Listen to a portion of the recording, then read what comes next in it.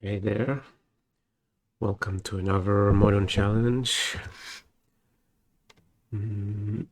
So first challenge since Dominaria came out. I've played some with a new leyline binding, but didn't seem like a good fit for blue-white. Like blue-white's mana base is not great for it, so you have to bend it like too much for feel like it's too much of a cost. So I'm playing something pretty close to what I had pre-Dominaria. And yeah, round one just started.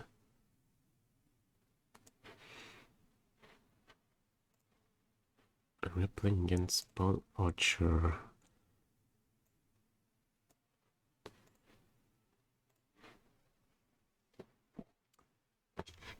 Hey, Petros.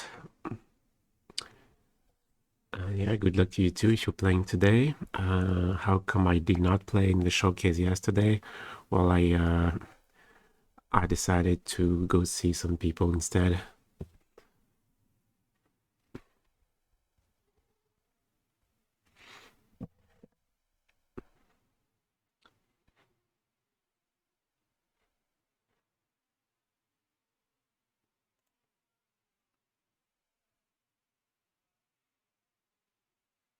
Okay, I'm definitely keeping this one. But what are we sending back? Damn, it's always really tough. These choices. Hey, Mikey. I mean, we could send back a land, but oh, I feel like that would be a mistake.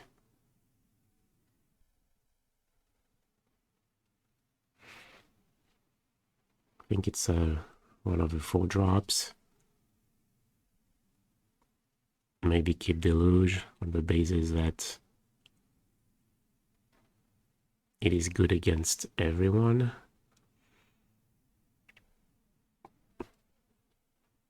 As Verdict is a more polarized card. And we have a Fire Ice if they present creatures.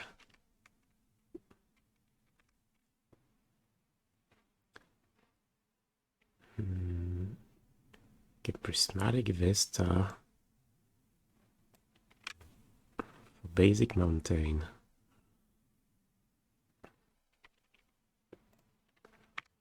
Does this mean Blood Moon potentially? Probably, right? Prismatic Vista, maybe they're playing like white-red. Or black-red. Okay. Hey, Palsy. Leyline deck worked very nice for me. I have no idea what you're talking about.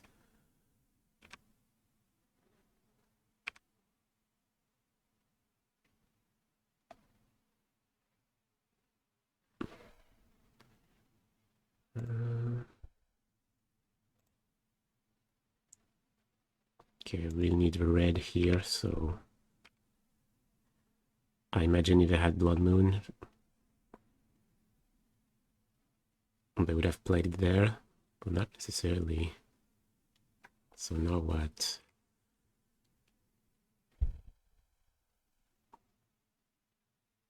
Like this black-red deck usually plays the instant that gives Undying, so kind of want to play Fire Ice sorcery speed.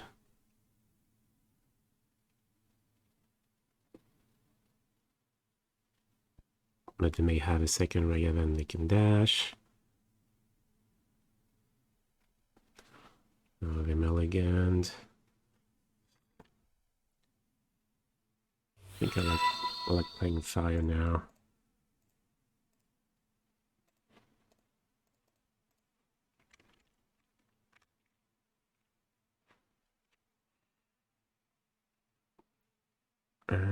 Played Pioneer Blue-White all week. Went 6-2 against Red-Black. White cards are powerful. Okay, good to know. And a witch. Eating spaghetti.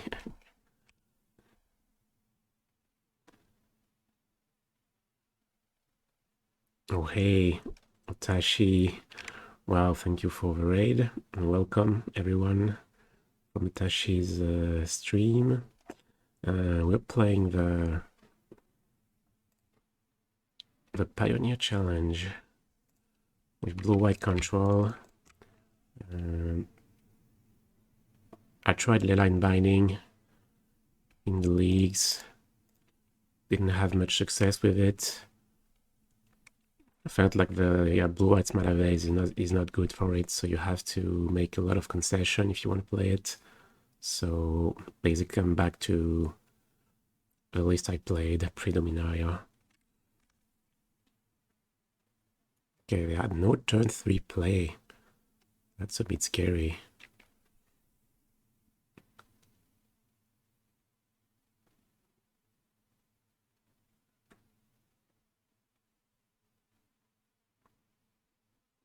So what is the content of the hand?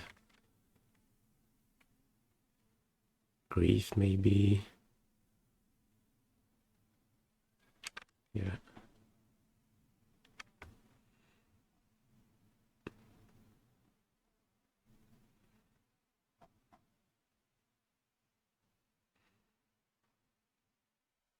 So 3 cards left. 3 spells. One of them Voidwalker.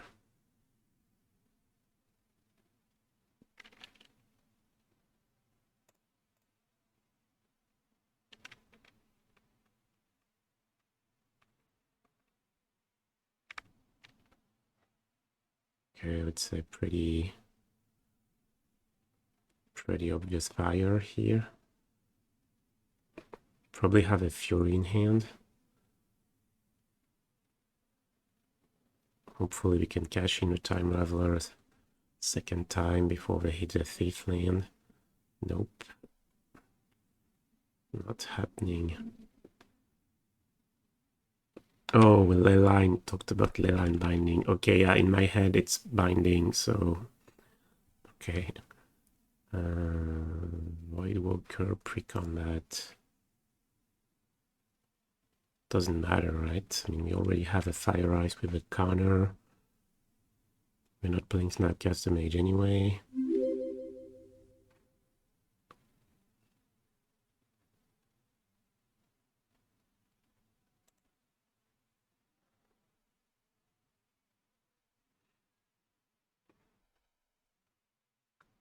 Okay, well, now we have to act.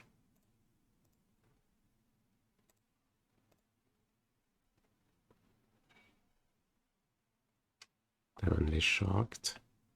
What did they shock?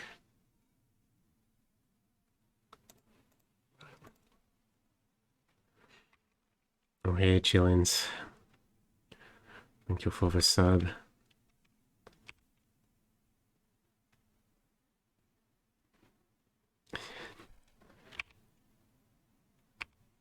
Okay, pass.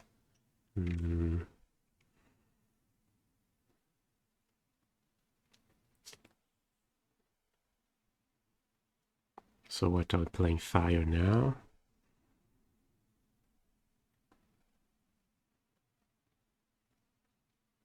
Why did they shock? What do they have?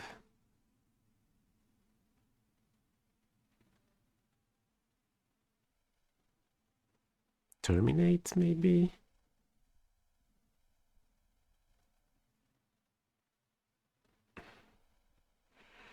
Am I missing something?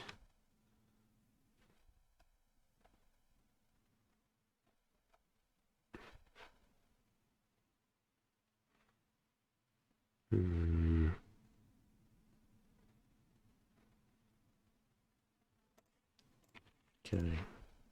Let's... Thing is, we have Time Raveler with the counter, so... Yeah, okay.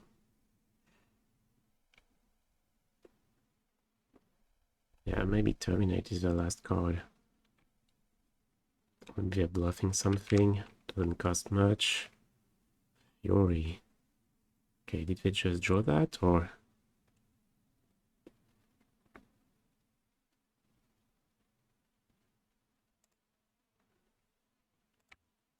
Okay. Yeah, I'm gonna cycle Sorcery Speed in case. In case we draw Hall of Storm Giants or Triome. Here's a Terminate. Suppose. Are we pitching that Solitude? I think we are. Like we have double Deluge, so that's double Deluge is so much value.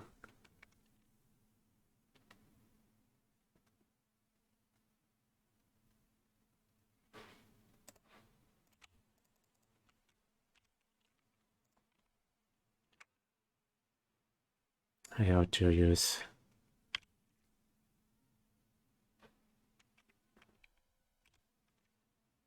Against what do we side in Blossoming Calm? Against Burn. Against Calibrated Blast. Against Cape Shift as well. So I'm not so sure it's that good against Cape Shift, but I think it is, and the only way to be sure is to test it, so...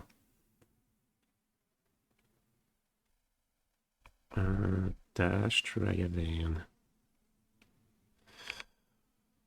Yeah, I think we're pitching. Doesn't look like they have. Yeah, they have to be playing every threat they draw now, so their hand is probably just lands and removal. And we have so much value. It's good to pitch here. Okay. Now I can start playing Deluge. So yeah, what made me happy with Binding?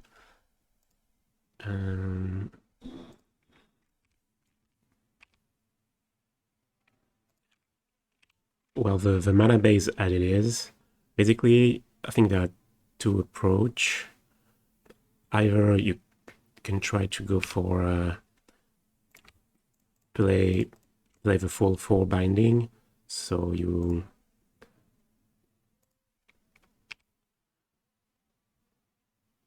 then you're basically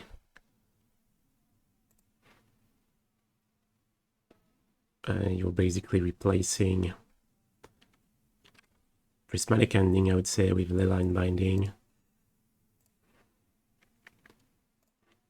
And, well, in that case, you have to rework the entire mana base. But even doing so, it doesn't work great. So...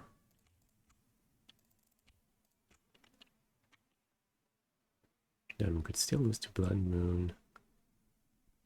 We have one island.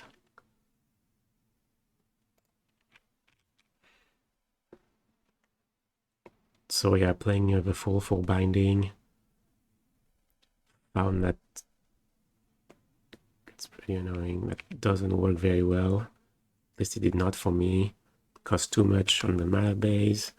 Plus, Binding is also a card that, unlike Ending, you cannot play on turn 1. So when they go turn 1 Ragavan on the draw, there's still some downside.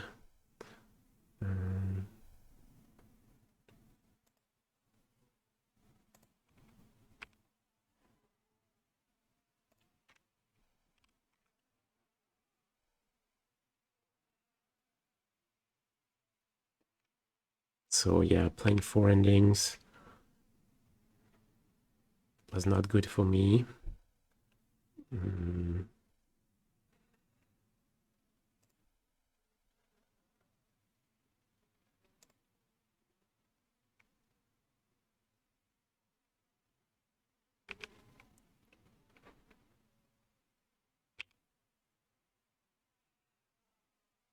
And then you could try play a couple, cut one Solitude and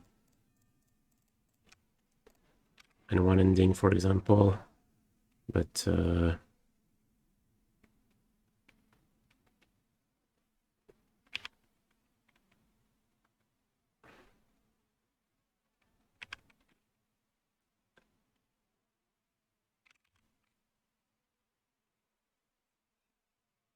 I did not like that either. Okay. Don't think we can lose anymore.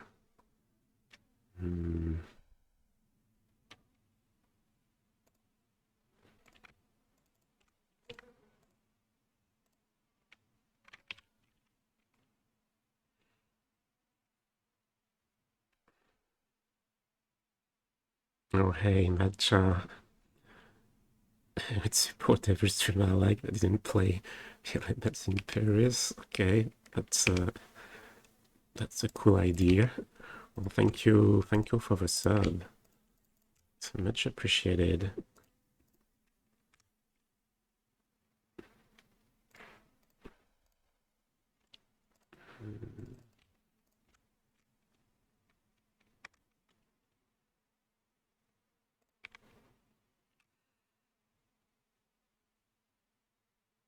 Why didn't I not play in the LMS in Paris?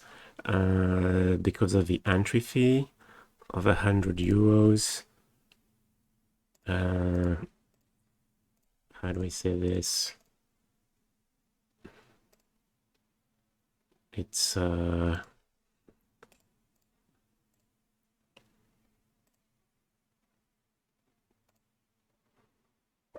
maybe it's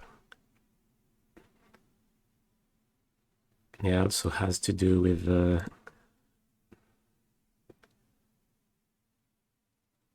maybe there's some political bias here, or I would say that like going to these big tournaments, you know, you're taking part in something bigger than yourself. Kind of, a celebration of the game. But somehow with that entry fee, it's, at least for me, it's like the social aspect of the game is what's the white word? I don't know, dislocated somehow. That feels like it's they, well, I don't have the right words in English. I feel like there's some you know, capitalism at work, that you're just that this is just a transaction or service with just, and well, it's just too expensive. Hey, Snapstar, do I play Binding? No, I do not. I just explained. Felt that the cost on the mana base was too high for blue-white to play the card. So it's possible maybe 1 or 2 could be okay. But my first impression is that it is not for blue-white. Okay, so I need to sideboard before I answer chat. Otherwise, I'm gonna be low on time. Okay, we usually have color against common after sideboard, so I could see one Chalice maybe. And then I would say Time Raveler is the worst card, at least on the draw. Probably gonna bring in Torach. I'd say Dresden is good against Pyromancer too. Probably one of the one-off Rest in Peace. And maybe some Moonlight. Don't think, no, we don't want Veto. Don't want anything else. How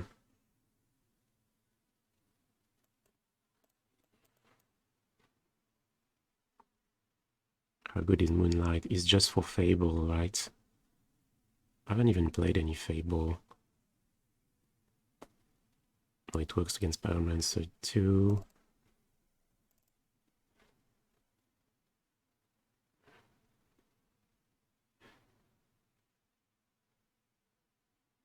think we're on the counterspells.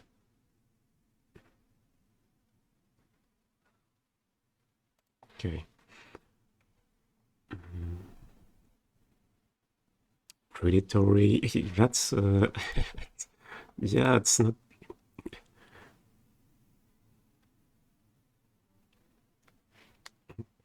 Yeah, that's a good word. Yeah, see you later, Matcha. Okay, how in time? 15 minutes. It's doing okay. Hey, Jackino.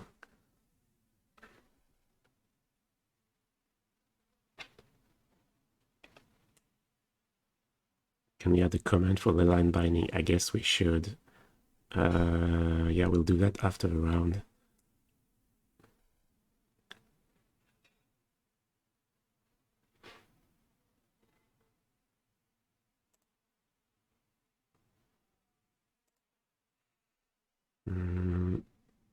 Yeah, Moonlight also shut down the Undying, that's true.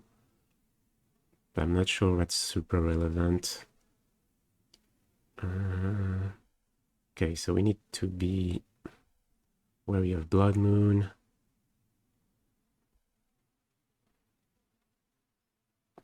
Yeah, so because of Blood Moon, I think we send back the castle.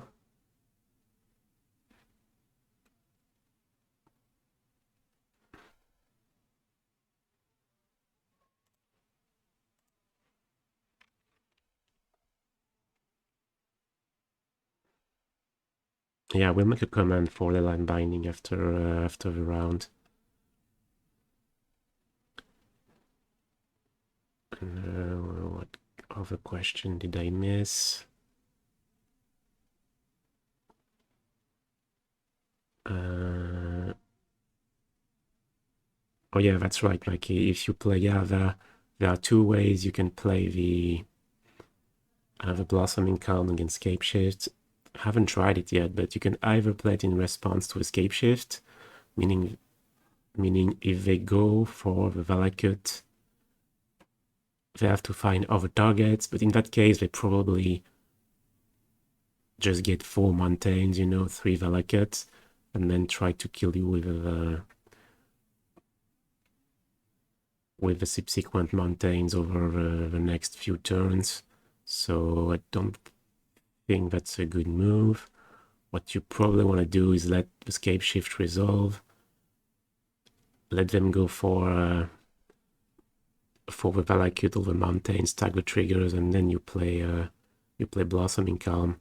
Problem then is that imagine we have 3 Valakut on the table, then every next fetch land or mountain is gonna be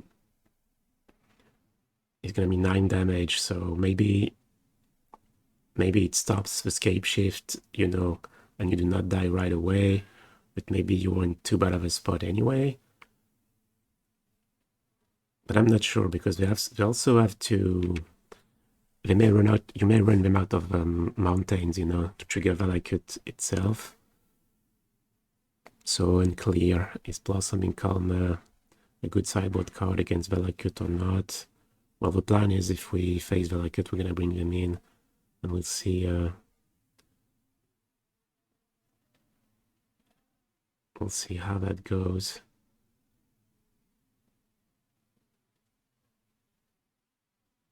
But yeah, if Valakut triggered already, no, you trigger, you announce the target when you play the trigger on the stack, so it's too late.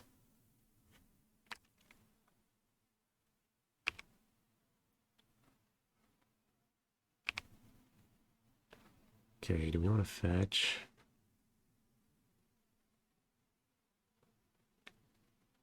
No, they played Bloodstained Mire.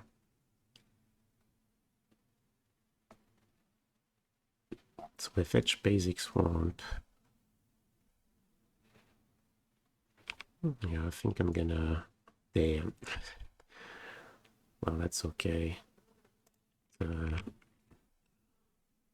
Yeah, waiting on the fetch then, because we have the possibility of getting basic planes. We do not have any Fire Ice.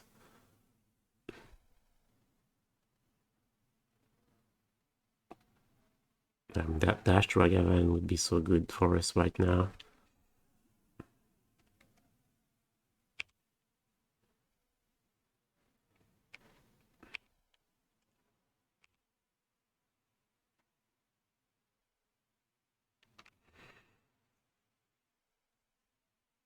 Pass. Pass.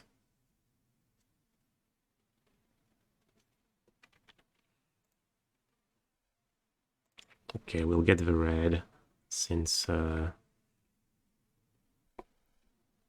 don't think we're playing like we could shock, play fire right away, but if they have an undying card,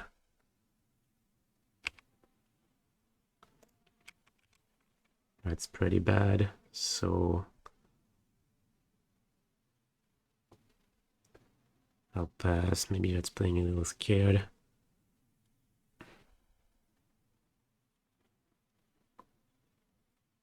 Also, with this way, we keep the possibility of blowing them out open. Grief. Okay, definitely not.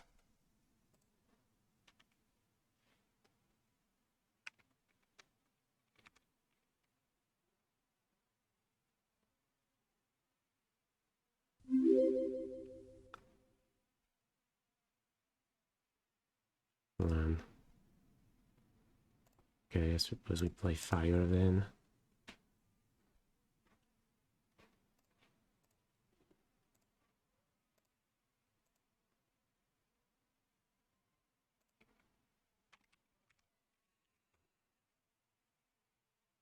Hey, Jackino, thank you for the sub.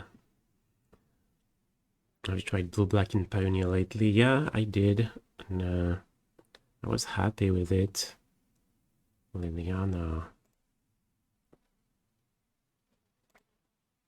My hand is full of good stuff, so I'm gonna say no.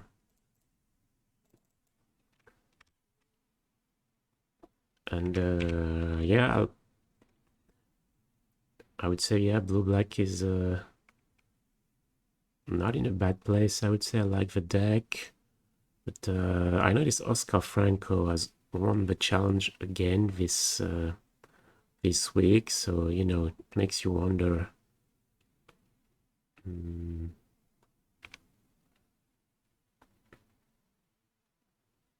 Oh wait, I forgot. Yeah, I have the undying stuff.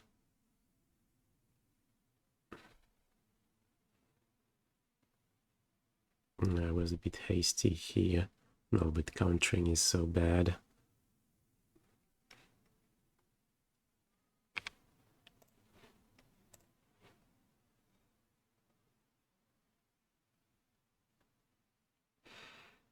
Okay. Yes.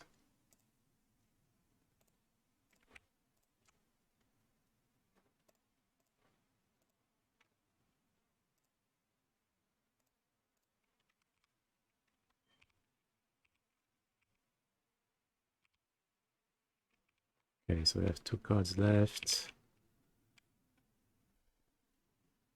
It's a pretty close game. So yeah, I like blue-black, but maybe blue-white is in a really great spot. Okay, Fury.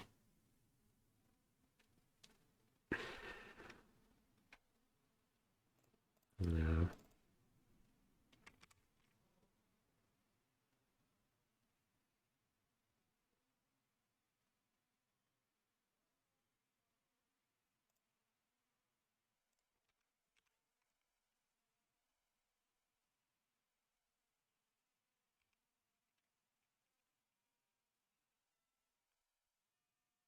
Hopefully Tarach is not the last card.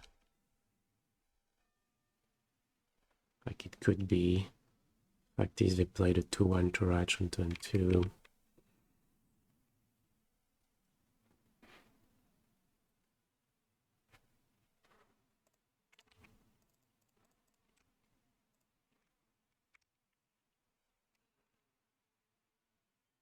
Hey, off-road conductor.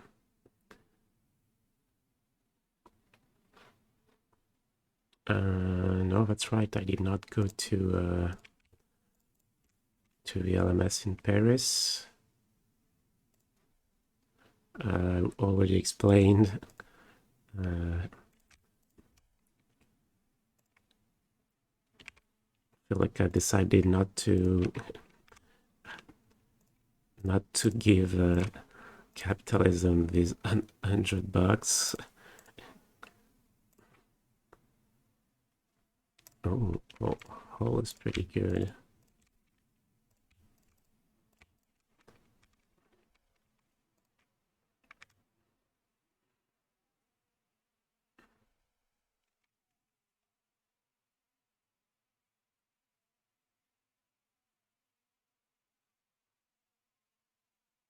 Strike event, we're definitely trading.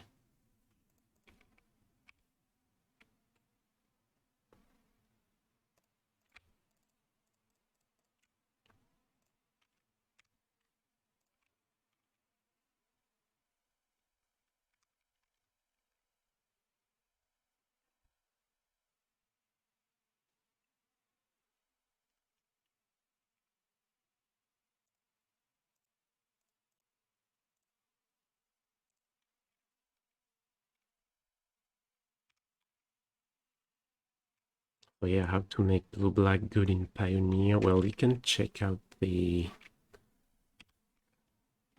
stream decker. Deluge. Has to be better than attacking with a hull, right? Or is it?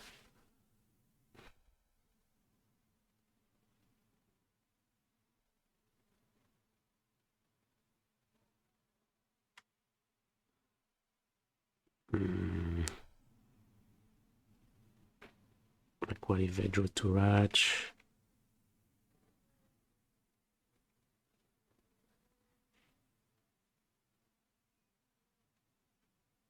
No, attacking the hull. Attacking the hull feels better.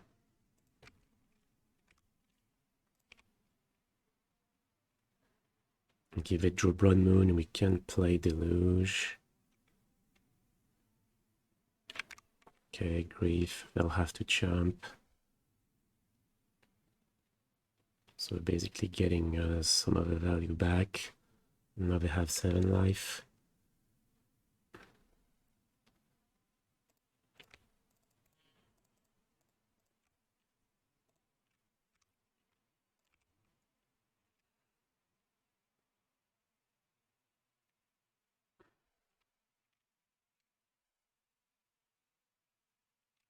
Okay. Well, these games went well. Okay, yeah, so we need a command for Leyline Binding.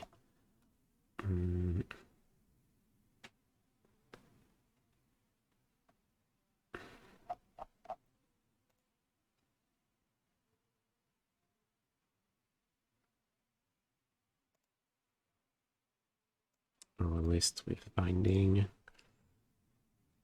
from Palsy. Okay, so 4 Leyline Binding instead of what? How many? So 4 Solitude, 4 Prismatic Ending. So basically Leyline Binding instead of Fire Ice.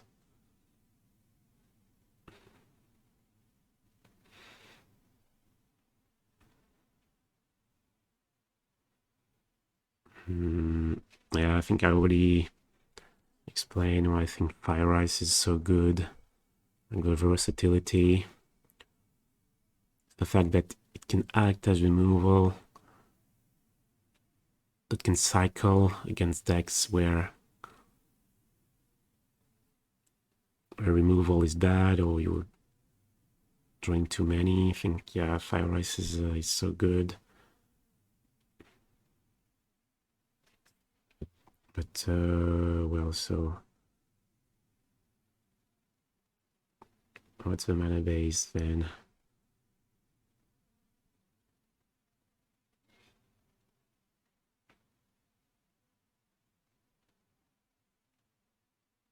Yeah, I think the mana base I had, I think I played 4 Triumphs, but that's pretty close. I wasn't sure.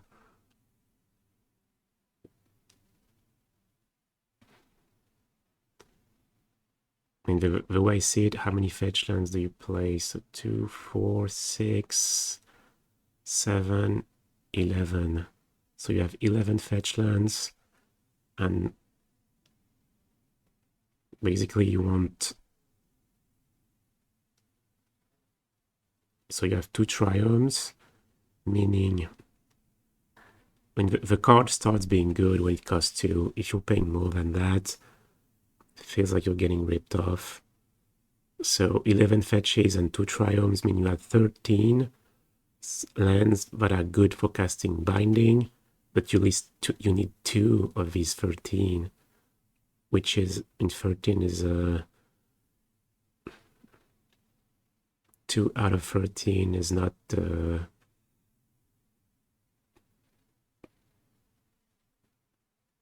it's not reliable enough for me. I mean, I'm not sure how to quantify it, but maybe like 40% of games you're gonna have the line binding in your opener. It's gonna cast you 3 or more.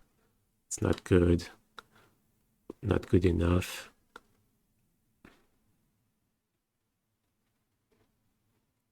Normally, I cast it always for 1 mana at turn 2. No way.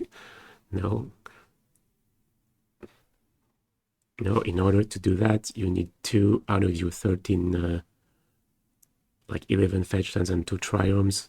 So 2 of these 13, basically in your first 9 cards, or first 8 cards. I mean, we could use a calculator, but that's...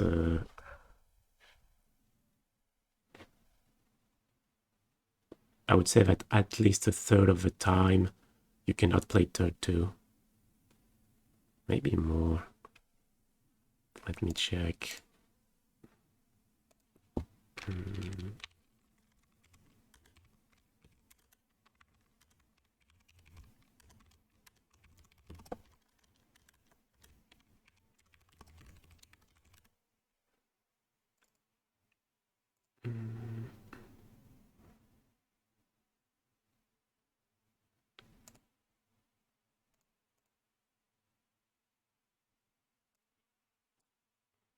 Okay, let's see. Yes, so let me check again. So in order to play turn 2, you need to draw 2 out of 11 fetch lands and these 2 Triumph. I suppose Raugrin Triome plus Watery Grave works. Okay, so let's say 14. Even though Zagoth Triumph plus Watery Grave doesn't work. Okay, let's say 14 anyway. So 60 card deck. 14 successes. We're looking for an 8 card sample. And we want at least 2 out of these 14 cards. So probability of X more or equal than 2. Yeah, 60%. So 40% of the time you cannot cast Leyline Binding on turn 2. That's a lot. 40%. I mean, that's what I felt during the game where I tried the card. It's I mean, doesn't mean that you maybe don't want to play the card, because being able to cast it for 1 later in the game is also something that matters. But it's also not like it necessarily costs 3, because sometimes you're just gonna have a hand with Hallowed Fountain and the Hall of Storm Giants and Islands and Mystic Gates, and the card is gonna cost 4. Or worst case scenario, you just have Islands and Mystic Gate. Maybe you even have to pay 5.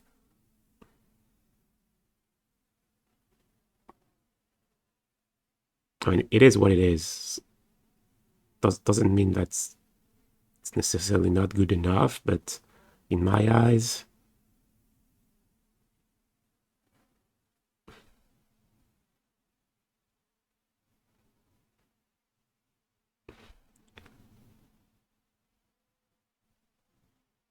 Binding is cracked when you're double spelling with it. Yeah, sure, yeah. No, like I said, the mid-game matters. But I don't think I would want to play 4. Like, especially with 4 Ending and 4 Solitude, I could see playing a couple. But the problem is, you know, if you're playing, let's say you play a couple. So here we have made some efforts for the card to work. Like we've got second hole, we've got Castle Vantress, we've got third Mystic Gates. So basically you're making the mana base way worse. Makes sense if you're playing 4, but if you only want to play 2, then you probably don't want to make any efforts on the mana base. But then the 2 copies you're playing are worse.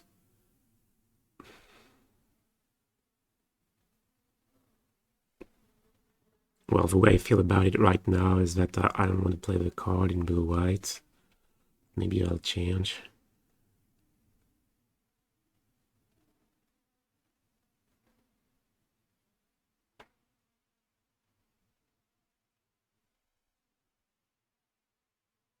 Yeah, I agree with you, Philip. 84. It's not like you have to play it on turn 2. I guess it depends on what you're cutting for the card. But if you still play 4 Prismatic Ending, 4 Solitude, I suppose your early game is covered. But then if you're doing that, aren't you just gonna have too much spot removal if you play 4 Binding on top of that?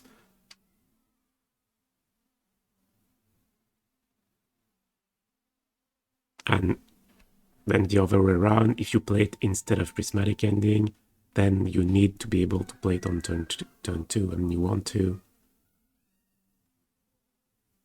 But I could see, yeah, maybe 1 or 2 copies without changing the mana base, like trimming 1 Ending, 1 Solitude. I know I've been plenty of times in the spot against Murktide where they're attacking with Dash Ragavan and your hand is full of Source 3 speed answers like Endings and Endings piling up and Supreme Verdict, so cutting 1 Ending for 1 Binding probably makes the Murktide matchup better at least.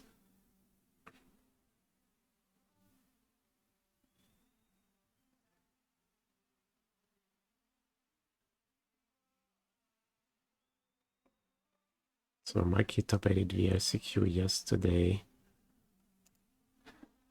We went with blue-white.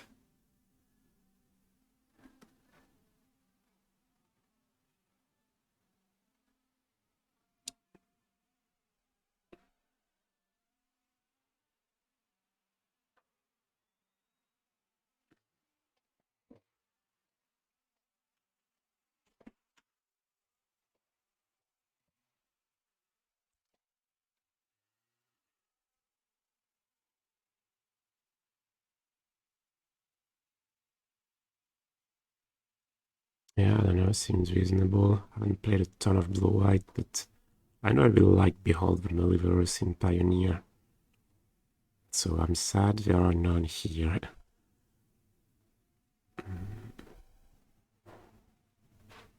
Oh yeah, sideboard. Yeah, I suppose you get access to some sideboard cards when you're splashing the 4th and 5th color. Yeah, I had one in Moody. I had one in Moody Go when I played when I tried Leyline Binding. Voices from the Void. What is that? Target player discards a card for each basic land type among lands you control.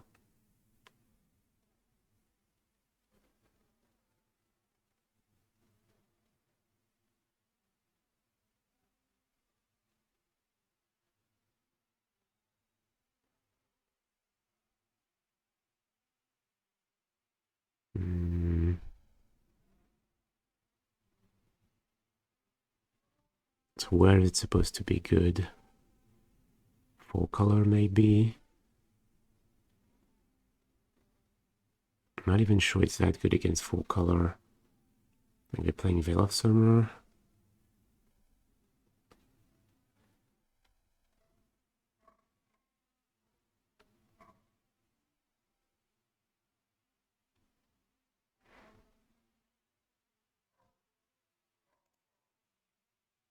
So list from Jacquino.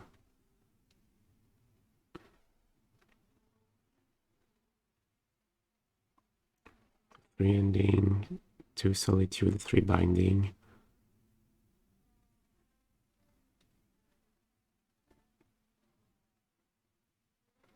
Yeah, I like the split of removal more. But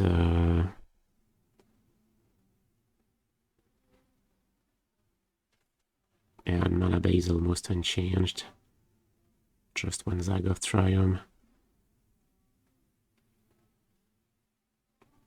Yeah, I think that's more the way to go.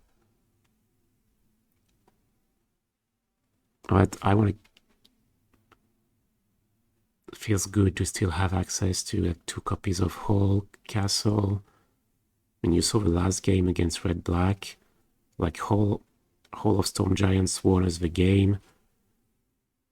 And if we don't draw it, if we have a basic island instead, maybe we lose that game and we don't even think twice about it.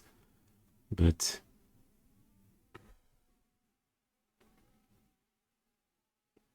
and it's one thing I was reflecting on, by the way, about Hall of Storm Giants.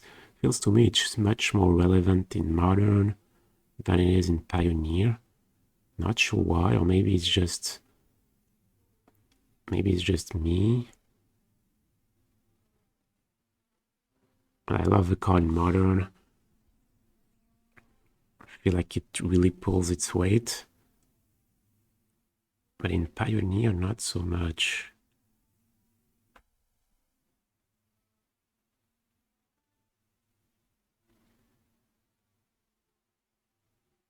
But yeah, I like the list, Jacquino.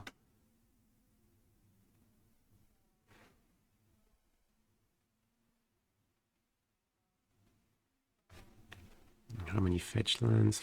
4, 7, 8.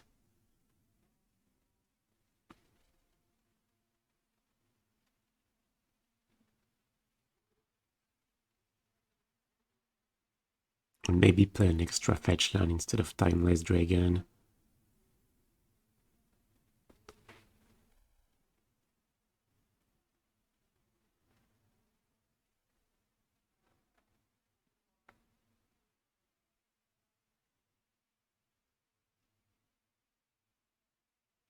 So Leyline Binding made sense. Okay, argument number 3. That you can play Binding on opposing bindings. I mean, the reverse is also true. I would say it's more of a liability. Basically, you have a card as a drawback. You have something on the board that can be destroyed, and depending on what you've played the binding on, this can be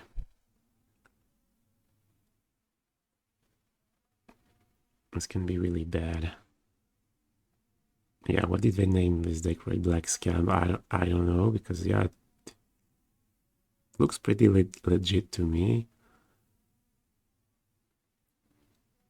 When you play Blossoming and Scape Shift, well, usually I think every time I haven't tried out the card against Scape Shift yet. The idea is you let them resolve the Scape Shift and stack all the Valakut triggers, and then you play Blossoming Calm. So this will counter the Scape Shift basically, and the plan with that is to run them out of mountains. I mean, I'm assuming we're talking about a list that plays blue and Bring to Light, or at least not the pure red green that has a lot of mountains, but lists that run Dryad and don't have that many mountains in their deck.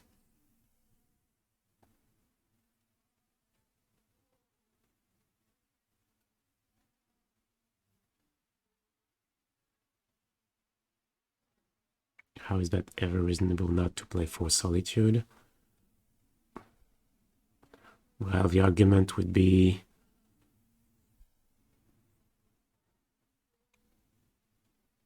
playing it for 5 5 is really expensive, so if you draw a card, you'll find yourself playing it for 0 a good amount of the time, especially if you play 4 copies. If you play 4 copies, you know, like drawing multiples, so trimming one Solitude to play something else that is cheaper. And it's kind of one reason I played it one Emperor at some point. I sort of saw it as Solitude number 4. And not as powerful as, let's say, against Titan, but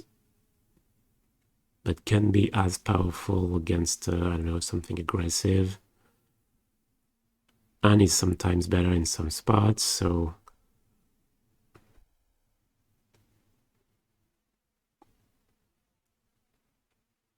I mean, that's the idea for not playing for Solitude. But pitching hurts, you know. You... Sure, when you do it, it's great, but and you setting yourself back so much that you know, some games, yeah, like 3-4 turns down the line, you're out of gas, or maybe not that you're out of gas, but you don't have a lot of cards in hand, so your options are really constrained, and the pitching the Solitude like 3 turns earlier has something to do with that. So that would be the reasoning.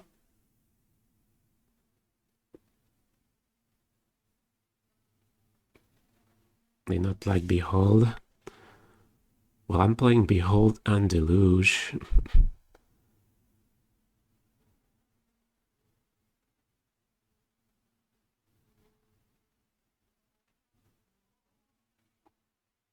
So played in a 65% PTQ yesterday. 4-color Rhinos dominated. 4-color. What are we playing the 4th color for? Is that your Rhinos? No, I assume it is 60 cards. So Time Raveler maybe? Okay, I don't know. Yeah, Rhino's always been a powerful deck. I don't really understand why it comes and goes. It's really weird.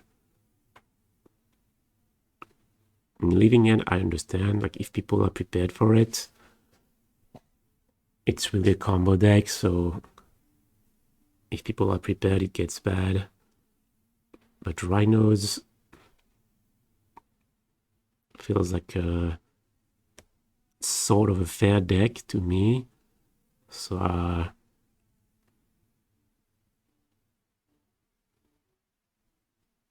yeah, I don't really see it having any bad matchups.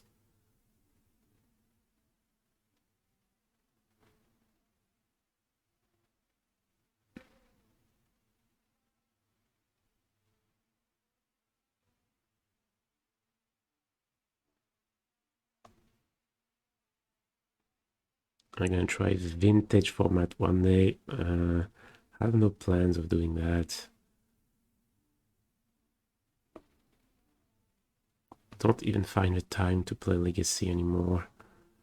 So no, vintage is not on the menu for now. Okay, Ron is up. Playing against Fair MTG. Now, I played against them the other day in the leagues. But I think it was Pioneer.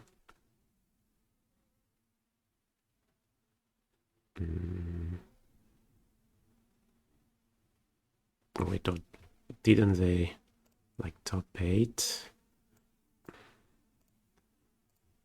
last weekend? Yeah, I feel like maybe they top 8 with Burn.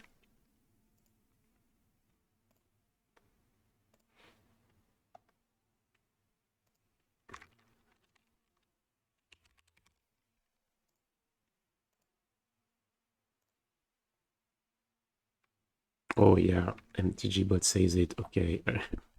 Yeah. Yeah, I had a good result with burn. Yeah, that hand really sucks against burn.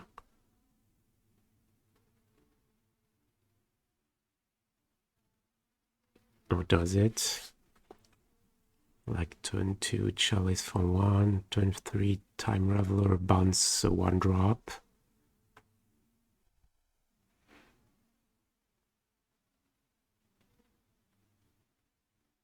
No, it's not good enough, right? If this is burn. If we want to play, I think this would be good. But on the draw,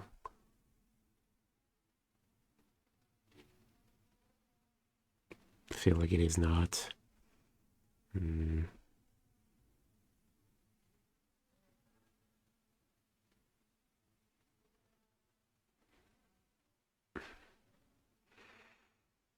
Are we on the play? No, we're on the draw, so I think I'm gonna ship it back.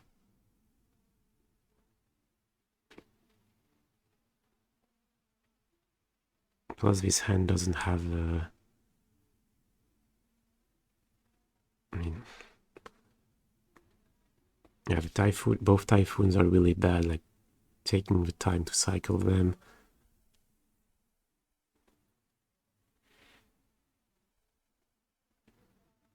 What if they're playing something else?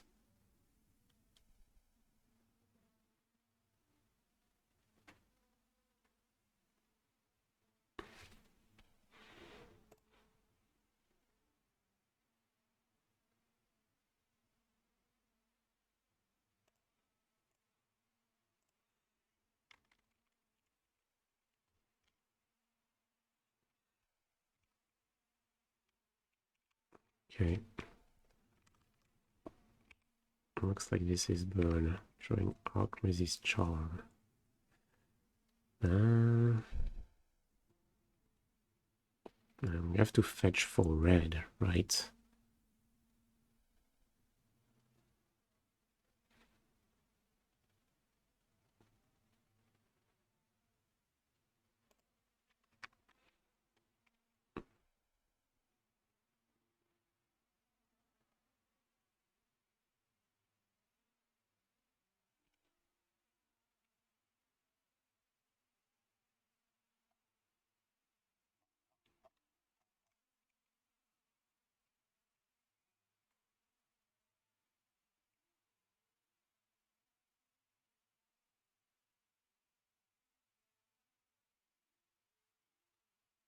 Top 3 best control players in the world, no idea.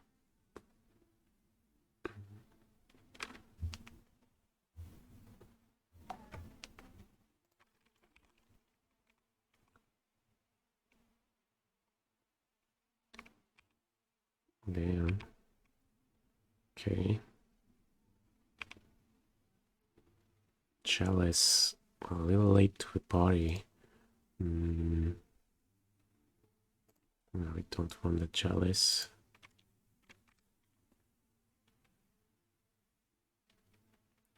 Getting it anyway.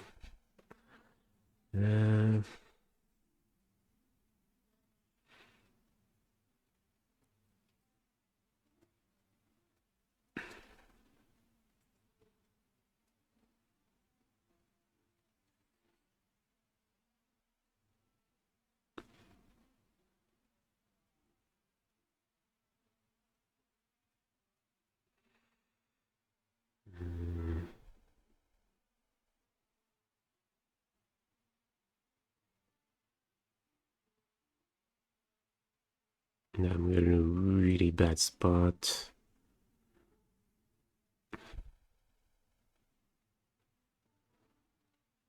Maybe we can do something like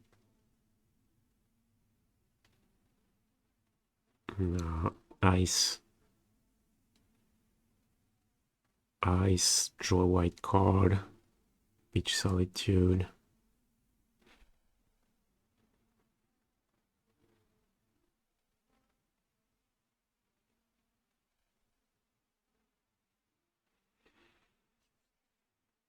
Was them playing both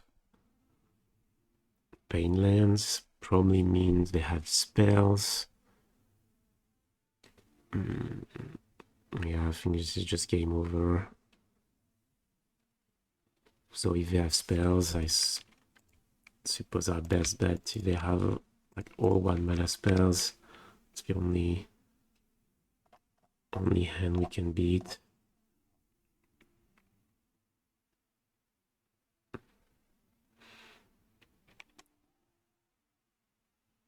We need to draw untapped land. No, Supreme Verdict. Okay, Supreme Verdict's not so bad. Okay, it's not 1-mana spell. 3 life.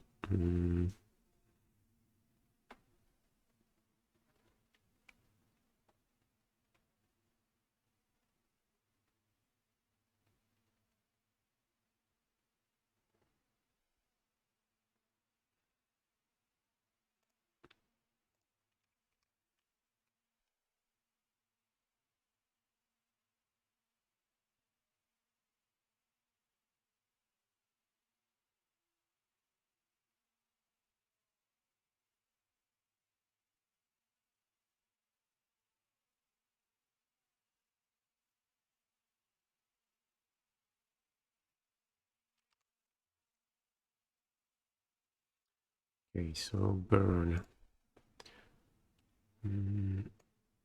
Oh, we have 2 Blossoming Calm today. That's good. Vetoes. I think that's it. Maybe dress down.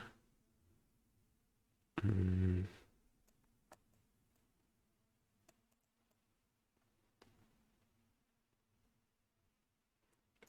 Shark Typhoon isn't super exciting. Let's see. Playing 1 Verdict, 1 dress down, maybe.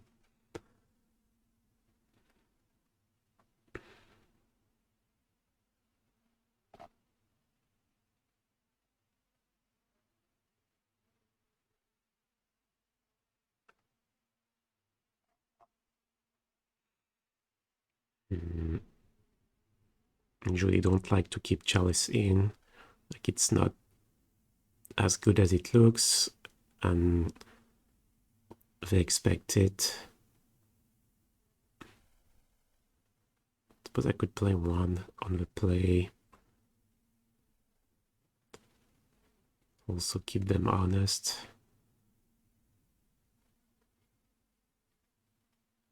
But no, like I said, no. Verdict at least is white for Solitude.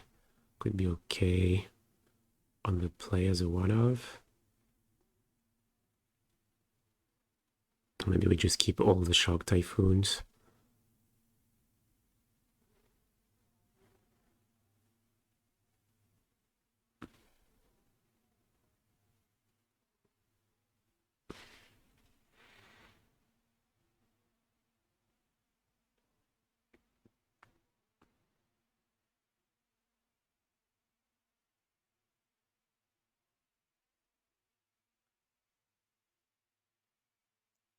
I think I like dress down better than Shark Typhoon.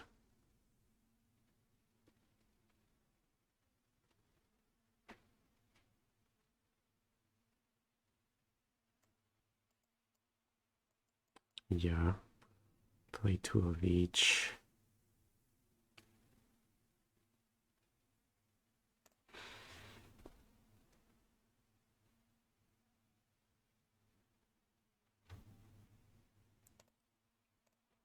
Guy won 7-2 yesterday in the showcase, 1-4.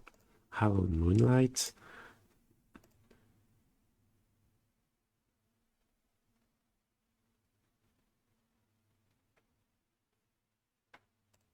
Okay, no answer to a creature. But I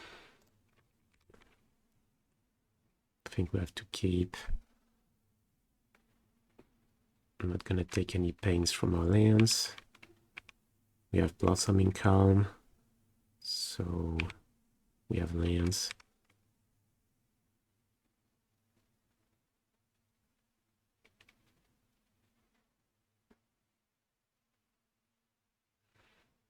Mm.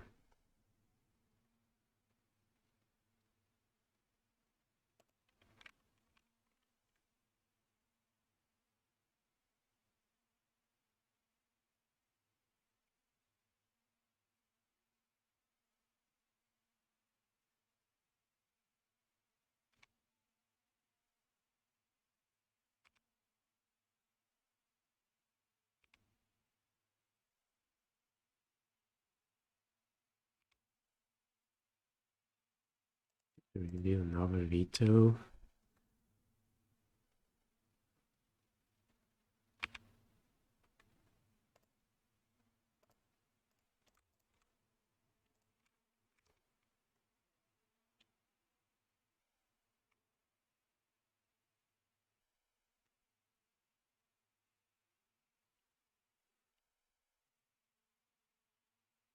Could go grab Kaheera, but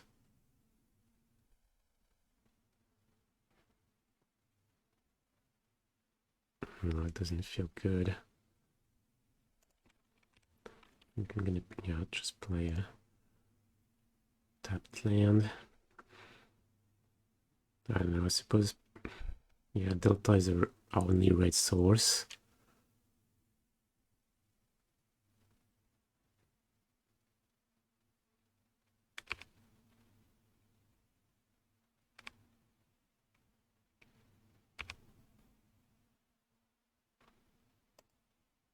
Time Raveler.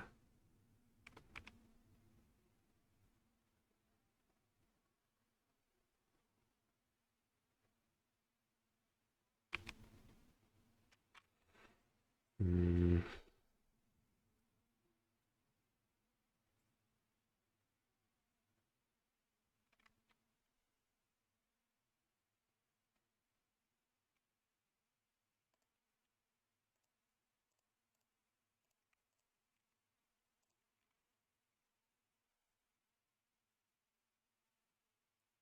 We have to make a move.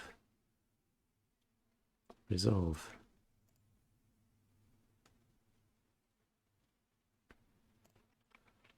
Okay.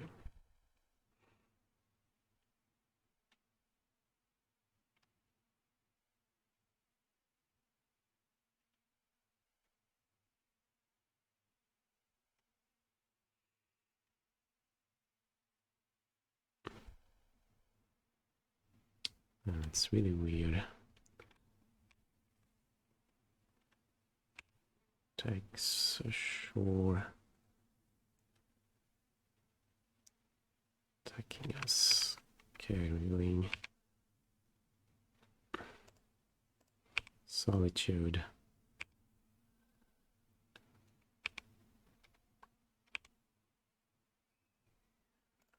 Okay, so definitely bouncing that vortex.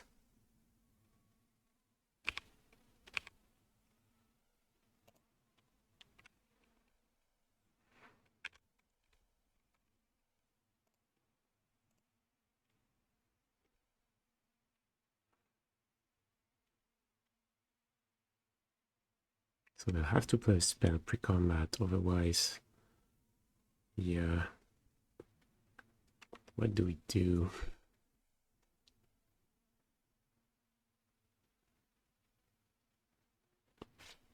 I think we have to veto. Right, let's think about this. If we play Solitude, kill a Goblin Guide, haven't played the land, we have 6 cards.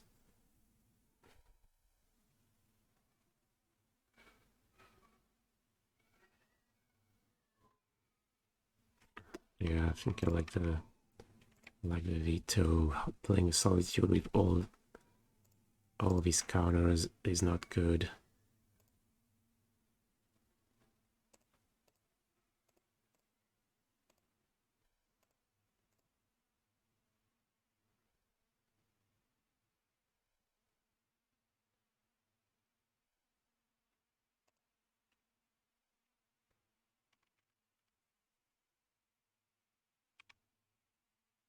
So what are we drawing? Veto again.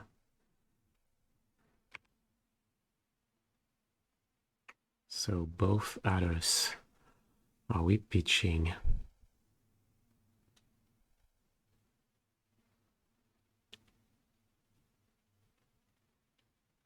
We don't have to. Next turn we have Solitude plus Blossoming Calm. So we could take it. I think this only backfires if they have second Vortex.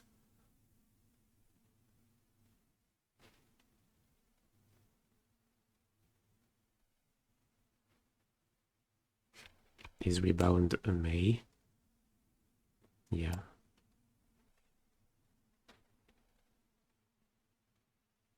Yeah, I think it's good for us unless they have second Vortex.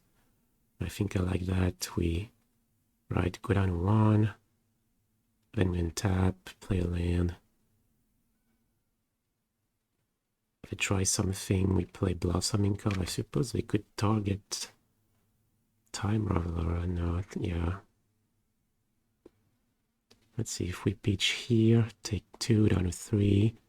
We have another turn to find something. That's good too.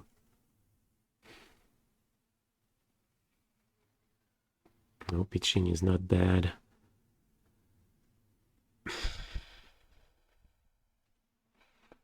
Pitching is not bad.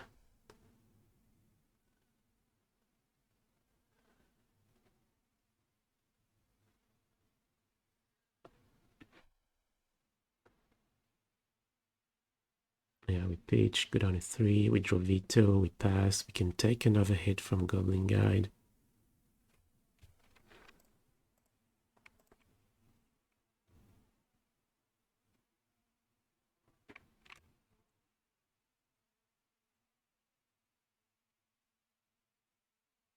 And we have a Counterspell if you have another creature.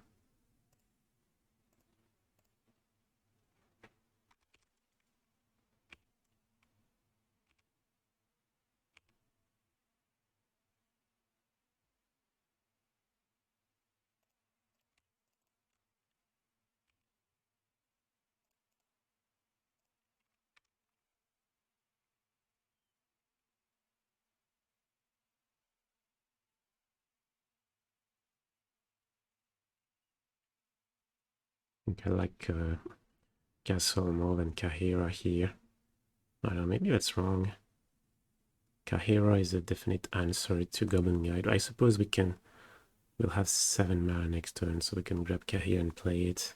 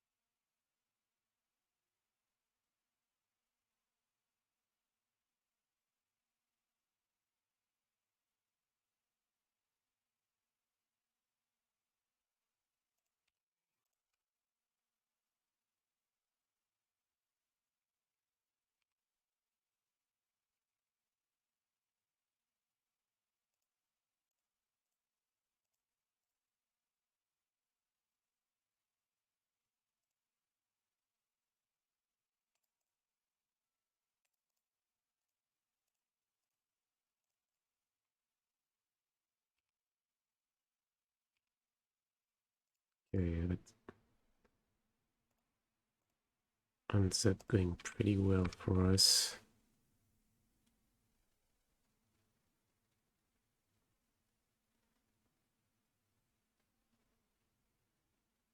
And maybe they kill Time Raveler.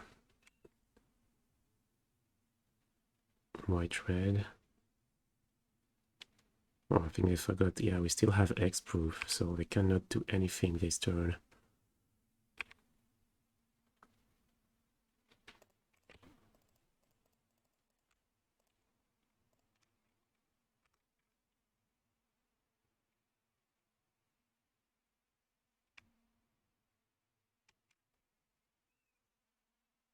Mm.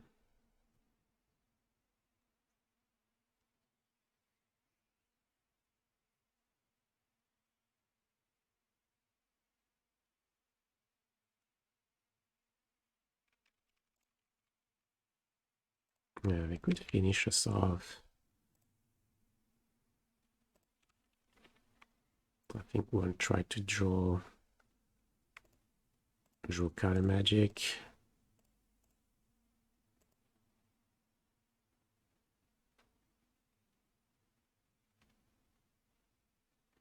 Or another blossoming calm maybe. Okay, good.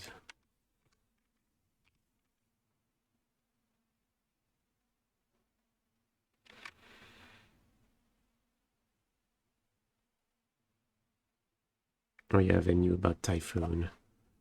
Forest Charm. Web and not.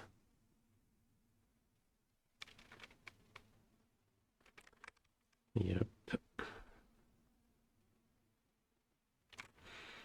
Okay. GG's. Yeah, the two guys were too much in the hand.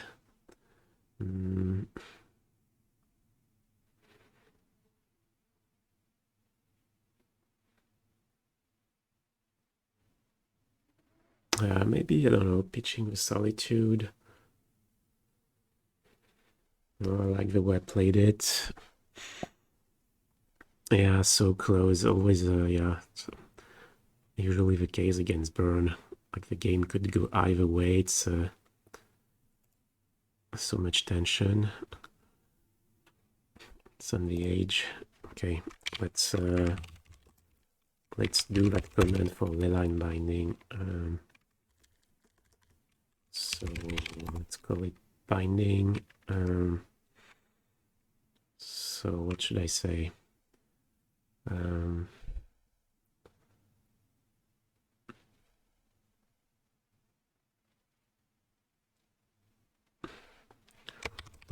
tried playing 4 copies of Binding.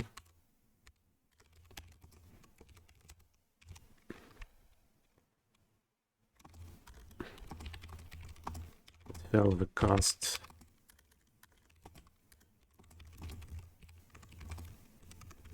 To the mana base was heavy. What else?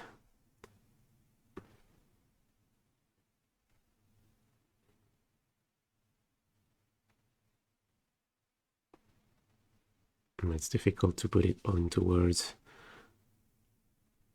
in a couple lines.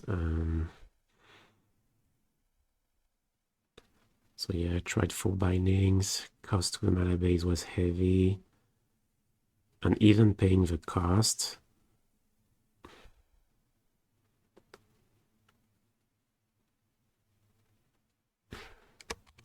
Let's stop there. Let's see. Playing 1 or 2.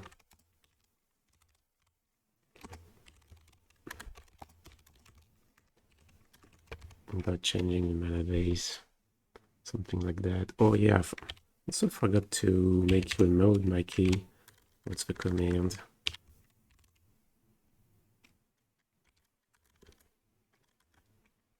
And how do you get the list of the commands? Is it exclamation point mod?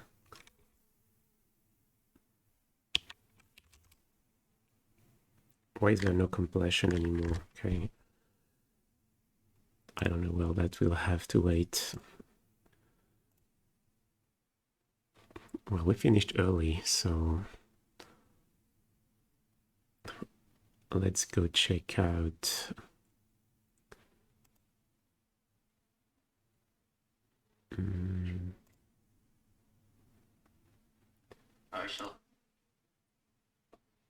Let's go check out Young Dingoes.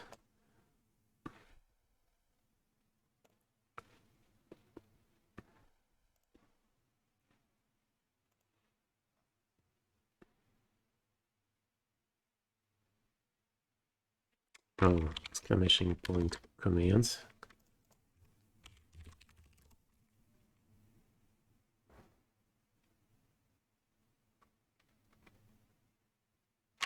Oh, list of my commands.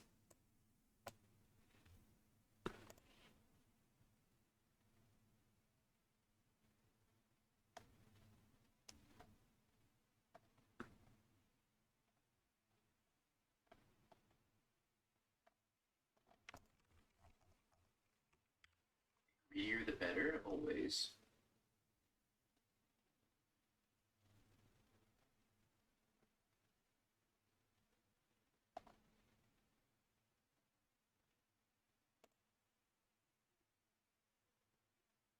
What do you think of Temporary Lockdown? Seems like a good card. Yeah, for... It's kind of obvious, I would say.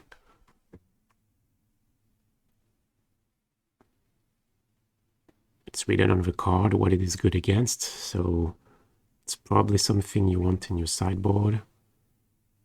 Maybe in some meta games, something you can main deck. But I haven't thought enough about it in Modern, I'll admit. Like, it's possible it's better than the... What do we have? Yeah, better than the Stony Silence I'm playing. Stony Silence is mostly for hammer.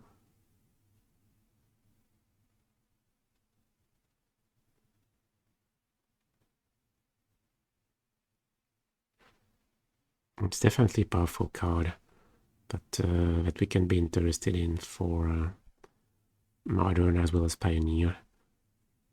But I haven't played the card yet. Yeah, I forgot about it. I was focused on Leyline Binding. Could try one or two in our sideboard. Yeah, good against burn too, that's right. Yeah. Yeah, I would say Stony Silence is... I like Stony Silence, but lately it feels that Tron has, yeah, somehow is low in numbers. So it's basically hammer and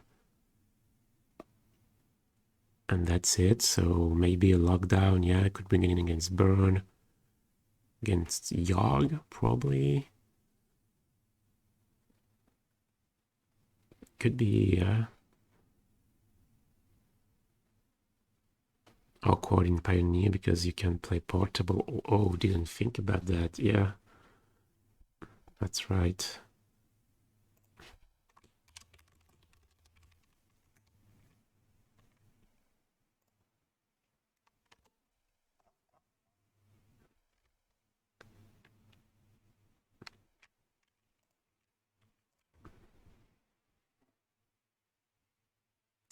Invoke Calamity. Then I thought about the card in Pioneer.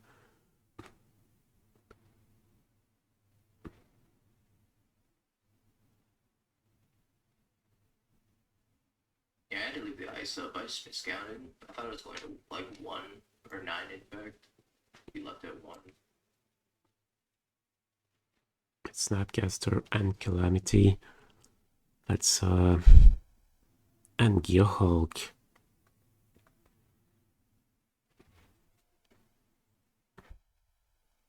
Yeah, that's a lot of cards relying on the graveyard. Jet Fable making your whole copies, that'd be cool. Also, Calamity exiles itself, right? So you cannot flashback it with Gearhulk.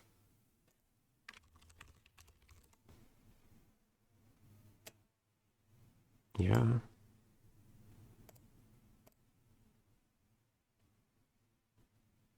Seems like too much of the same kind of effect to me.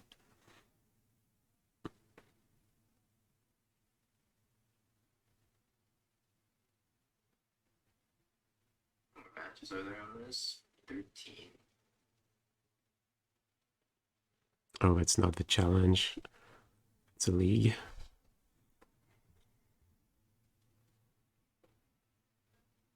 Is it a league or a challenge? I was supposed to. I just never got around to doing it. Oh yeah, the casting cost on the Calamity is also pretty... Yes. Yeah, why did they make it so hard? It's... Like, triple red will already have been... The man base still sucks. It's that good in JG yet. difficult to cast, but... This deck is dope. Okay, he's just playing against a I don't know what the viewer exact like for fun. build of it looks like, but it's pretty cool.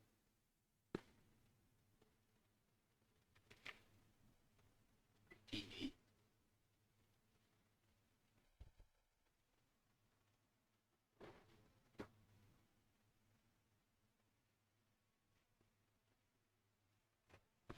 Get this So ink he's mob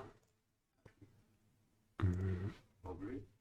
his head finished.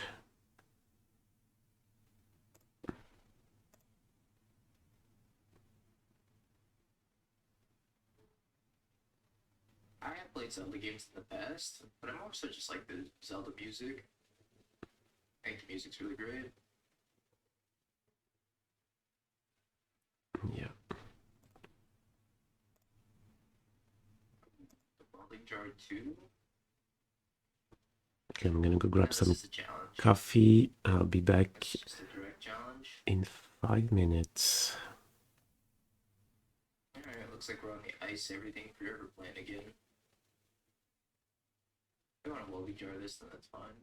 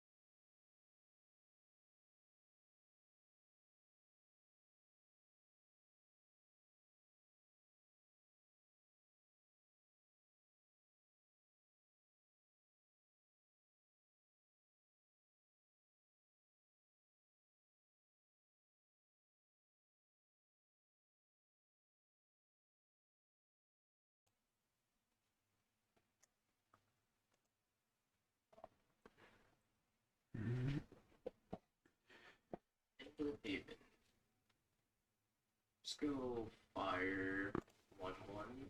Oh, blue-white decks from the showcase. Okay, let's go take a look at that.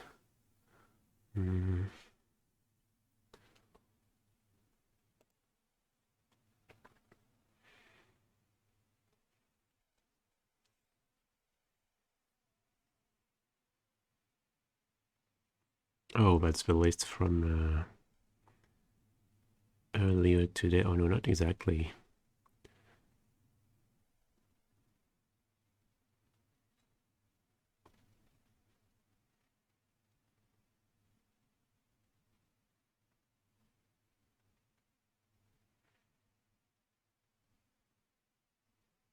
Okay, so moved away from Shark Typhoon, playing 4 Planeswalkers instead.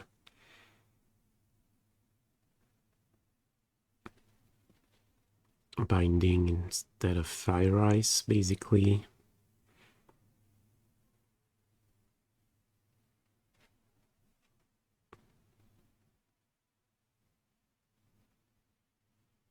How many fetch lands?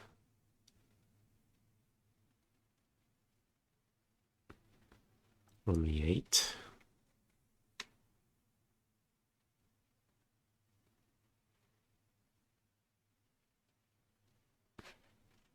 Yeah, 4 Moonlight, 3 Salties, 4 Dress Down total.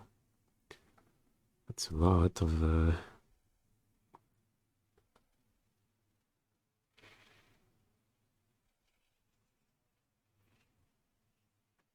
it's a lot of these cards.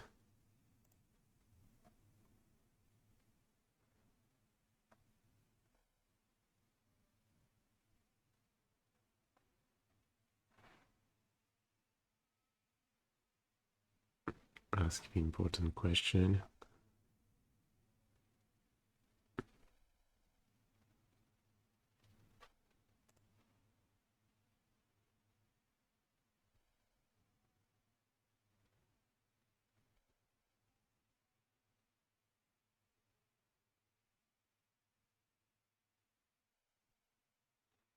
Yeah, casting binding for 3 and 4 lots. Yeah, I'm not surprised. Like only 8 fetch lands.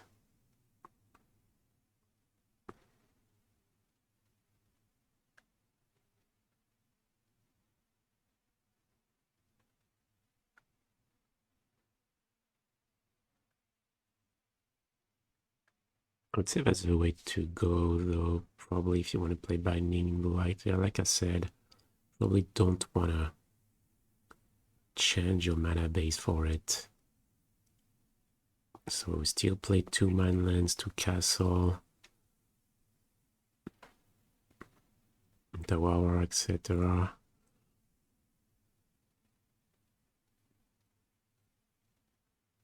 But then I don't think I could want more than 2. I mean, not with 4 endings and 4 Solitude.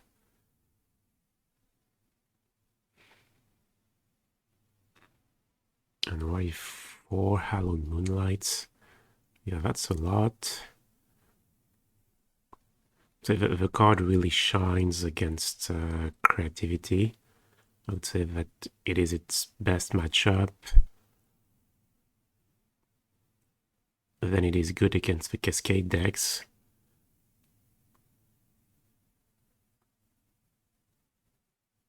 I'm not sure how good though.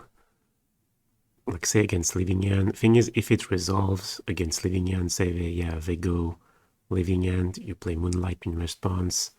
It's basically a super counterspell. Like if they lose the fight, you draw a card and exile the graveyard in the process. But if you lose the fight, you know, so it's like, is it better than Veto against Living End? I would not say so. So I would rate it as solid against Living End, against Rhinos, really good against creativity. I think mostly that's it.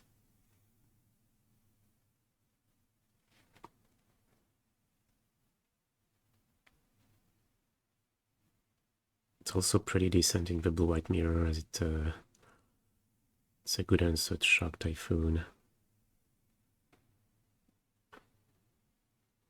Oh yeah, and you have a Saga token stuff, but I feel like against Saga decks, it's usually not good enough that you want it. And especially here, you already have 4 copies of Dress Down.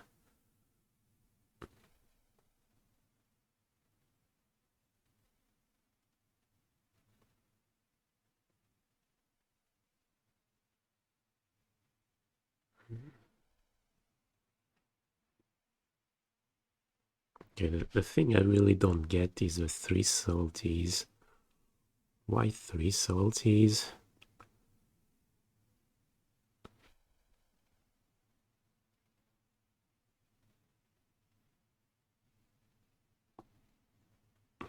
Good against 4 color, I would say. But I think that's it. Or mirror match.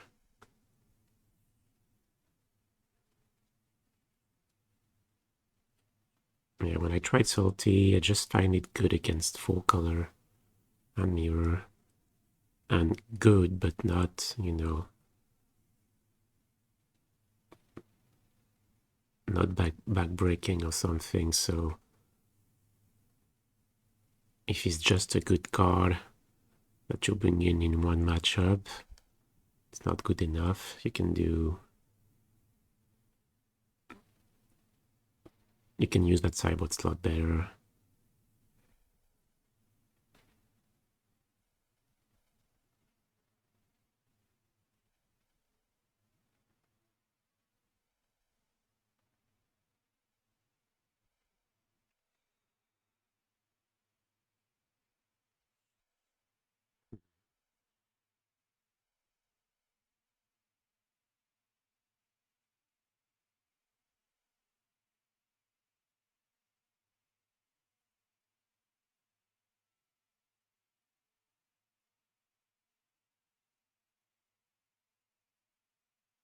It's also good against Amulet, Titan, Tron. Yeah, I suppose it's good against Tron, but you know, when you lose against Tron, it's not because you were missing one piece of counter magic. It's because they assembled Tron and then started playing Eldrazi's, so it's not really gonna help. I mean, it's gonna make the matchup a tiny bit better, especially, yeah, if you... So it's good to have one more counter, but it is not that relevant. It's not why you lose the matchup against Tron. It's not because you run out of counter magic. It's because they play Eldrazi's. So it's not the good way to fight Tron. And it is the same thing against Titan. Yeah, it can stop uncounterable Titan, but then they put it back on top and they're gonna replay it next turn. I've never beat Titan on with pressure, you know? Yeah, it's same thing as the Evergas problem. I've never beat Titan with pressure. The way, in my experience, the way you win against Titan is you have to run them out of threats. You have to kill all their threats. And then you win eventually. But also has to do with the fact that the way you beat uncounterable Titan is that you play Solitude and exile them, makes them gain 6 life, so it doesn't help with the bid down plan, you know? So is Subtlety good against Titan? Maybe in Blue-Red Murktide it is, because you have a clock, but in Blue-White Control, like they're gonna be at 20 life, they play Uncounterable Titan, you play Salty, yeah, great, put it back on top. You put them down to 17. And then what? Like, so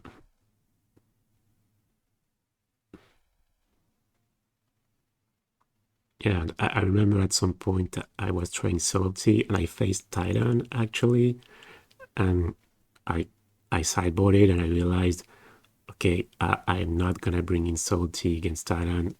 It is worse than my other cards.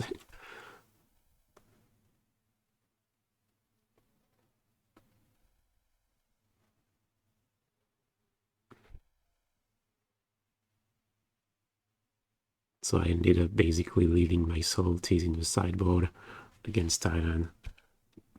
Like, they're not bad,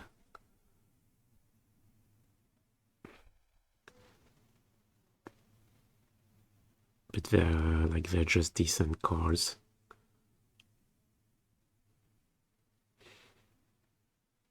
Thursday meta in Paris was 21% Murktide. That's insane. Yeah, I think 21%.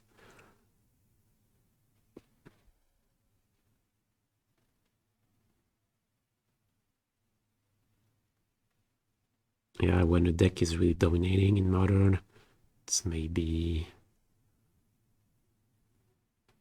15% of the metagame at most.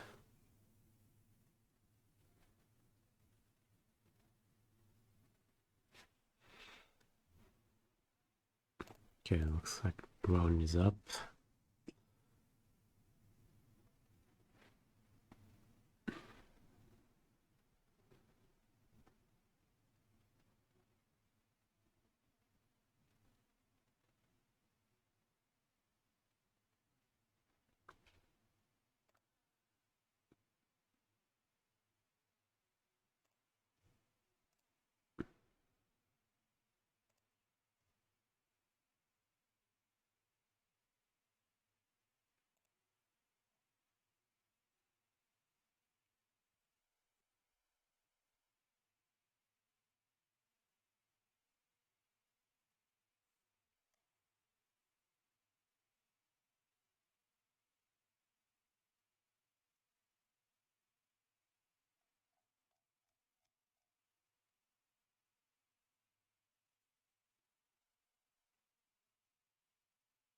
Under 10% day 2.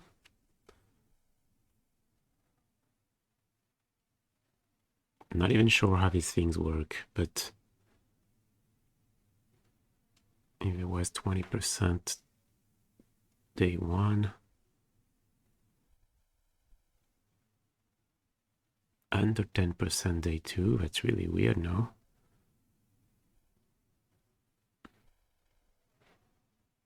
Okay, playing against Happy Sandwich, who's always playing Hammer. So yeah, I think we can assume they're playing Hammer. Okay, I would say great hand against Hammer.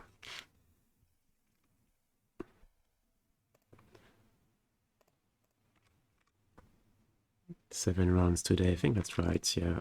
104 players.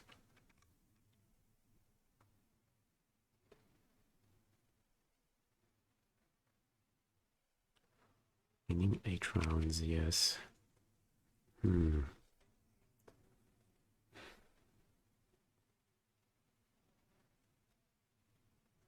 Yeah, I think it's probably greedy not to kill the drum here. Given we have double ending, I'm gonna kill it. I don't know, maybe. Yeah, I don't want them to go Paladin and keep Spell Pierce up. Yeah.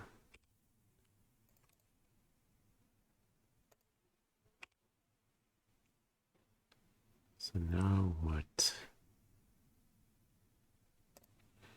I think it's a really good spot for Time Raveler.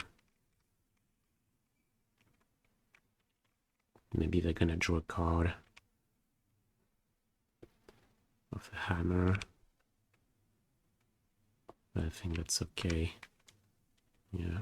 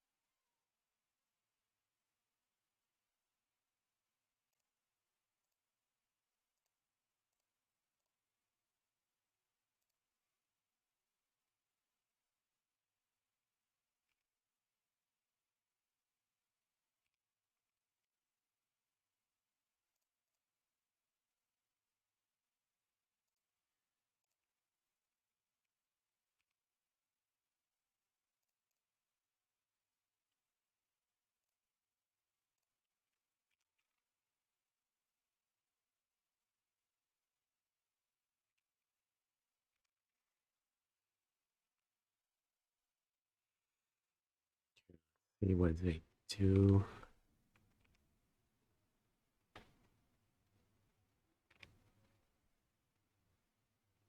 Probably gonna play, I don't know, Charm. I was gonna say I'm afraid of Paladin. Okay, that's great. If they go equip, so what do we do? I think we just Solitude and tap. Bounce the other token. Looks pretty good to me.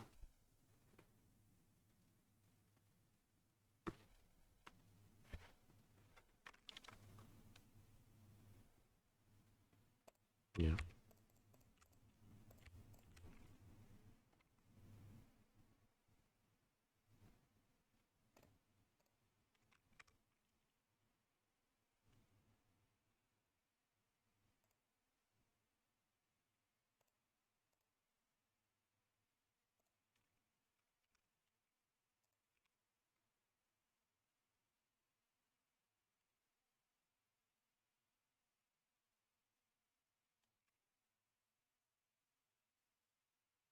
We keep Tef.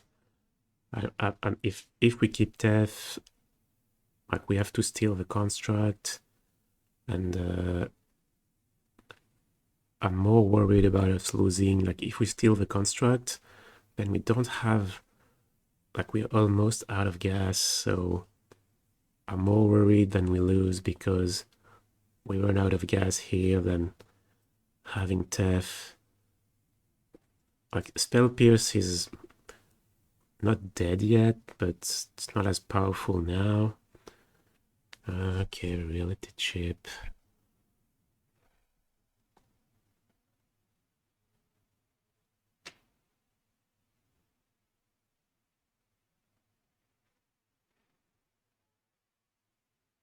I don't know, it's not that threatening by itself.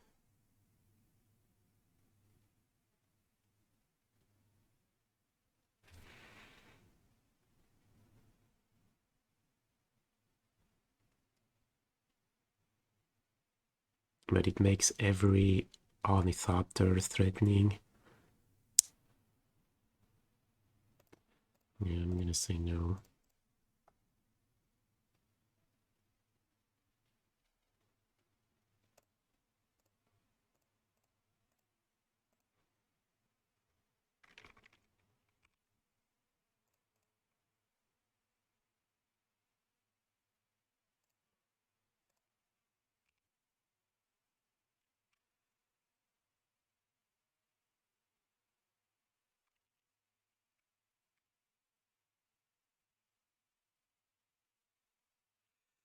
I'm reluctant on grabbing Kaheera because if we do that, we risk running into Pierce. I think I'll just play land and pass.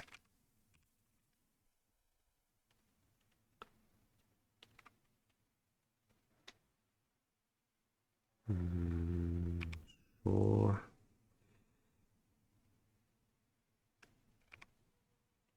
Okay. What did I get? Another hammer. I think, yeah, I like drawing here. Deluge. Let's see, the last card is Pierce. That's okay.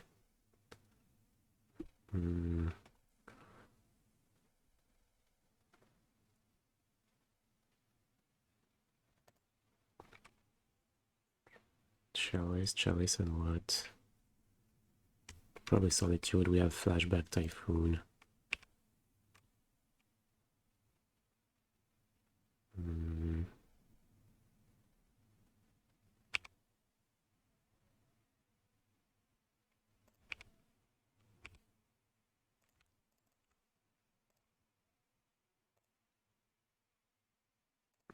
Here. No. No, next turn we want to keep mana out for Flashback Deluge anyway.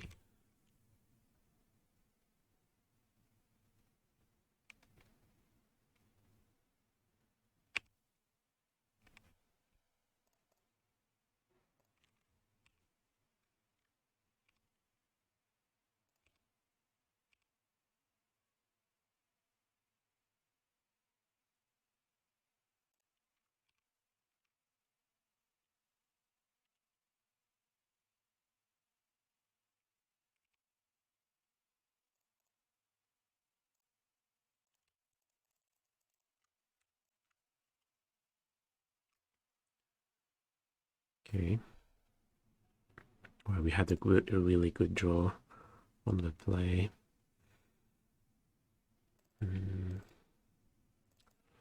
So 2 dress down, 1 silence, trim counter spells.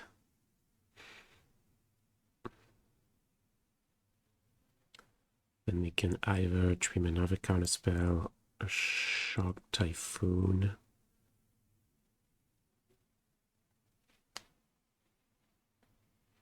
or Deluge. It's a counter spell is the worst card.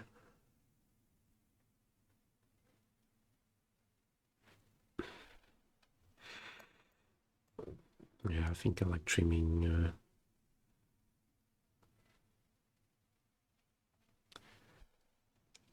Counterspell more.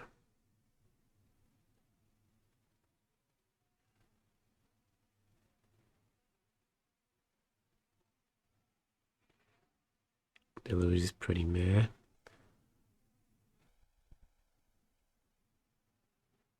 I wouldn't say that. It's...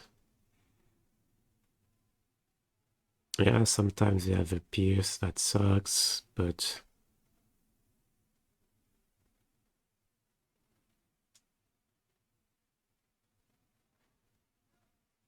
it can be really great when they don't.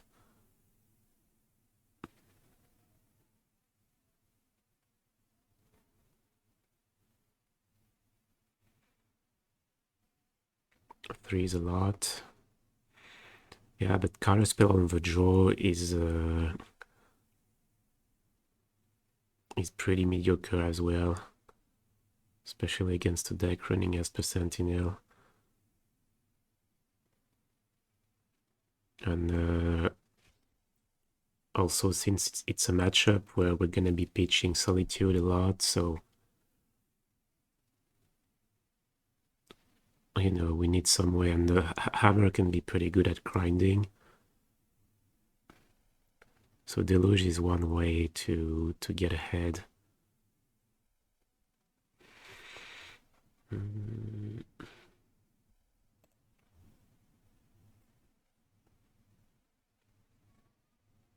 Blue-white leading the field in Paris.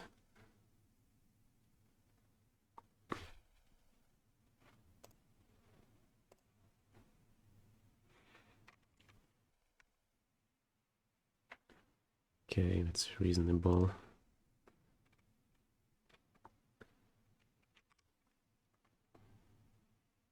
It's missing a white card, but... okay, that is pretty annoying.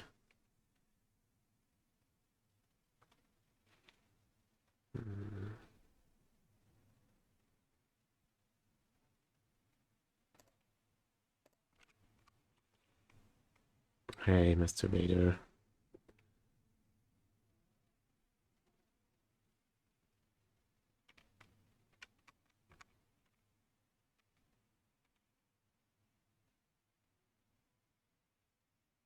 Cal draw.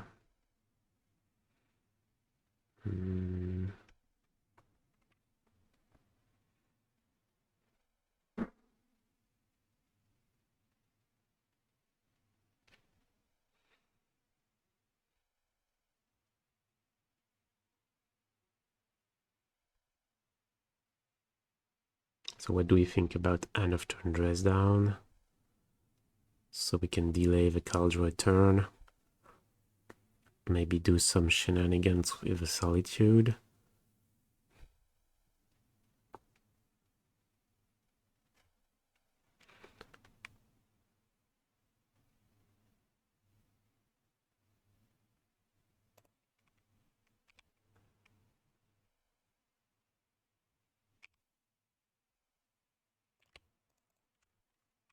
Like if they attack, we could go play Solitude for the 2-3 body.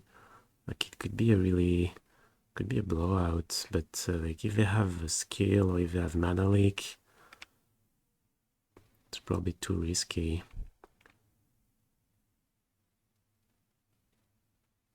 Looks like they're thinking about it. Okay, no attack, so it means they don't have skill.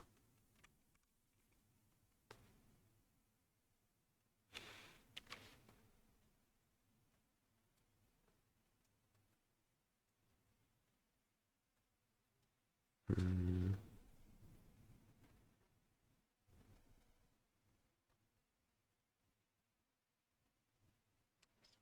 do we do this?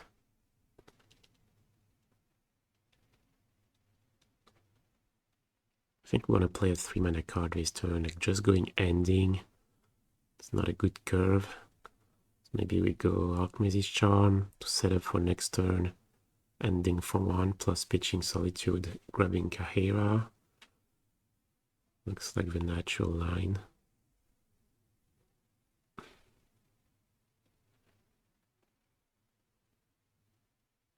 So try to steal the Giver this turn. And next turn we have Ending plus Solitude to kill the Caldra token.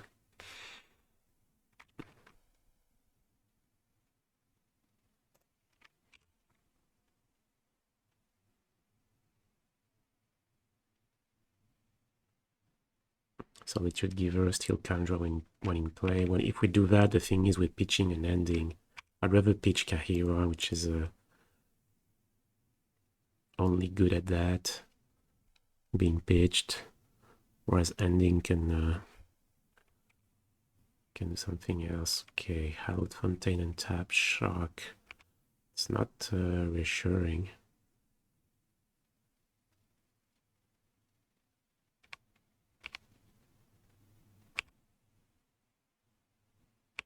So they have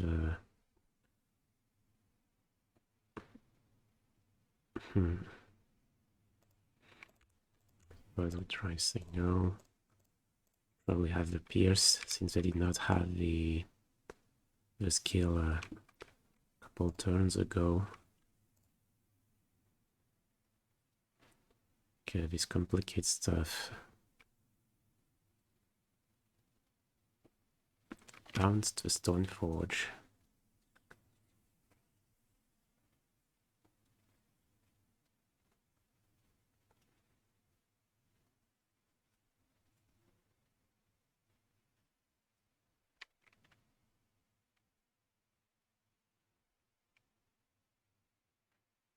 Okay, I have to kill the Giver this turn.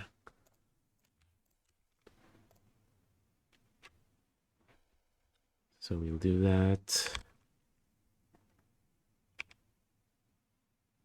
And then are we bouncing the Caldra? Could do that. Time Raveler bounce the Caldra. Or grab Kaheera. Grab Kaheera and pass.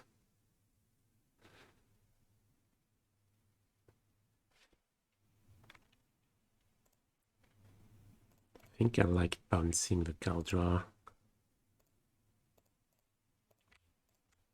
Like they replay the Stoneforge. We have Solitude next turn. I did not have a skill previous turn.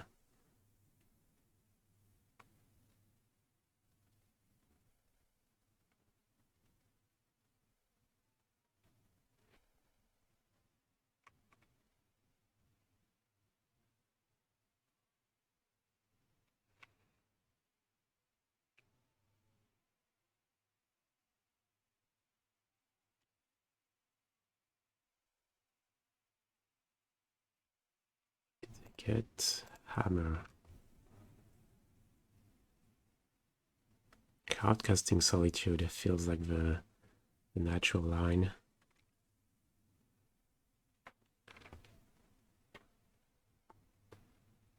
Yeah, we're doing that. Which land are we playing? Okay, if we draw Fire Ice. Won't have red if we play the fetch.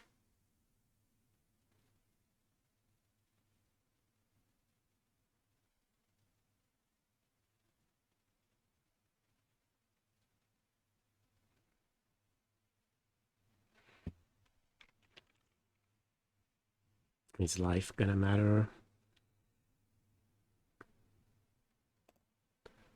Doesn't look like it will.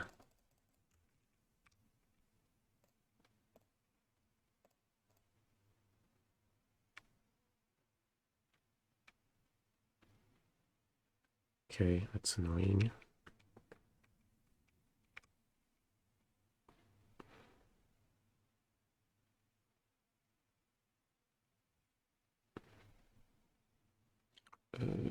then guess we lose.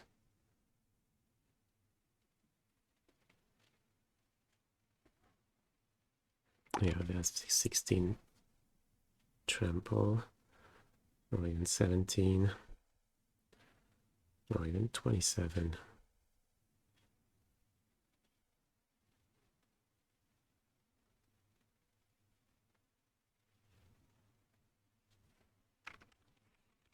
Okay.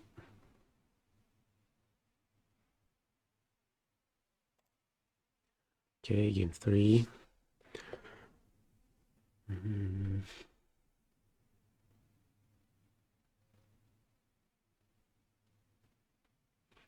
Still don't think I want to change anything.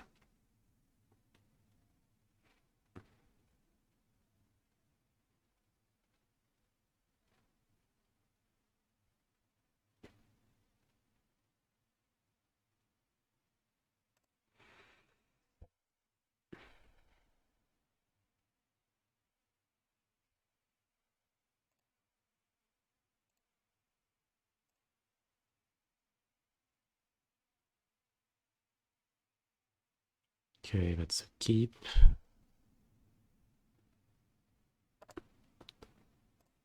And we're gonna keep a Triome. We already have 4 lands, so maybe we'll cycle it. Let's see. Okay, no turn 1 play.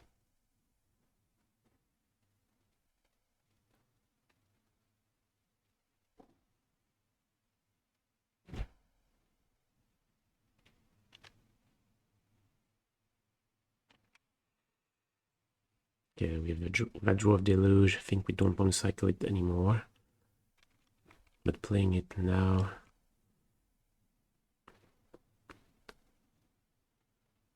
Yeah, we're leaking information, but...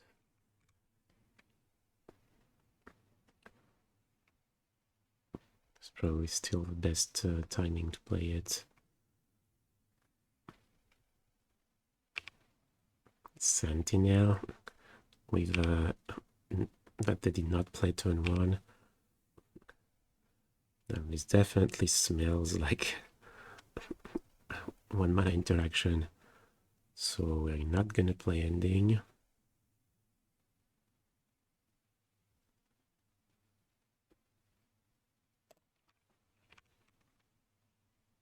Imagine they won't attack, but we're gonna go for Cycling Typhoon for 1 anyway.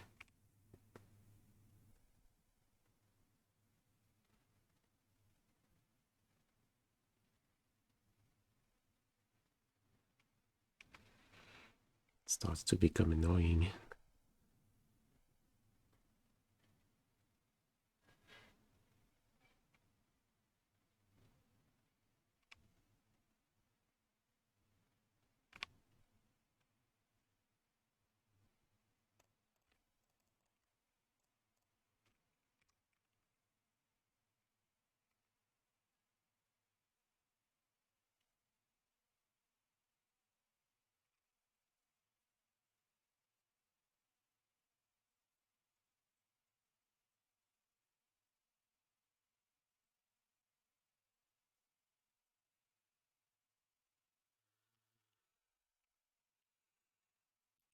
The choice of grabbing Kaheera, now playing Deluge and having them draw 2 cards, or just losing 4 mana doing nothing. It's not good.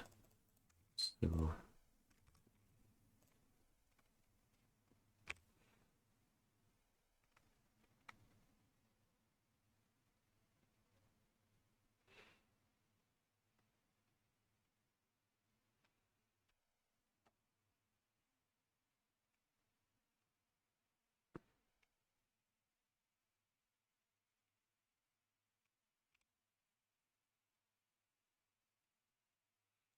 okay, that's scary.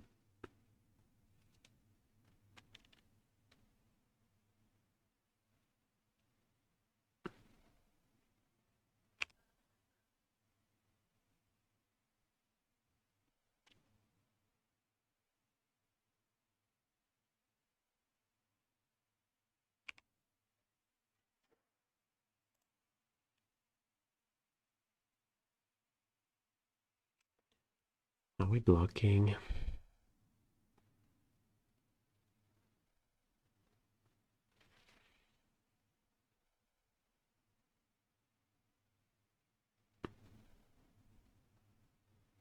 I'm not sure it's good to block.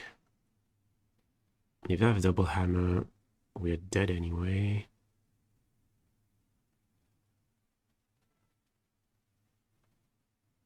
They must have at least single hammer.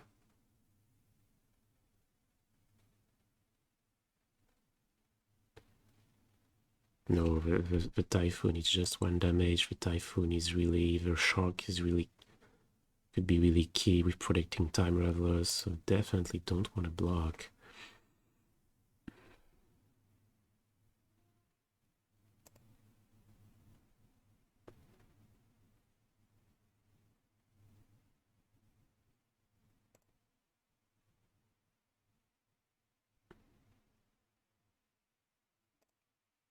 Okay.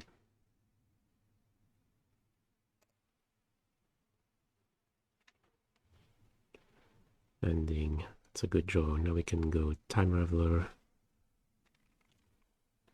So, Plains. Time Raveler. You can have your 2 cards.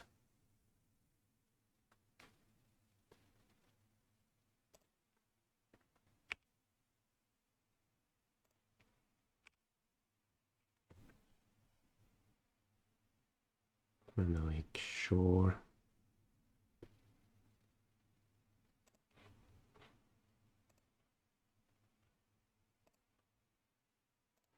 Suppose we kill both.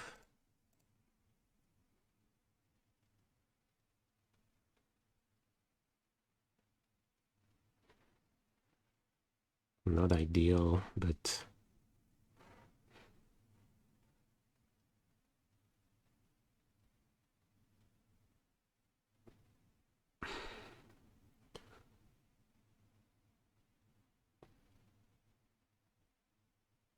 like letting a Sentinel live to kill the 8 instead, or hammer.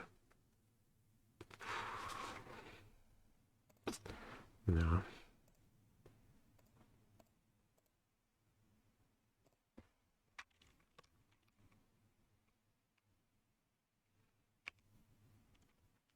Don't have a second hammer, otherwise I would have just won the game. Yeah, since they have the one they had, we knew they had the 1 mana interaction. Yeah, don't have a second hammer. Oh, pass, no play. Okay.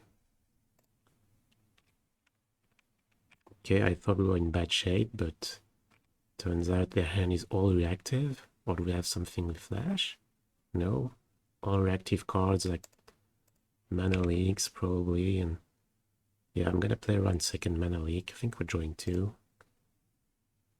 Or maybe we do nothing. No, we draw 2.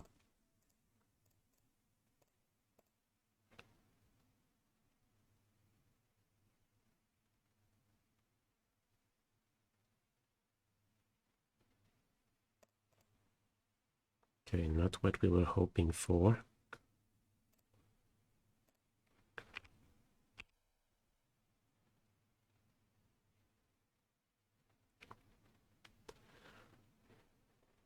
Can I fetch? 6 life. Okay, let's fetch.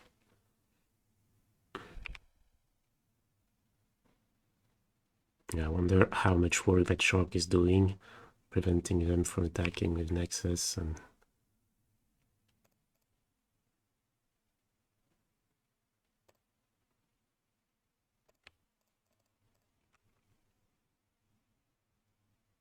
okay, here they're gonna say no, I imagine. Yeah, mana leak, we pay. And they had a pierce with that, sure.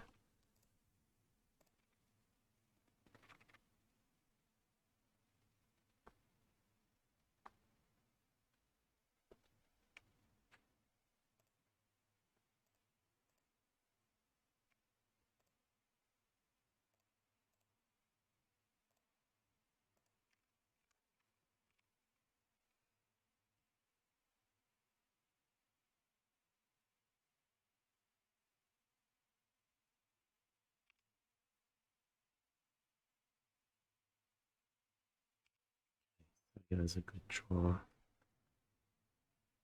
What? Oh, they have a paladin.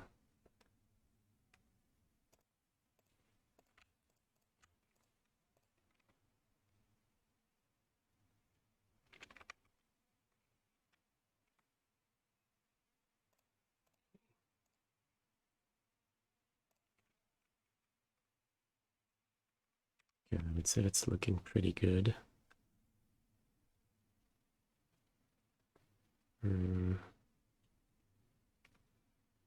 Do we want to play the ice? No, I don't think so.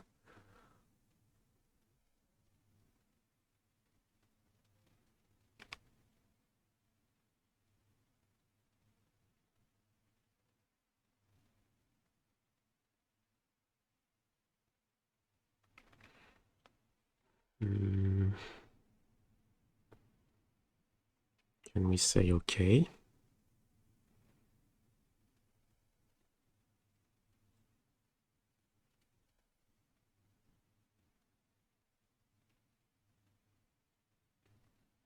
And we have 9 mana, so we can do Fire Ice and Flashback Deluge. So for that reason, I think we'll let that Paladin resolve.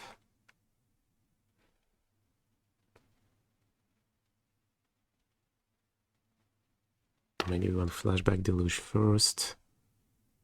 Maybe, yeah, if we see the Counterspell.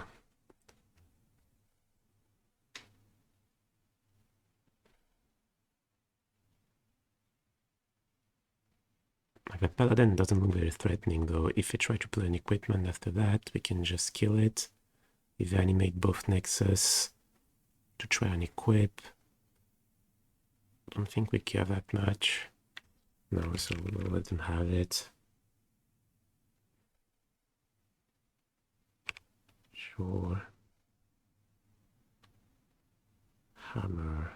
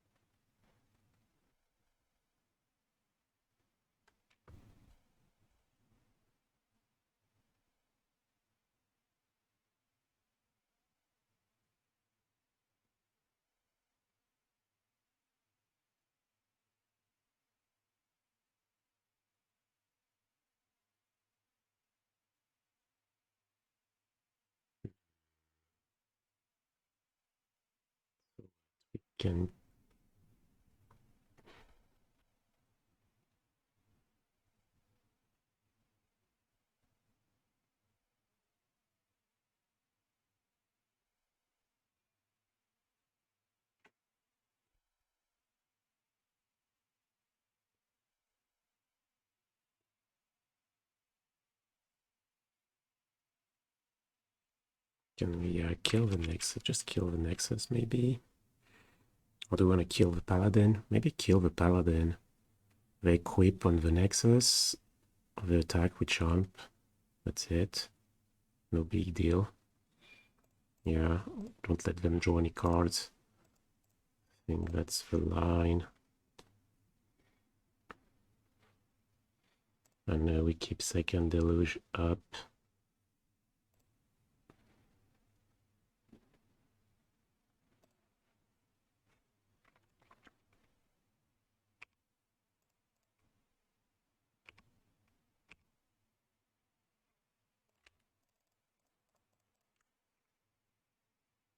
Okay.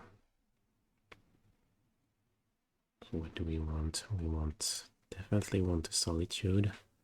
And then what? I think maybe another Fire Ice. One ending. Now let's go ending.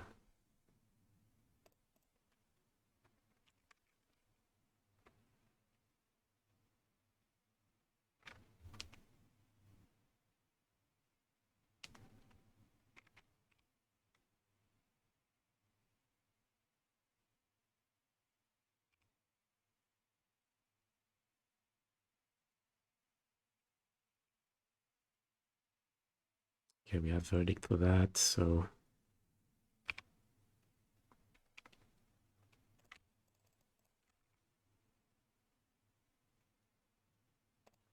Okay, another delusion. And dress down.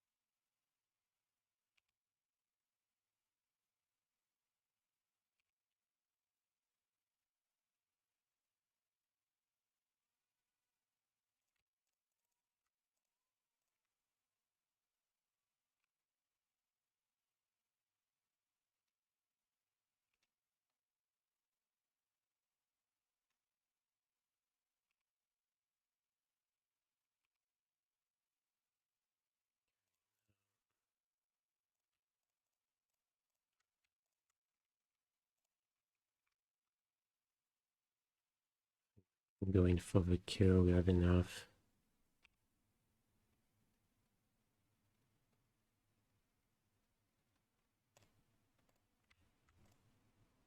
Wait, no.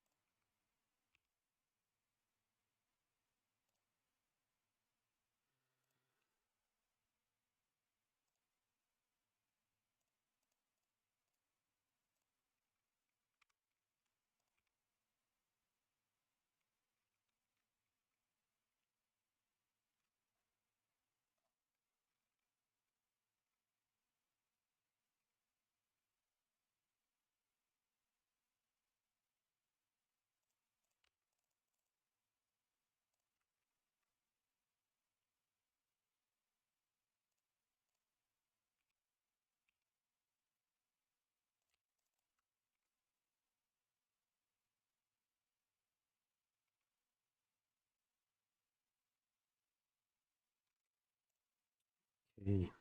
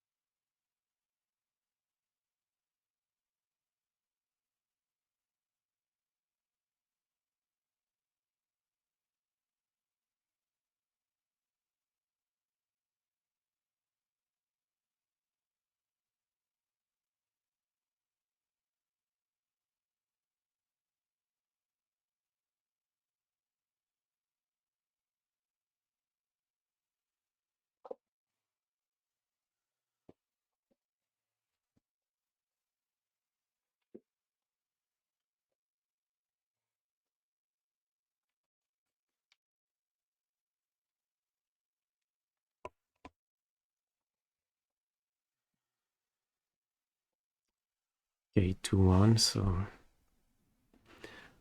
still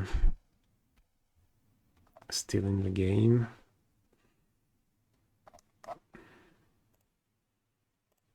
Okay, who can watch in the meantime?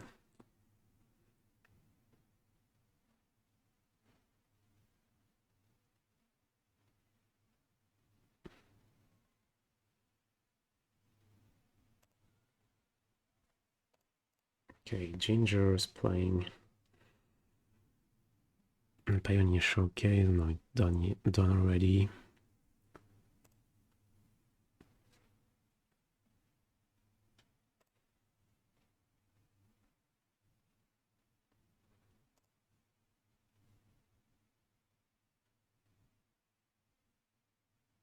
Doomwake is playing 5-color Enigmatic. Okay, let's check that out.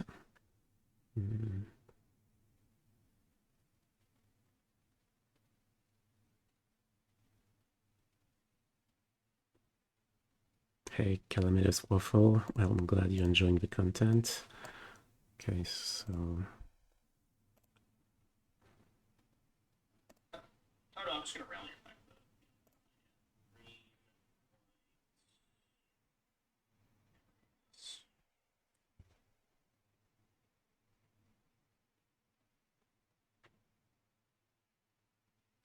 Okay.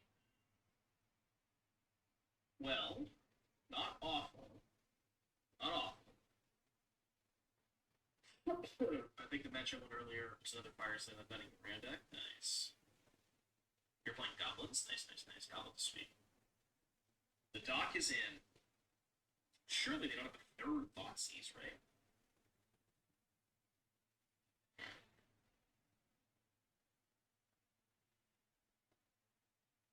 Second hard to beat is Rakdos, where we did lose game one.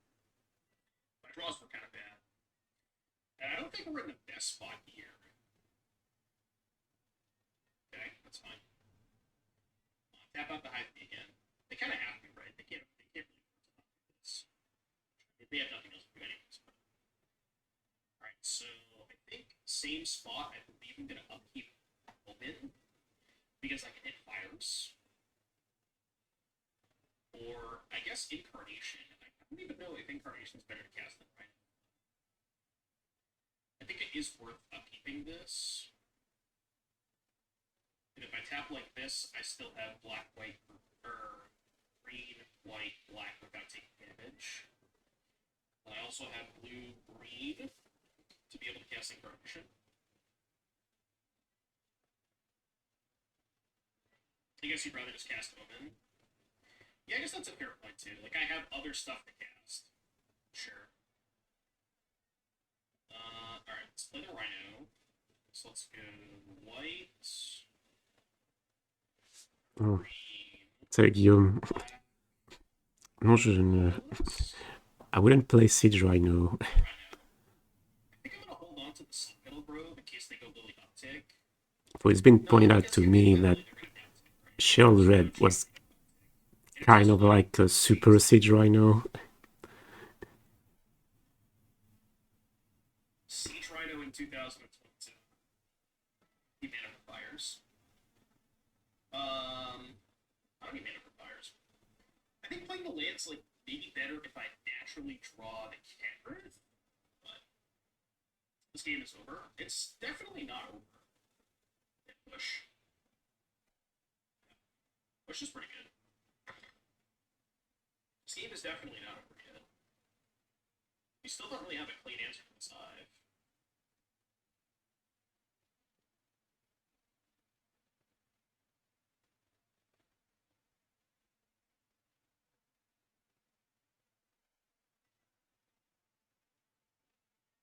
Guess this. Bottom. Bottom. Okay, that's a spell to cast, but it doesn't really answer the Hive.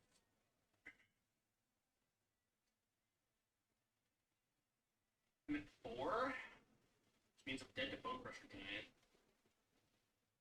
think I should probably upkeep sack. 1, 2, 3. Am I filled up for this Thursday? I think there's one spot open. Night of Autumn. I mean, I guess I could just play that to gain 4 life. So that I don't die to Bone Crusher Giant. Didn't like Shield Red. in my testing this week, I liked it. Yeah, I bodied them against blue-red Phoenix and blue-red aggressive decks. Found out it's also a card against Greasefang. I was happy to board one in, but it can stabilize the board better than a sweeper actually, because you know they have Chariot, like 3/2 tokens, and they just can't kill the Shieldred. So hey Insomniac, well, you're welcome. Thank you for the sub. So no, I definitely like Shieldred. Maybe not two. Not sure about the second copy, but I think I definitely like the first. Like, it's a card that can just on its own just stabilize the board and win the game just by itself if it is not answered sometimes. So, and it's kind of my plan now against Phoenix.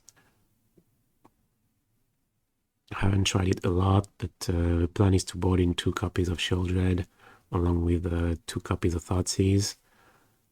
Like before, I was only being reactive to what they were doing, but the graveyard hate wasn't enough. I kept losing and losing.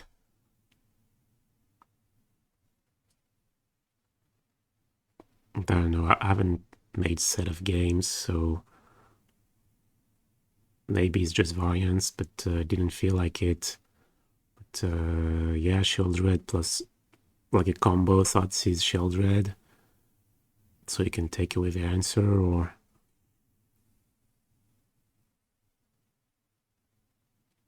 I think given how powerful the card is, I don't just feel wrong not to play 1 copy in your 75 if you're playing blue-white. Kalitas versus Shieldred. Well, I used to think that way too, that the 2 cards were pretty close, but I don't think that anymore. I would say Shieldred is like you don't get the graveyard hate part, but you have something that is way more like Kalitas. Sometimes, yeah, the fact that Shieldred is 4/5 and not 3/4, that Shieldred doesn't have to attack to gain new life. Because what happens sometimes in blue-black, if you bring in Kalitas, is that you don't have removal to make it work, or your sweeper exiles anyway, so it's kind of awkward. It's just a 3/4 lifelinker for 4, and Shieldred is so much more than that.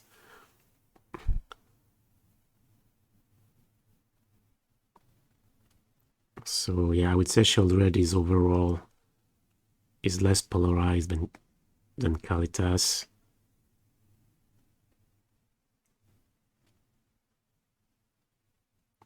And yeah, I think I would definitely play 1 copy.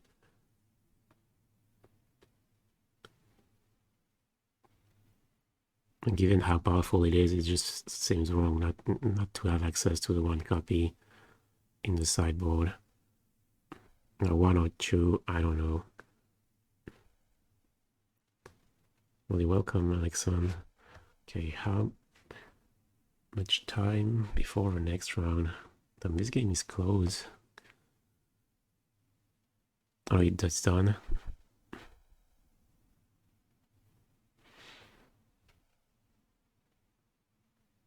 I haven't played Shieldred a ton, but so maybe that feeling will change. But I also have seen it on the other side of the battlefield. Like when you're playing blue-black or blue-white control, they play Shieldred. Like if you don't have an answer, that's so much pressure. What was the loss against Burn? Could try Tainted Indulgence with Children. No, I mean, it's not a good enough reason to play a card that you wouldn't play otherwise. Even if it was a main deck inclusion. But, okay, one match left.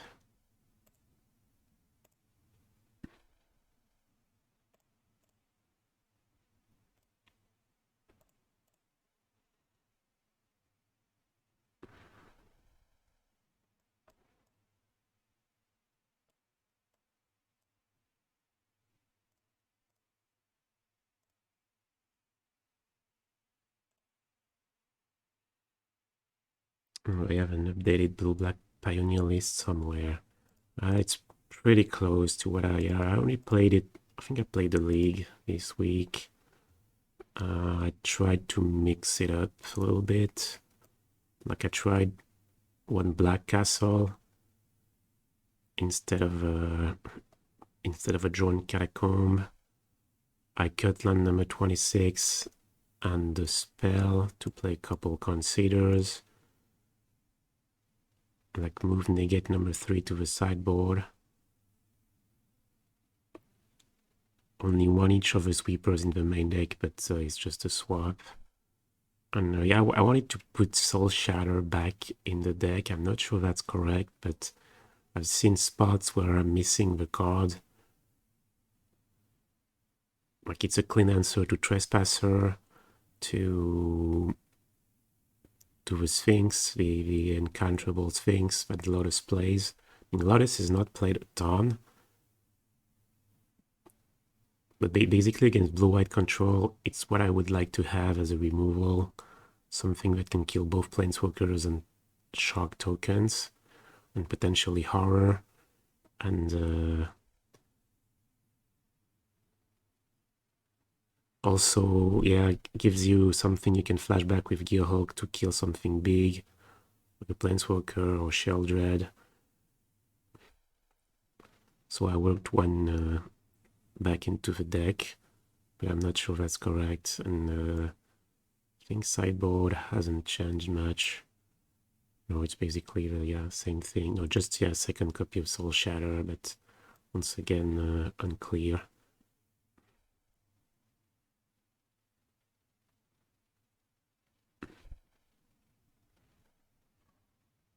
And yeah, I was thinking of possibly going down to one copy of Vertai.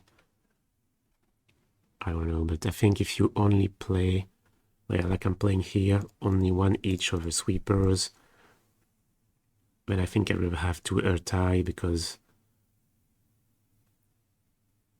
you know, if you with all this card drawing, you need ways to get the Tetson Pen Tempo back, and well, sweepers do that, and Vertai does that as well.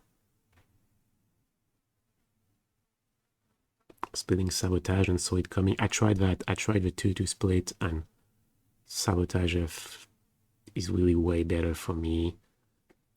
At least in blue-black. Maybe it's in blue-white. In blue-white, I'm more on the fence because you have Hero, so suspending and then having the possibility to go Hero plus kind of magic is really strong.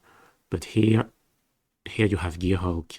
And with Gearhulk, you get the value a second time with a Sabotage when you get the Surveil again, whereas you don't get anything from Saw It Coming. So I'd say Saw It Coming is really worse for blue-black. I feel like, no, I like 4 Sabotage, 0 Saw It Coming.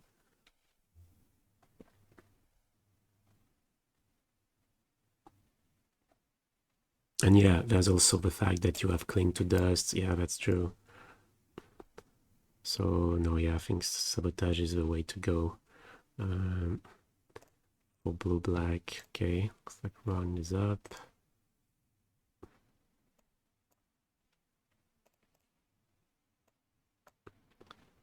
Lost the die roll. I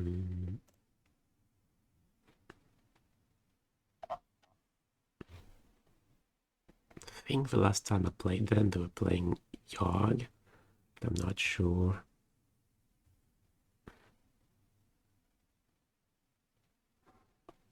Oh, TG bot says Goblins. Well, it doesn't matter. We have a good hand anyway. A hand we're gonna keep no matter what you're playing.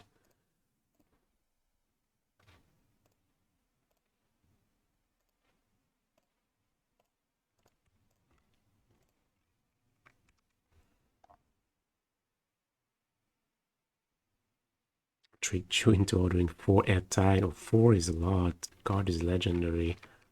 I don't think. Yeah, we'd play more than 3.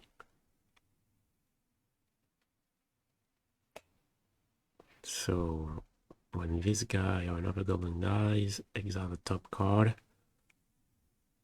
If it's a goblin, you may cast that card until the end of your next turn. Until the end of your next turn. So if we kill it during their turn, still get to play the card next turn. Okay.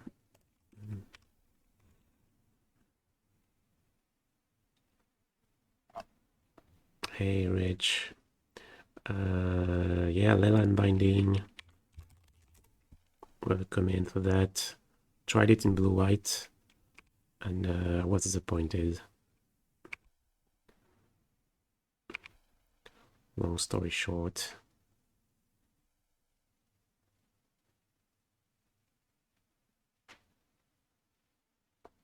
Kind of a combo with this guy.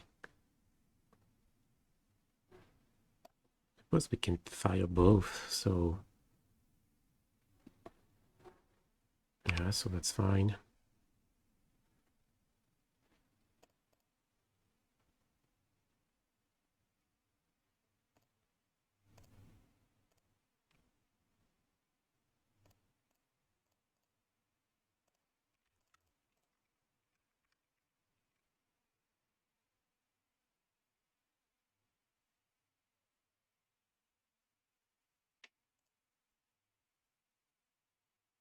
Okay, Cavern of Souls and Kikijiki. Okay, so they're not getting any value.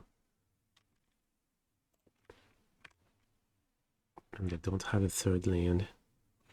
Will they play Blood Moon?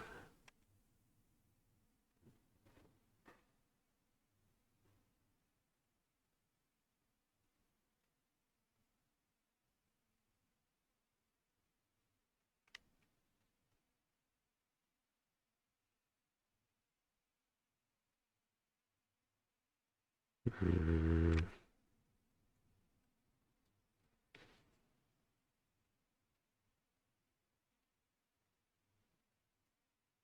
think that's fine. Like we have Shark Typhoon that can trade with it. Yes, they have Munitions Expert, but suppose we can say no to Munitions Expert. The kids, they don't have Cavern of Souls, so them grabbing something that we can counter is definitely okay. And should we take second white?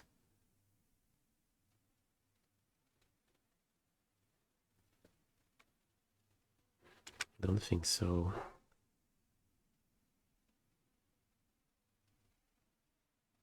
I think we're more likely dying to 2 extra damage and not having the second white. Yeah, fire killing 2 goblins. Yeah, it's true that it's not often that Fire Ice kills 2 things, but when it does, it's pretty good. Okay, getting the Snoop.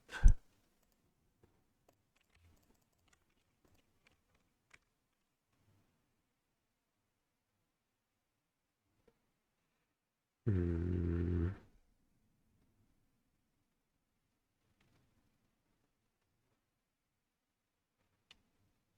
whatever they're playing, we're gonna say no, right? So maybe may as well play the Hall. No, if they have the Expert, maybe they pass. Tie up our mana.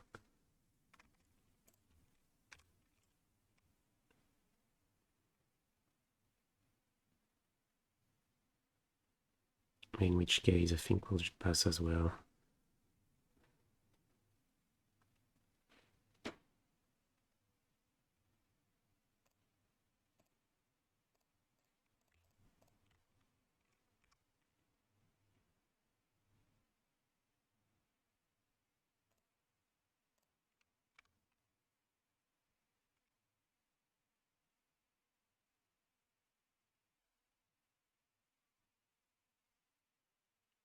Maybe I was a bit hasty in saying no to Matron. Damn, Drew Cavern.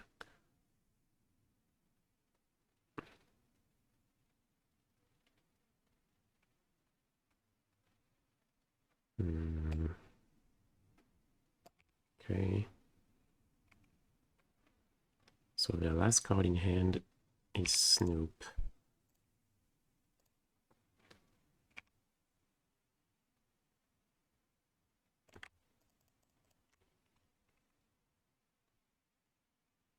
Damn, that's a bad deluge. Really bad. Okay, let me read the Snoop again. You may cast Goblin spells from the top. Top card is revealed. And it gets activated abilities from the top card. I suppose we take the spells.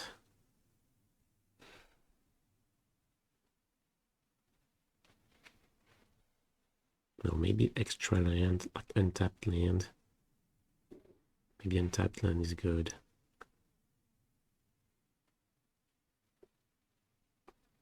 Time Raveler looks pretty bad.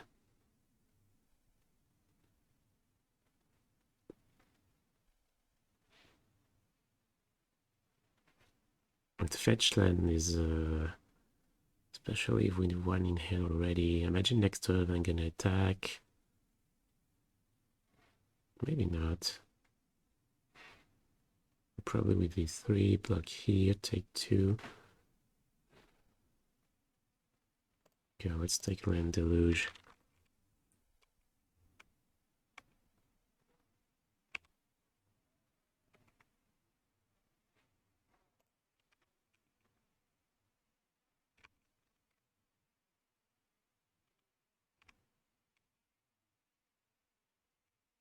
This way we can take spells on our next deluge, and we have land number 7.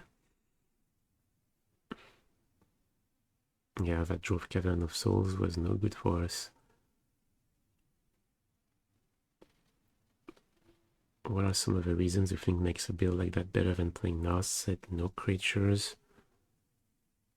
Oh, Uncounterable Lord. Okay, that's a disaster now. Yeah.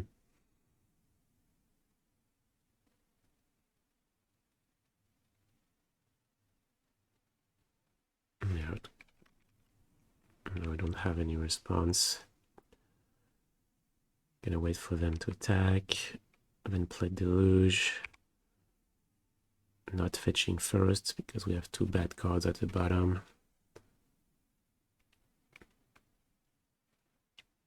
And we need to find another Fire Ice, would be great.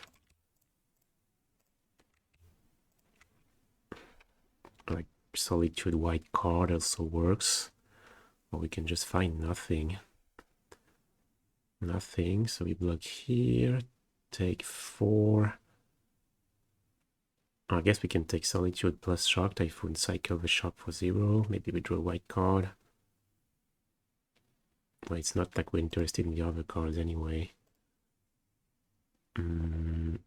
Let's see if we do nothing. So Champ, take 4, down 8. Okay, well, let's see if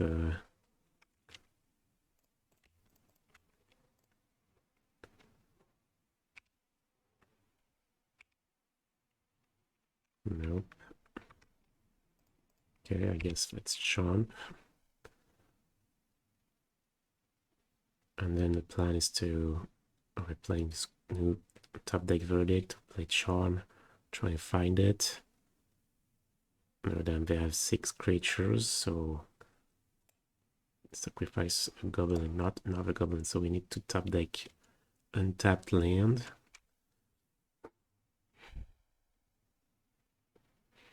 And Verdict, is that our only out?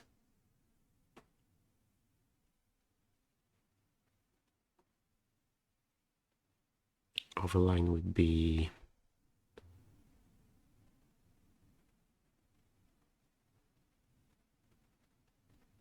what, play Deluge?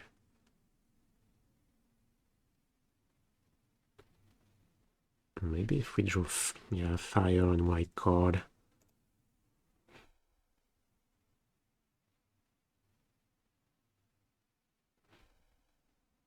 Thing is, Land Deluge is so unlikely that maybe we're better off.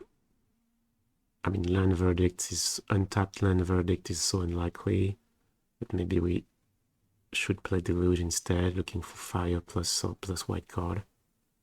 Let's see if we find that. We use Solitude, kill this guy. They sack it. And then we go one here, one here.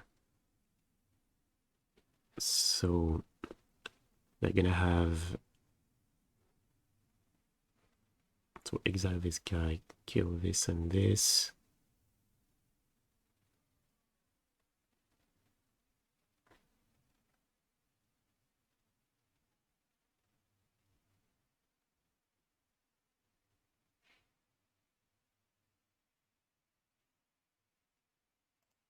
Could also try to go for...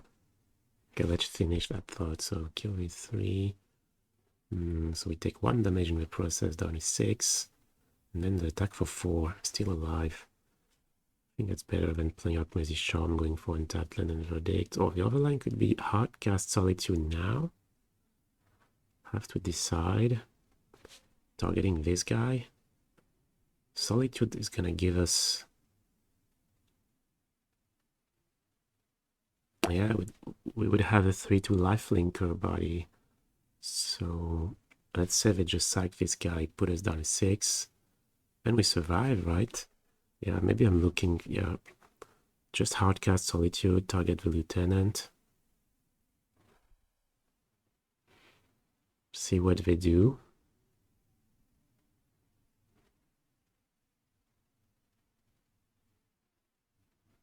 Yeah, Lemonade, I agree. I think that Solitude, just hardcast, and I think the best plan is now, right? Like if we wait, make them choose now, they have less options. Right, if it's just like this guy, so we're down to 6, then Solitude, let's say they attack with everything. Can trade, can block here, up to 9, we take 2, 4, 5, 8. So we survive. And there's nothing better they can do.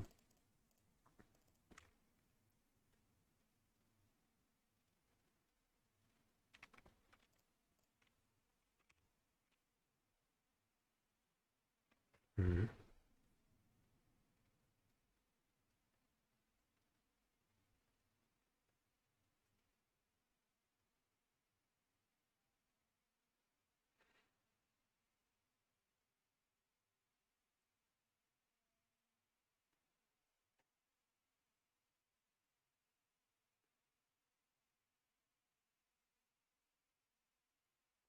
And yeah, it's possible they want to sack more tokens, which would be great for us. But yeah, they have, at least they get to play this guy anyway.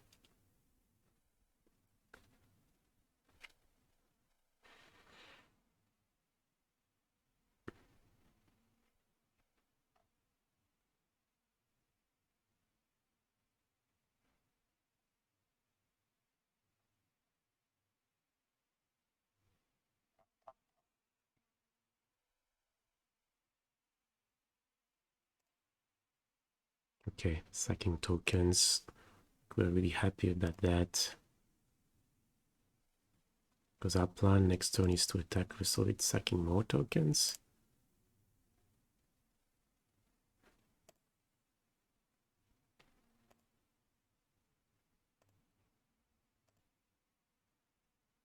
Okay, sacking, damn, that Solitude is better than a Supreme Verdict.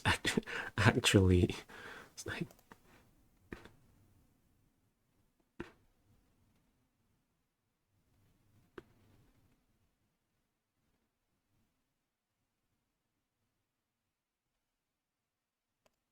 And we're not very lucky, only hitting lands. No, so we got the War Marshal.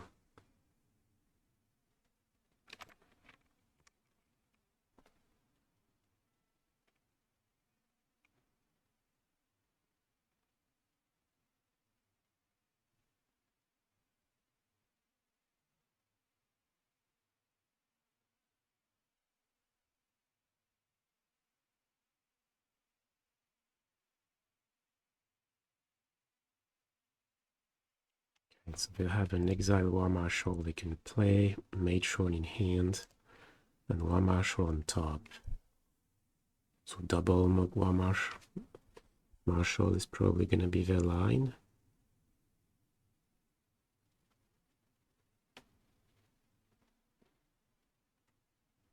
Or maybe not, maybe Matron.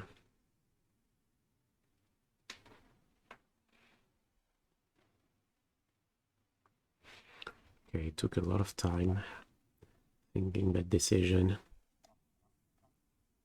Yeah, going for the Matron, sure. I think we want to fetch end of turn here.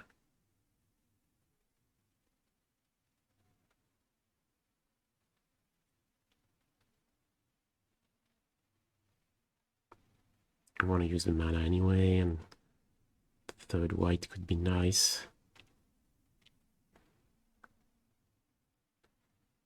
Plan is a Deluge Sorcery Speed, looking for Verdict, Ending, Fire Ice.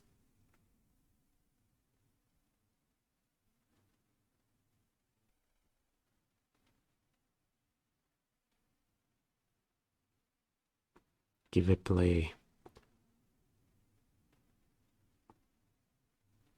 If they play a 1-mana Goblin, we'll probably say no. If not, I think we just fetch Triome. Surprised they didn't sack board to put us at 1. Tutor for the sack, deal 1 and go bow.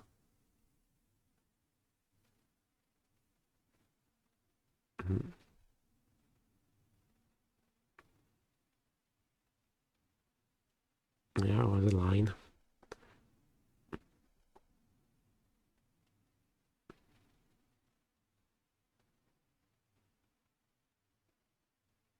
Loses to second Solitude in hand, but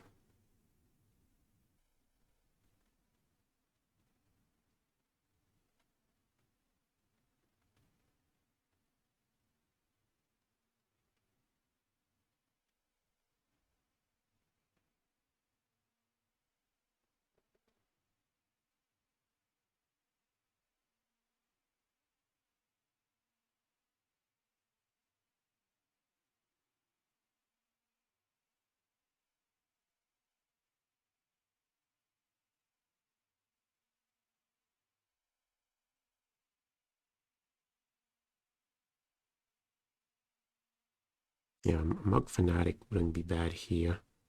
Prevents us from gaining life, attacking the Solitude, giving them a trigger from the Hoardmaster.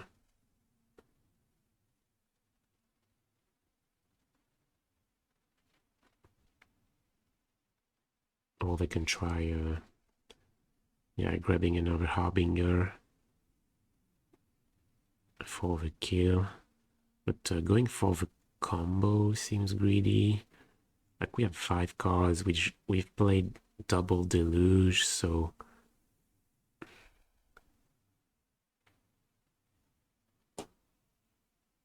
from their point of view, yeah, I think, okay, and he definitely has to say no.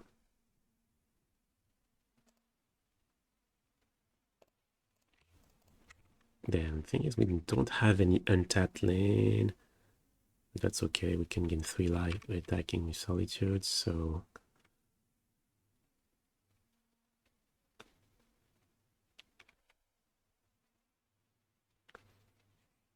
Fire Ice.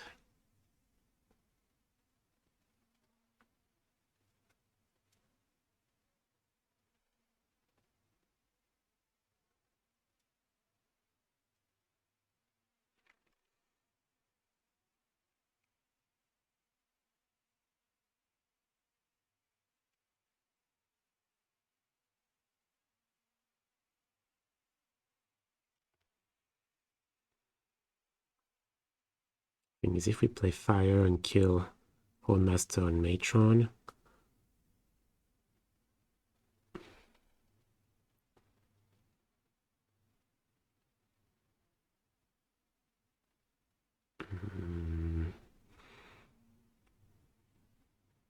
Gives them 2 extra look at finding Harbinger.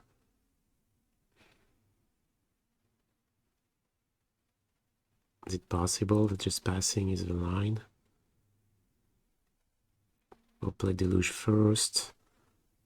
Maybe we find a Verdict. Maybe we find Ending.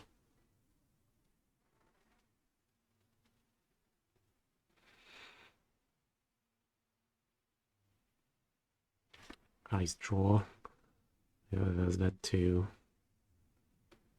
Could also just play Kaheera and attack with Solitude. With Vigilance, puts us at 6 and keep Fire Ice up. It's not a bad line. Like 4-3 Lifelinker Vigilance, it's definitely trouble for them. Yeah, Clock, I agree. Yeah, probably better to play with what you have, so... Kill the Old Master while they combo, it can break it up. I don't know.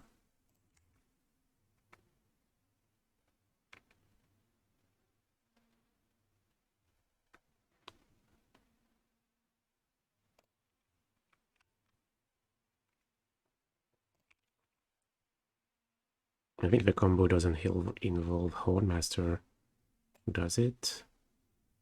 No, it's not an activated ability anyway, it doesn't. Combo is Harbinger and Snoop. Yeah, I know we're out of islands, so we'll have to... Oh, damn. We're out of Shocklands too. Yep, completely missed that. Okay, so we don't have Fire Ice up. Actually have nothing up. Okay, line's not so good then. I don't think it's bad. Like, either drew nothing at 4-3 is pretty annoying for them. Like, if they want to kill it, they have to trade with Snoop or trade both Matron and Hordmaster.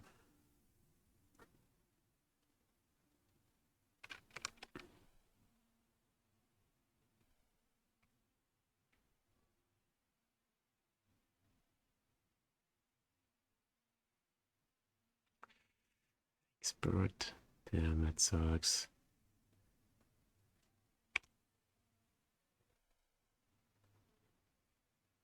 Okay, I hope we survive the turn. I think we do. So their hand is Hordmaster. Have Expert on top. Gonna play it. Counterable, sure. Kill the Solitude, I imagine.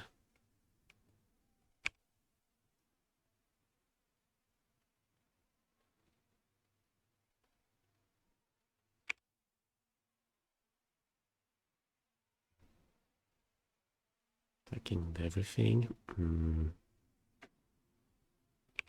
Okay, we need the land, so we have to block the Snoop, I think. It would be so much better to block the Hornmaster, but no, we need to fetch. Because at that point, basically need Verdict. Yeah, Snoop is exiled.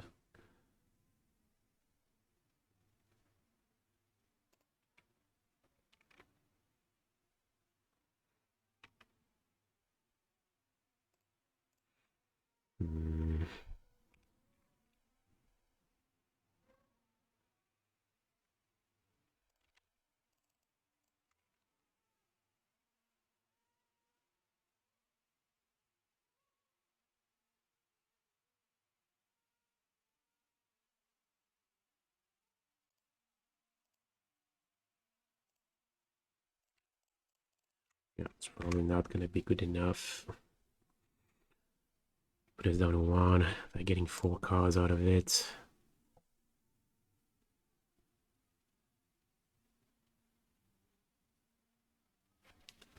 So, another Hornmaster.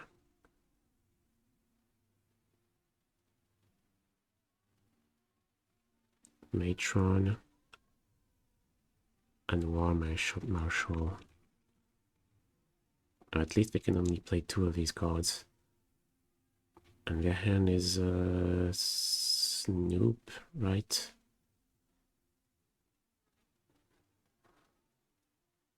Don't they play Ringleader? I haven't seen any. Matron. Well, they have another Mug Fanatic.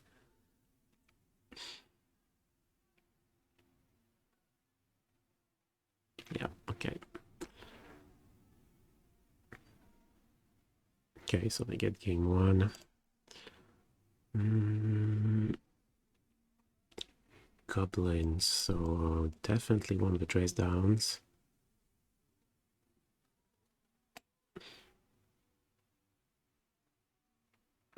What about Rest in Peace? Kind of turns off Horde Master, right?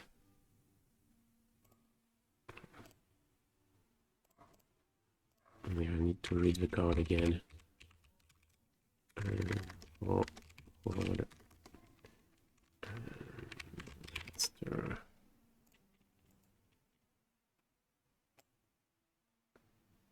Dies, yeah.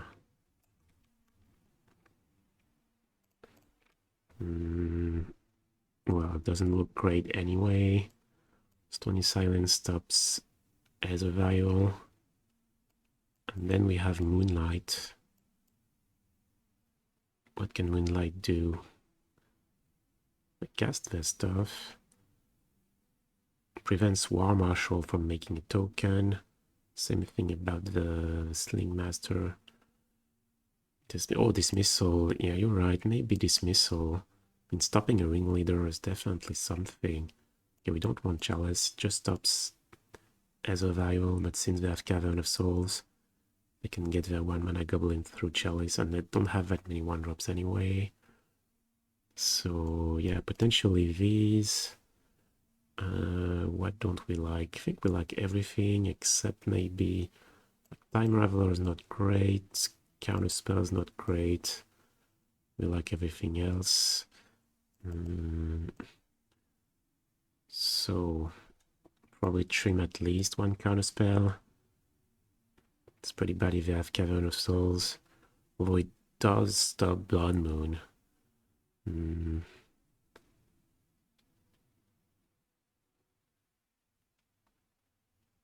I don't really like Rest in Peace for the Horn Master. I think it's not good enough.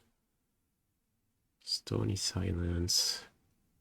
No, I think I like these 3 better. Probably trim 1 of each. Oh yeah, we can play the 2-mana artifact similar to Pod, you're right. Yeah, probably, okay, we'll put in the Stony Silence. Okay, 1 card to cut. I think we'll cut 1 Moonlight.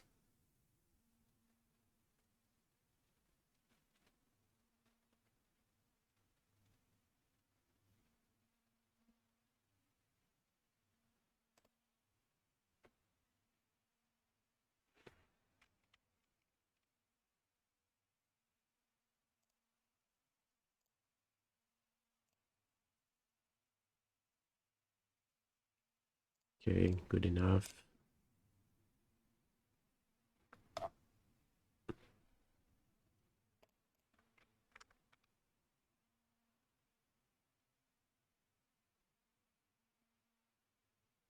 Even maybe pretty good. Yeah, I was gonna say, depending on whether or not they have a vial.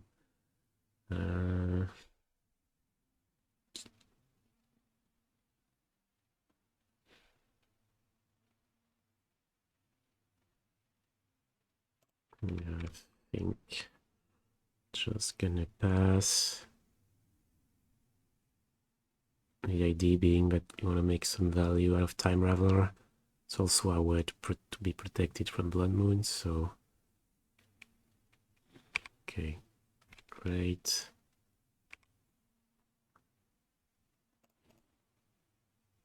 I think we'd get Plains.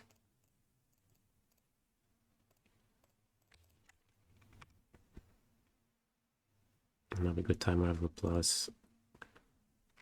If they have Blood Moon, this way we're protected.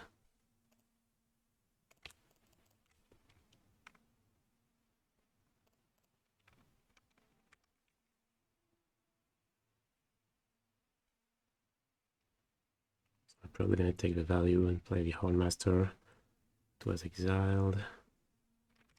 Sure. So now what? Oh, that's great. Suppose we plus then.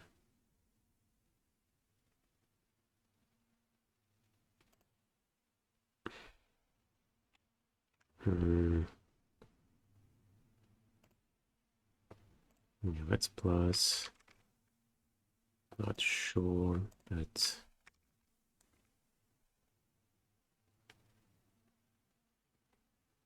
like if we minus Blood Moon may be a disaster. What do you think of binding? Great card, but not so much in blue-white control, I would say. And that's how I feel about it right now anyway. Okay.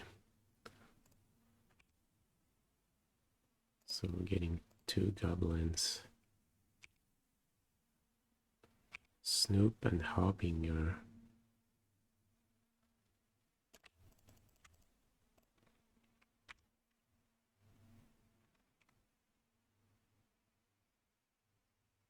And another ringleader.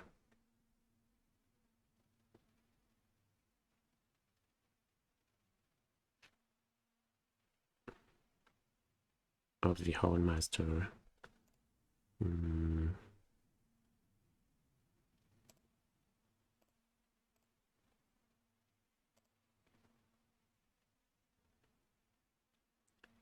Iron Man coming into play tap sucks.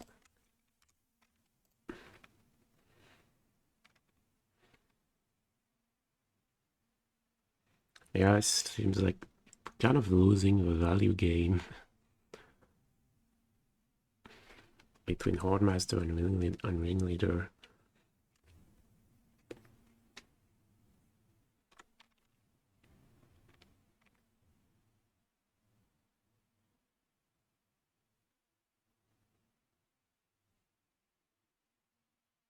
No, I'm not sure who's ahead here. Like, they have so many cards. No Thief Land apparently. So that's a good thing.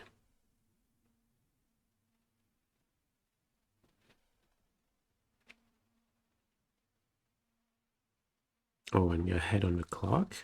That we were so far behind at some point.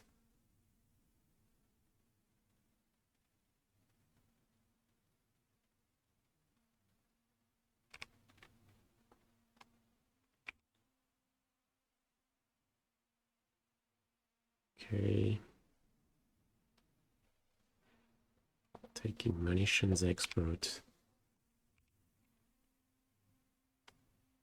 Trying Dismissal.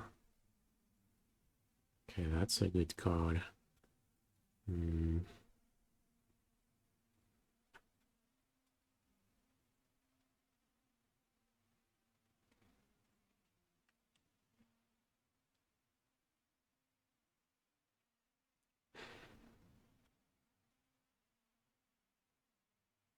Okay, I kind of want to play Stony Silence, I think. I don't know, is that... Really don't want them to get free mana. And we're gonna have to play the Silence at some point. Yeah, I think we play it now. And we as well play Kaheera. And plus a death.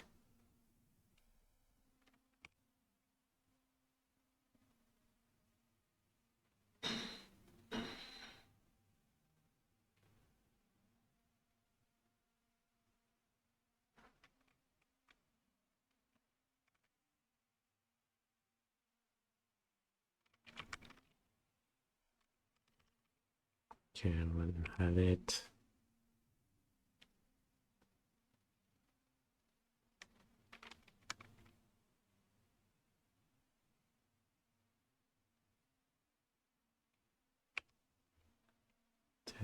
Down 6.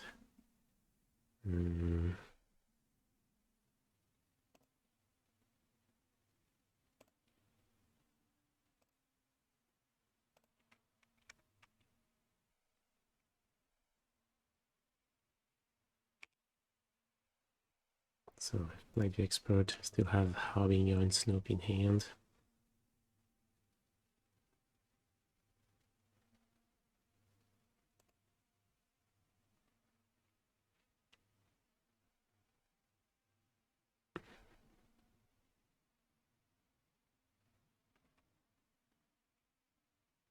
Matron, yeah, that's fine.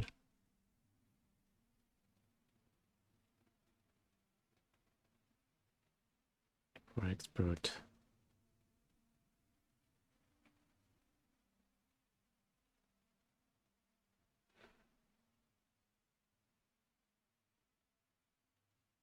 I think we're letting them have it. It's not tech time. Raveler does, yeah, could fire 2 goblins, but still getting done 1. We're not on the verdict. I think it's better to let it go.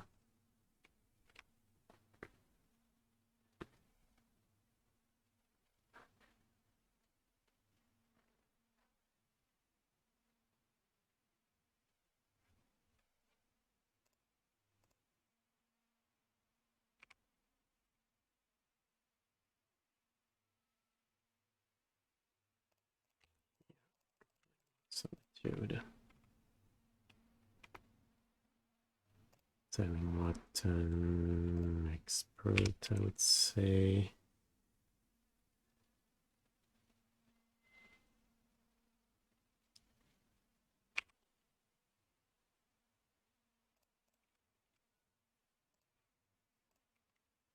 Oh wait, damn! I wanted to. Yeah, we needed blood moon protection.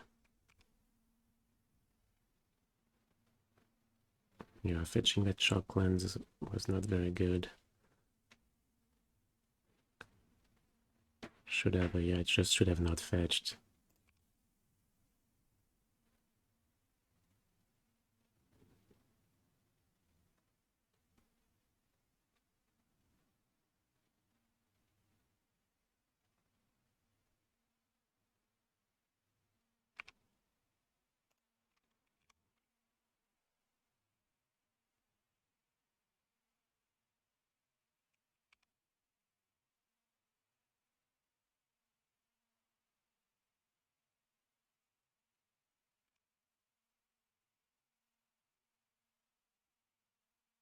Invaded mountain again. Don't they play a swamp? Okay, it's fine.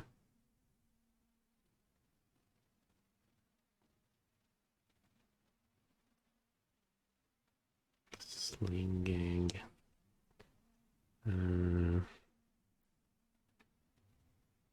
Should we play Dismissal now? Probably, right? It makes 2 tokens. That's so annoying.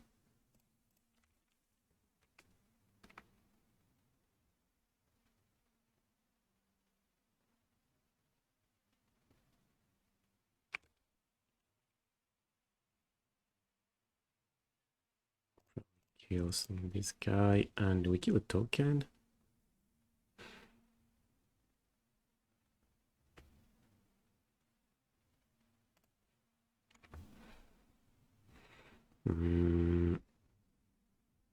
Or do we hit them for 1?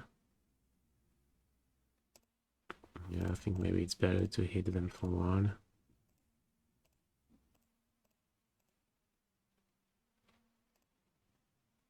Did we get to land? I don't know, maybe that's crazy.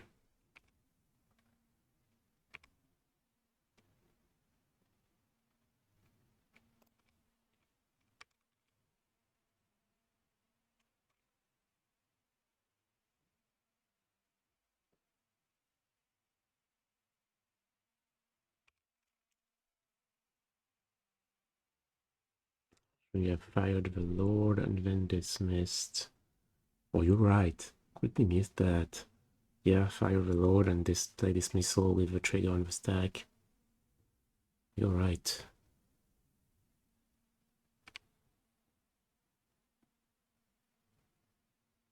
Okay. Yeah, it's a lot of problems. Yes, we need verdict now.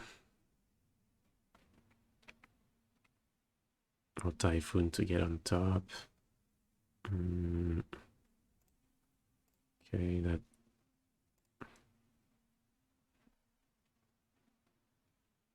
No, is it fine?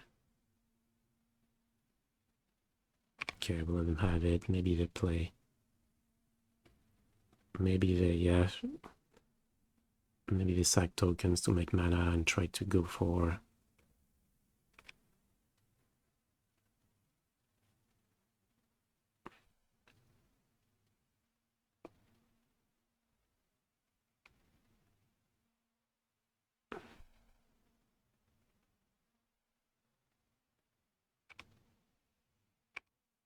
Not sure what I'm doing here. Looks a little risky.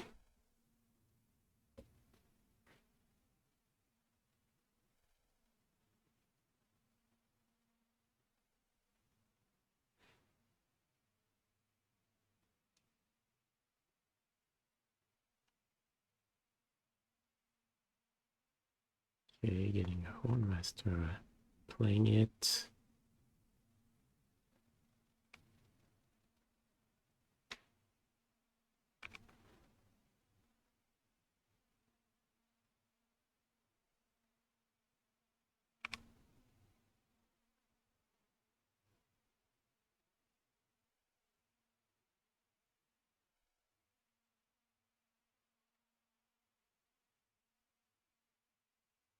They have a combo in hand. No, that was bad. I should have said no to the Hornmaster because now. Yes, now it plays Solitude.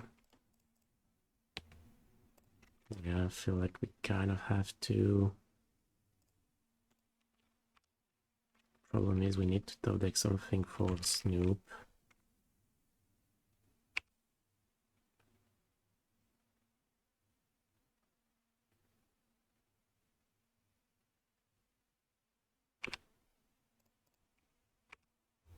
So what, maybe we activate Castle Upkeep.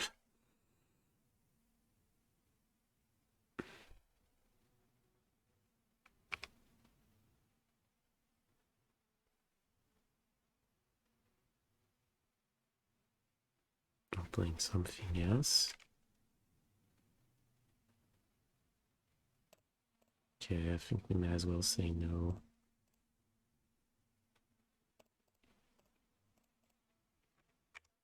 Scry Upkeep, looking for ending or Fire Ice. Or maybe Dress Down.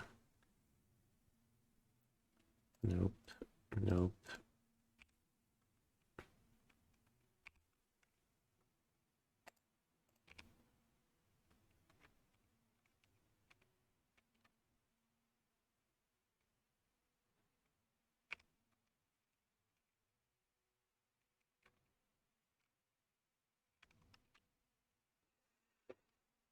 Yeah.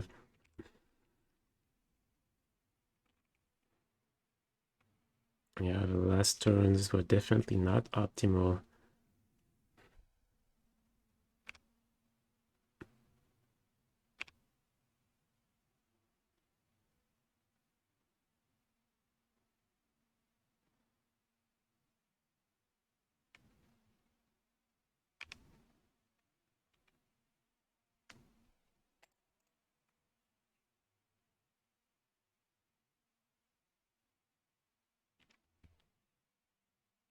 Do they win?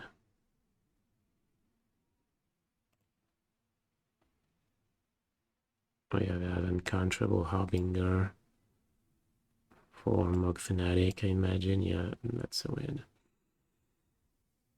Yeah, we're dead.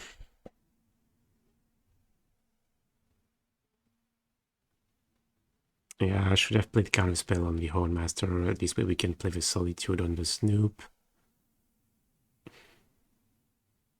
I had to play fast.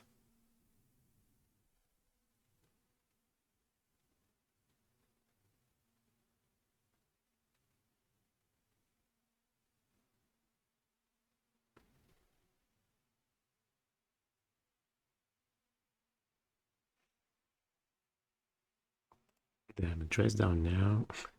Guess if we had dressed down, we'd have played it earlier.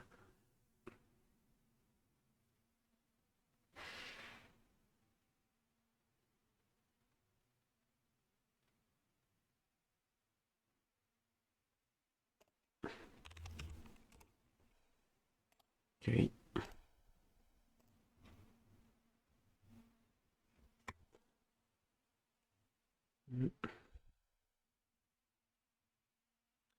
Yeah, dead. I feel like this was winnable. Maybe even game one. Yeah, I would have to watch it back.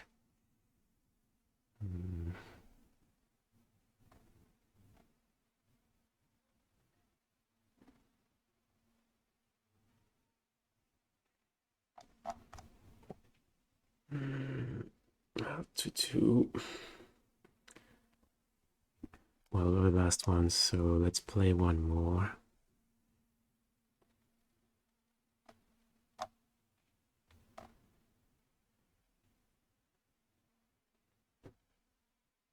I feel like he's playing like he has an answer to Stony Silence. What would that be in red-black? Some cards exist, but...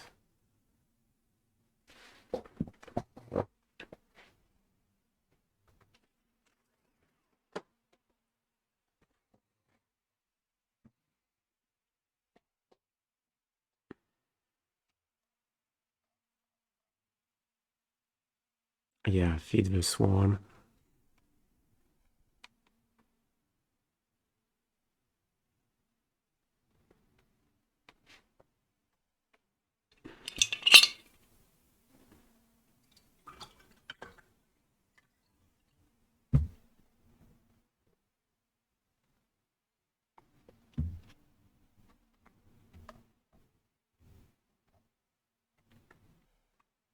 Happy Sandwich lost. Oh, won, right, yeah. Who was our burn opponent?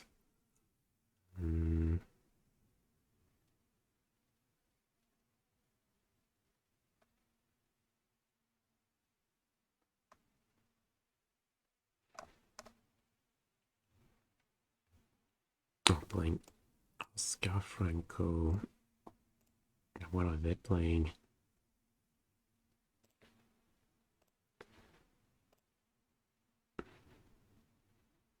Maybe a blue-white mirror? Yeah. Looks like it.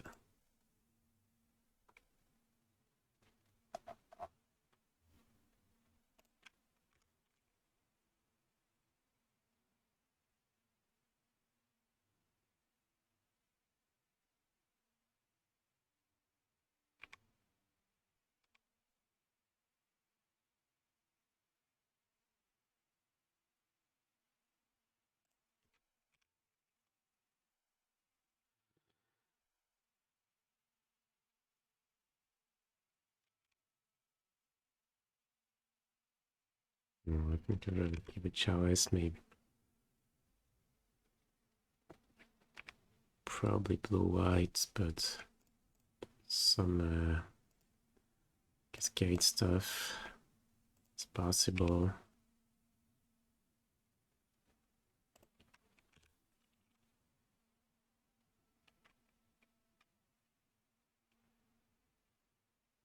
Not into the line binding version. No, I tried it. Felt like the mana base of blue-white wasn't great for it.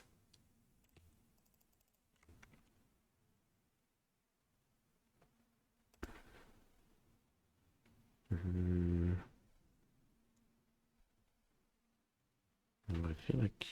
So what, do we want Shark Typhoon or...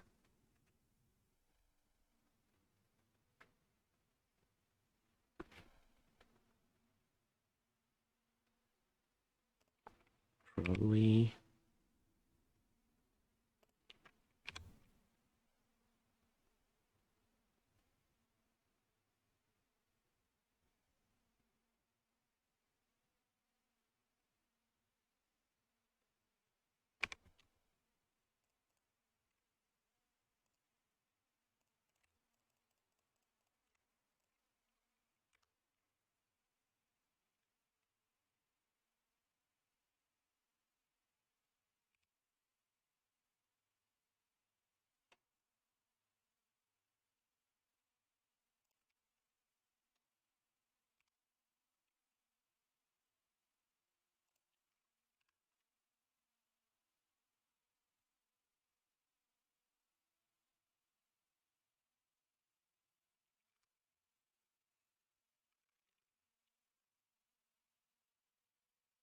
But yeah, I tried the line binding, thought that this hurt the mana base too much, or if you don't change it, it's just not that great.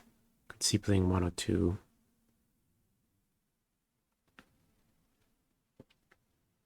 I don't think I would play more. I mean, that's my first impression of the card.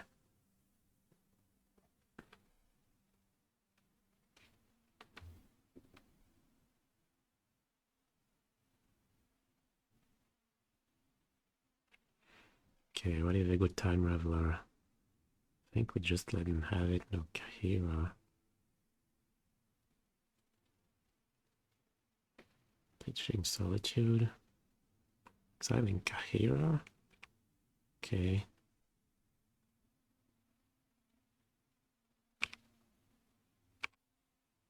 I mean, if they're going to all that trouble to kill Typhoon, definitely making another right.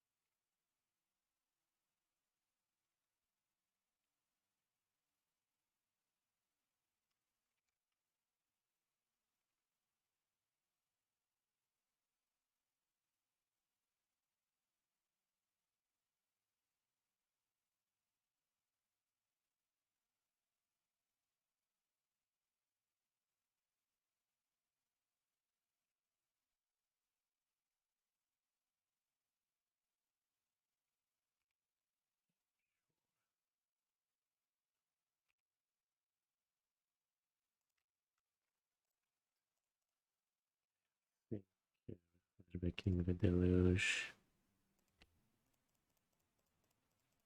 Chalice is a dead card anyway, so it's not like we're gonna lose that much. Thinking what? Counterspell, gonna have to discard a card. Does it make sense to take Verdict just so we can discard it? Because it's bad. Like discard Verdict and Chalice. Or is that completely greedy? Could just discard a Prismatic Ending. No, I think we'll do that. Maybe that's a little bit greedy.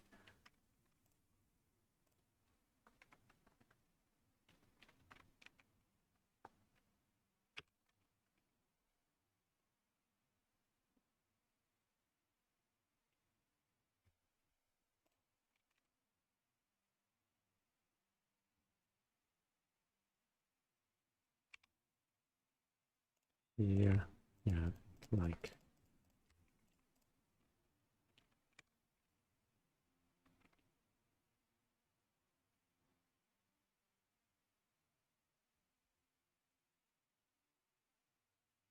I suppose, yeah, maybe I should have played a bit less.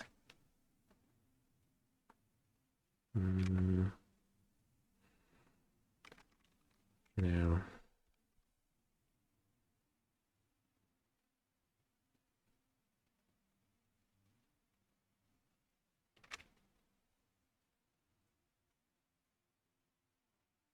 Go for a Time Raveler. Time Raveler looks like it's gonna resolve.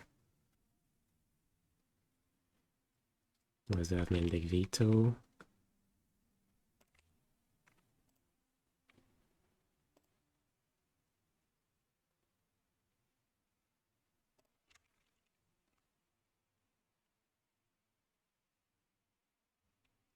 Resolves. Okay.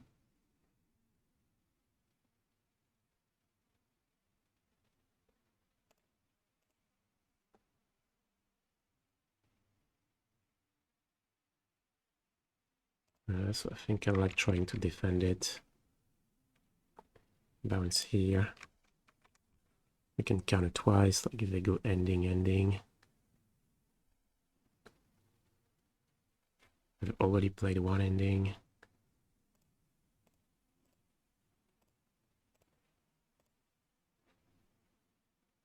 to know.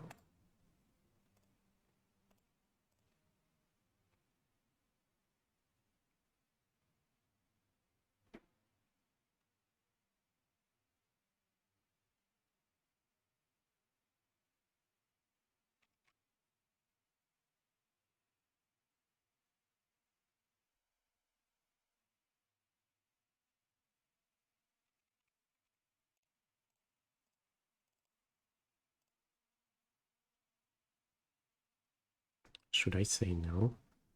Suppose we could just Deluge, then we tap and kill it with Ending. And we have an extra counter in hand. Yeah. I think I like that.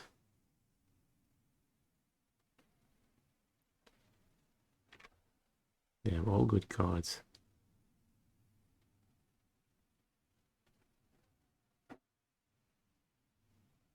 Probably the land and what? It's a Typhoon, I think. Like, it doesn't seem like our Time Raveler's dying. Maybe that was greedy.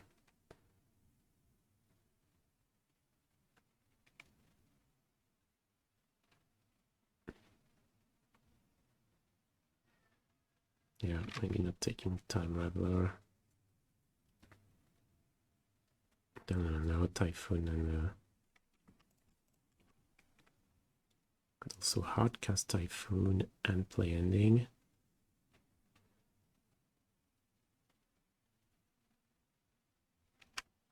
What do we think of that? Typhoon plus Ending.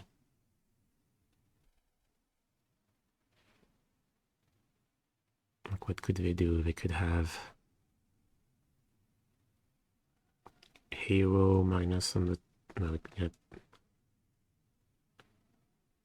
Oh, it feels risky. And,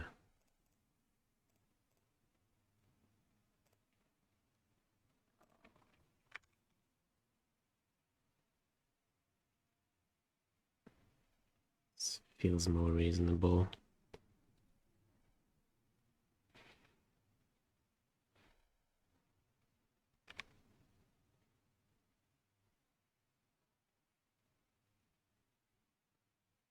Reference Tower, so they played Binding. I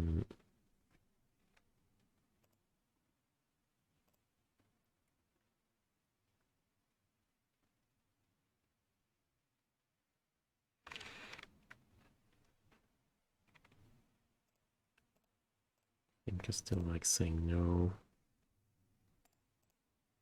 Wait.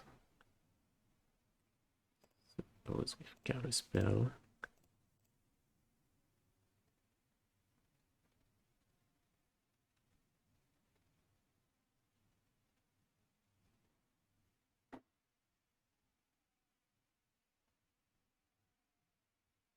Jace.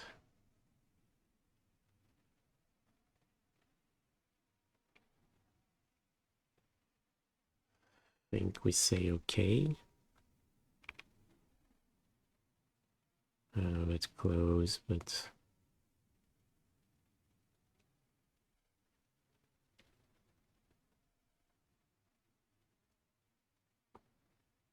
we can try to go in for the kill if they have nothing else.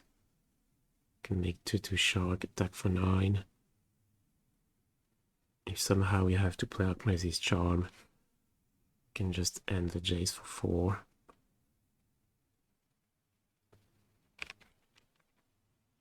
No, just pass.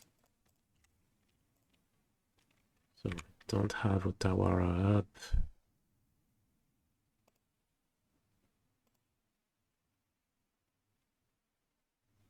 Like Ganjo. Ganjo would be tragic. But no, they don't play Ganjo with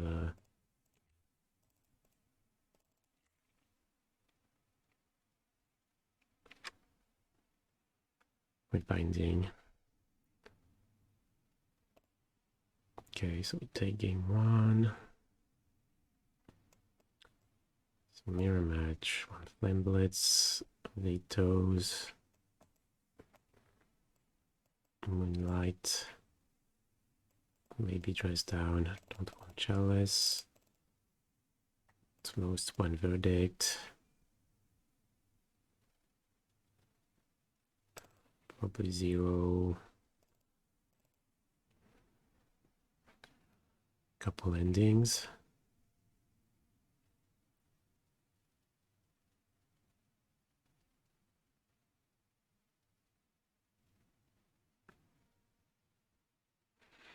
Could see Dress Down.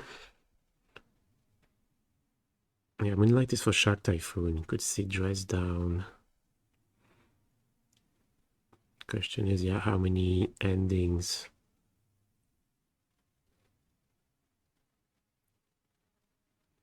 do we play? I think it's, yeah, ending.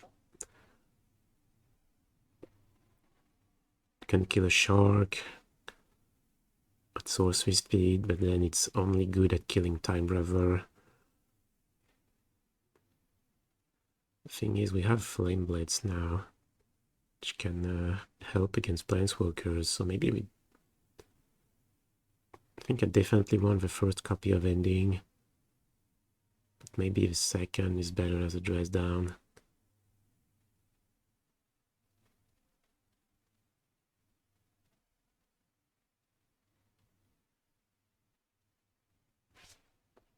No, I think I'll keep a couple endings. Yeah.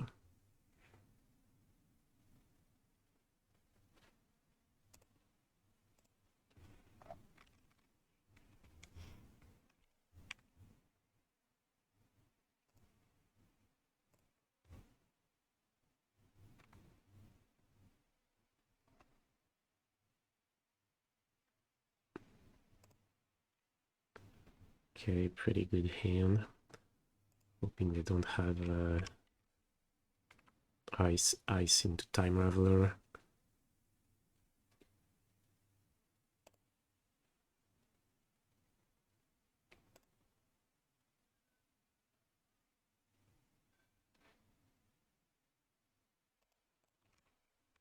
I think we haven't seen any ice game 1.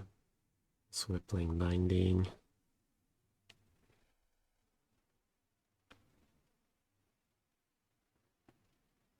Feels less likely, so let's just play it as it was drawn.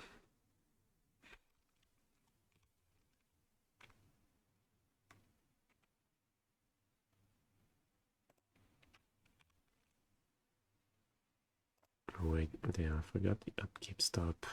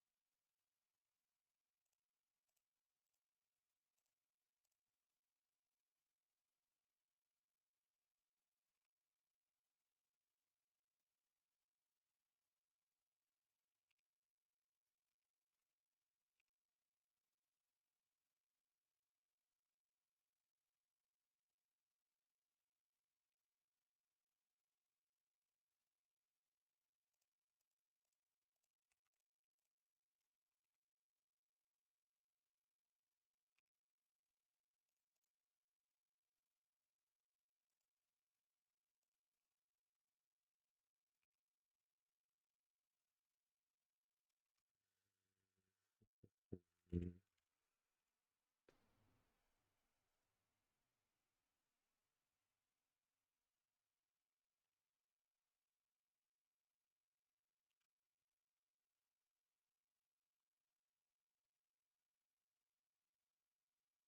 Given the texture of our hand, I think we want to play time Raveler now, because there's essentially go for another Planeswalker on their turn, in which case we risk losing the mana if Counterspell.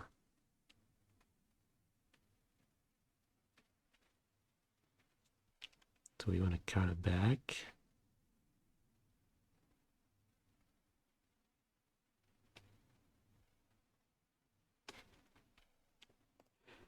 I think we do.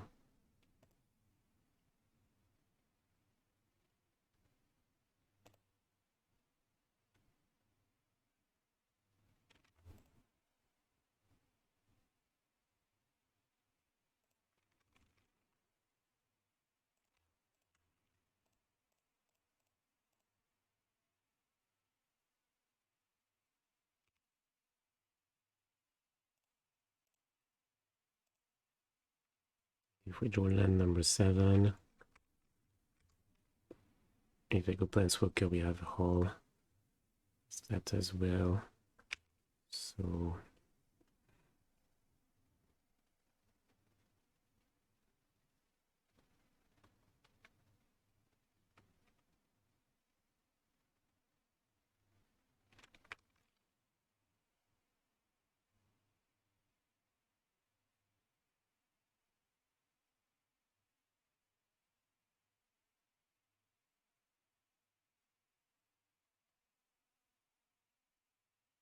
okay, so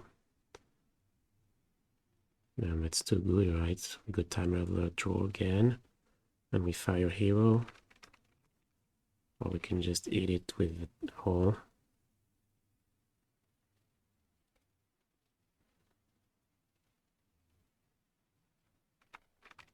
No.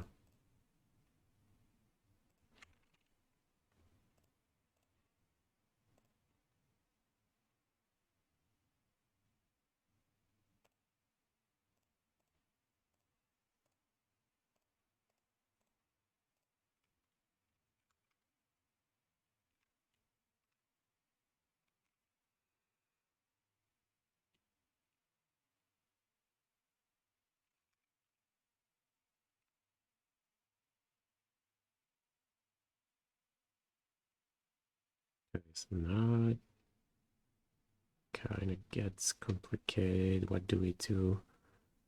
Could just clock them with the hole.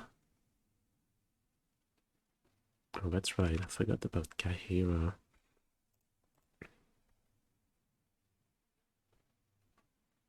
Kill time Raveler. Could clock them with the hole. Could go Deluge, grab Kaheera. Plenty of things we can do.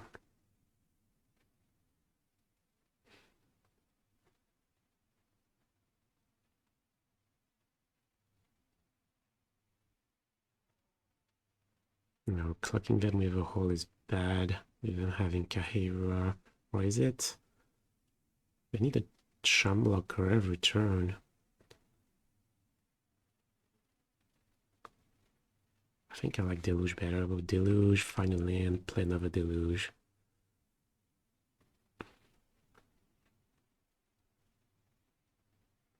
I feel like we're ahead, and seems like they're on the Planeswalker plan while we're playing Typhoon.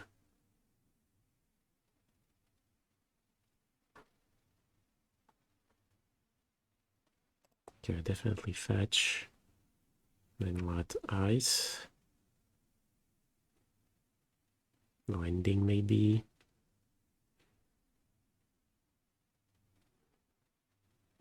Like Jace is one of the scariest things they could have. Jace plus blocker.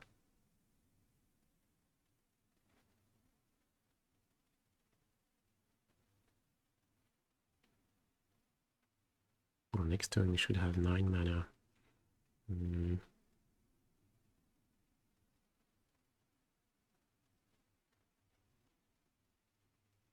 Okay, let's take ending.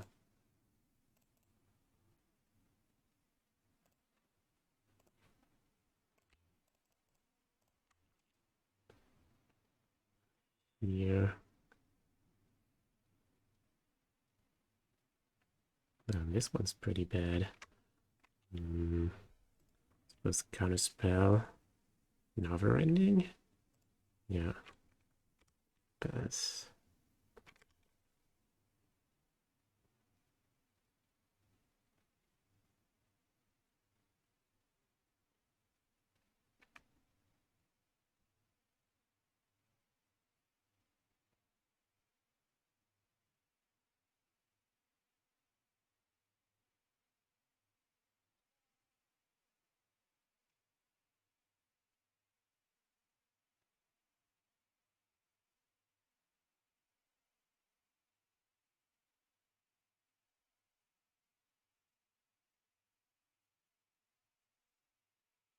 What do? We can flashback Deluge, play more lands.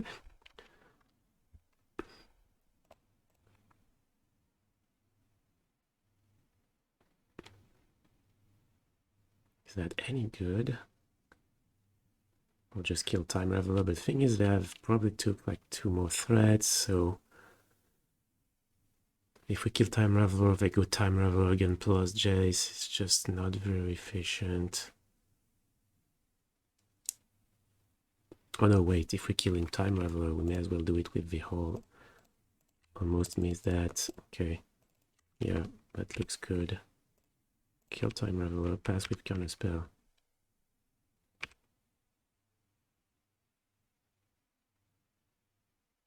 Better than spending one ending.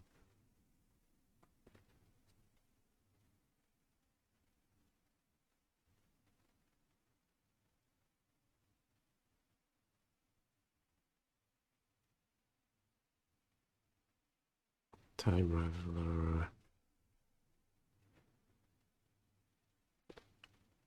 I think I like saying no. Oh, yeah, so we curve. Like whatever they do, we can get back from with whole or ending. Yep. Okay.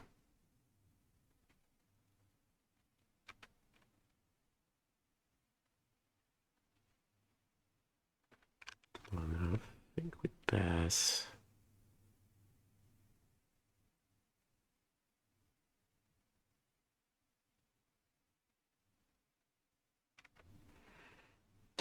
That's annoying.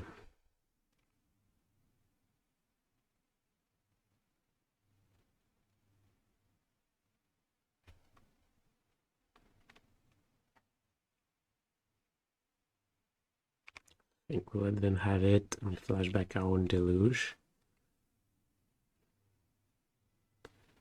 Then let's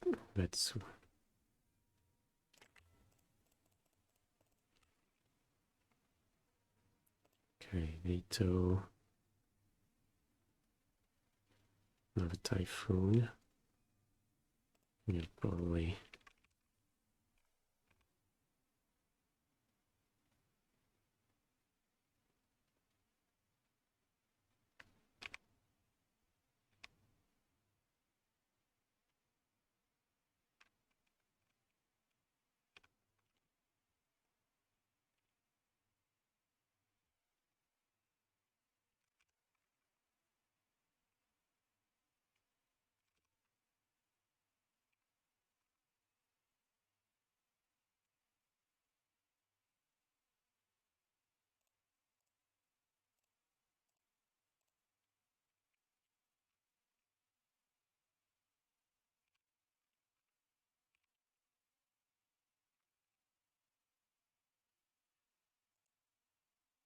Haven't played any Solitude.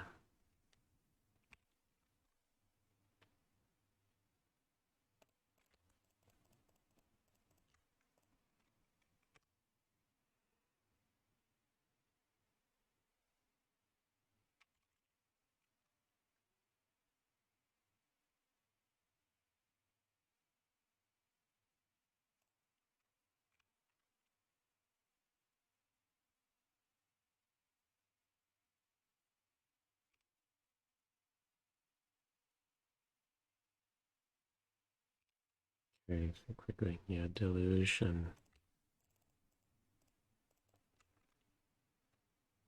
start doing stuff next turn.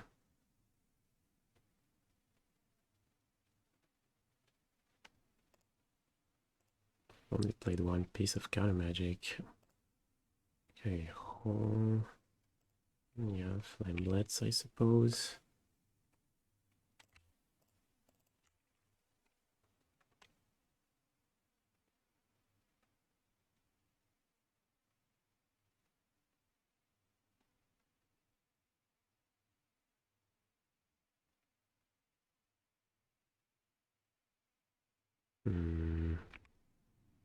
Okay.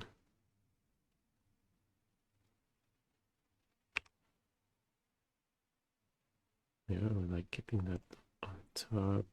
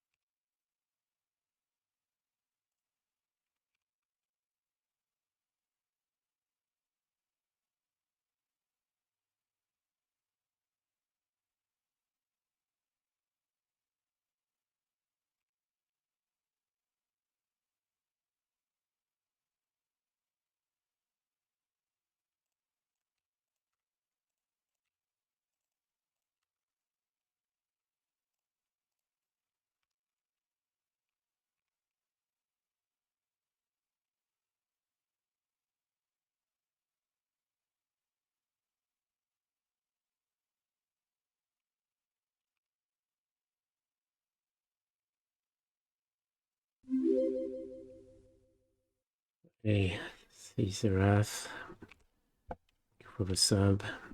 Much appreciated.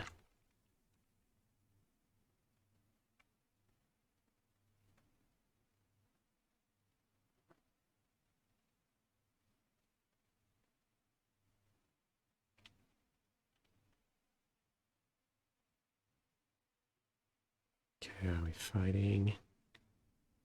I think we are. No.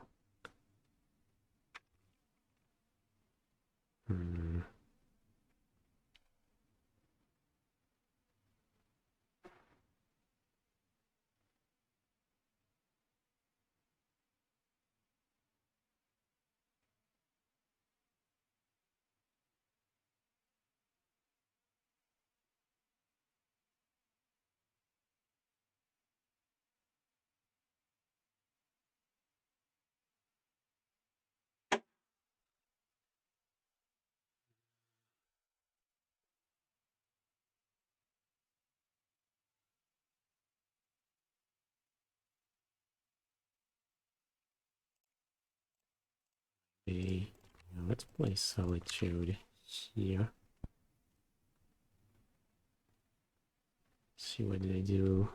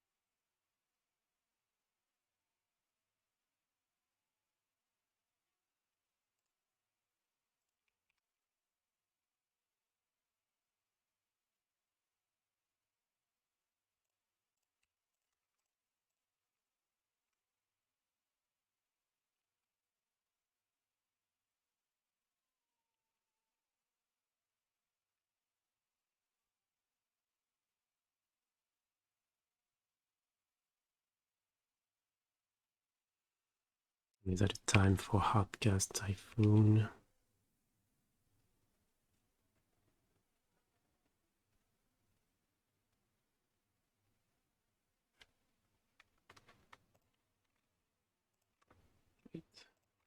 Let's start a time Raveler.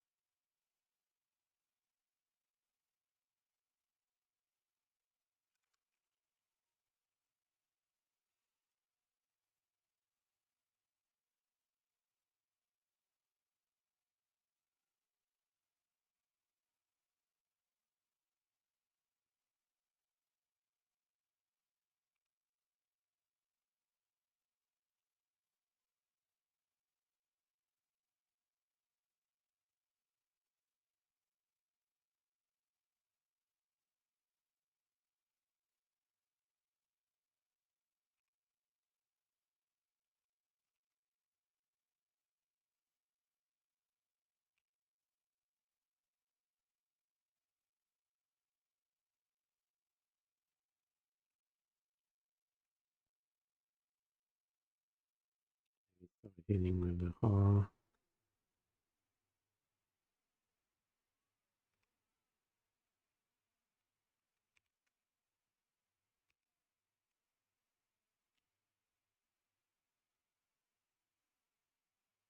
Can only animate one of them. Maybe we just hardcast. Yeah, I think I like hardcasting through here. Even have a counter. Still have 2 more Typhoon like resolves. Okay.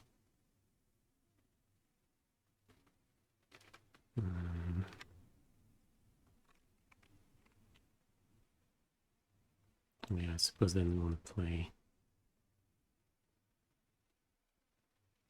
ending before they can play binding. How big? Probably. Yeah.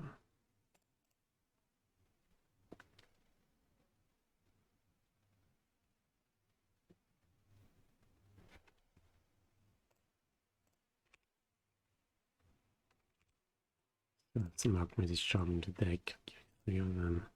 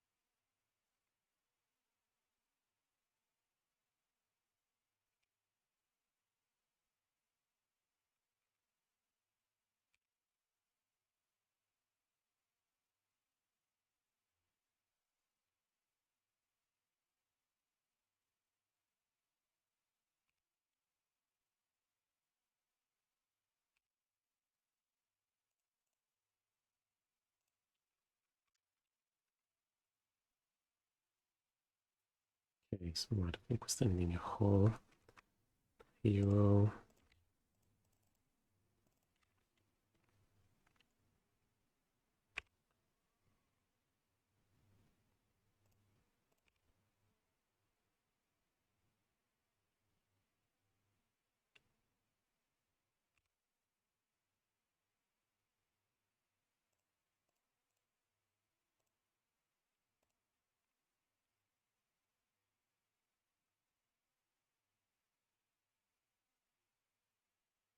We have to play both in case they have another binding.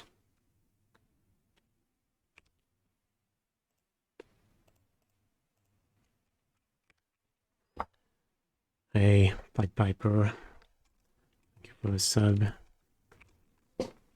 Much appreciated.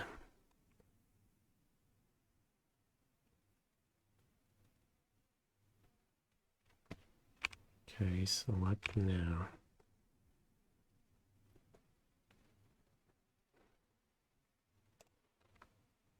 Yeah, probably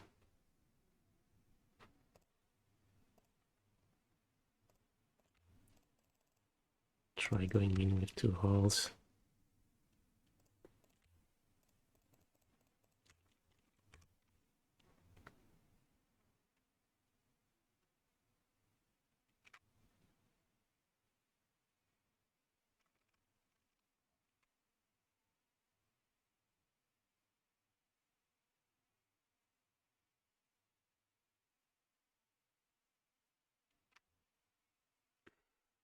Yeah, there's a lot of back and forth.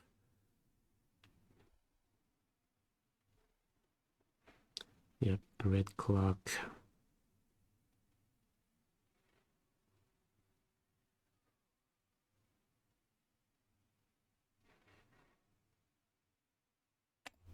Okay, kept the card on top.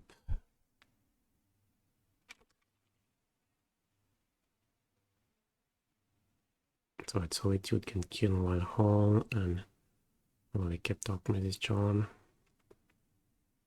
So I'm probably sending both hole again.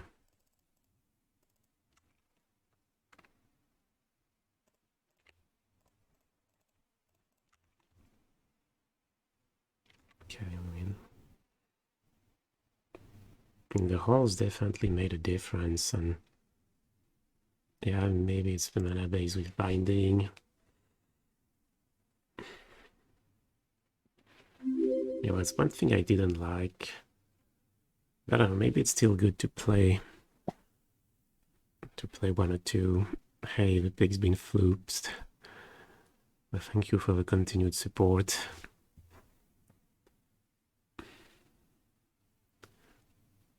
Mana base is 1 Raugrin, 1 Zagoth, and 1 Shark.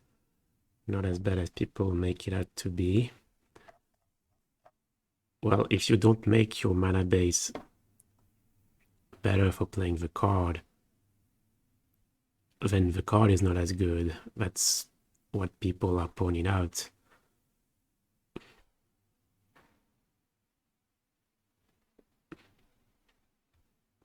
Like, I've tried like cutting 1 hole, like going down to 1 hole, 1 castle, only 2 mystic gates to accommodate more lands with basic land types. But I've found that binding is not even that good even when you do that. And you have a worse mana base. Like, I really value Hollow Storm Giants pretty highly. Like, I'm not sure how we win that game if we don't have that. If you remember, against Red Black round 1 was also key. I think the card does a ton of work. But then if you don't cut these special lands, then yeah, how good is binding really?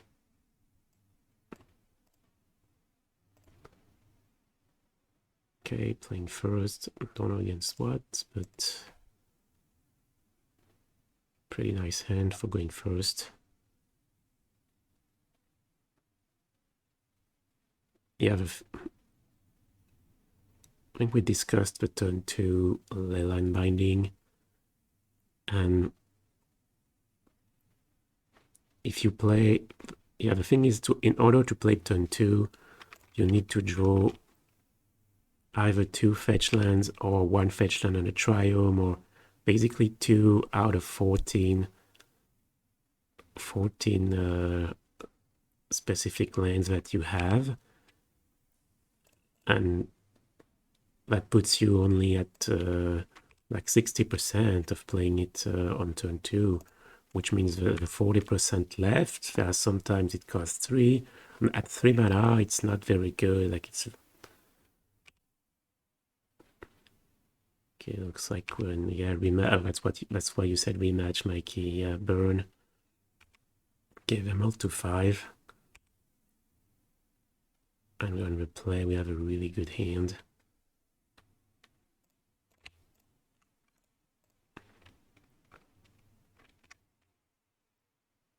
So yeah, I'm feeling really good about this one.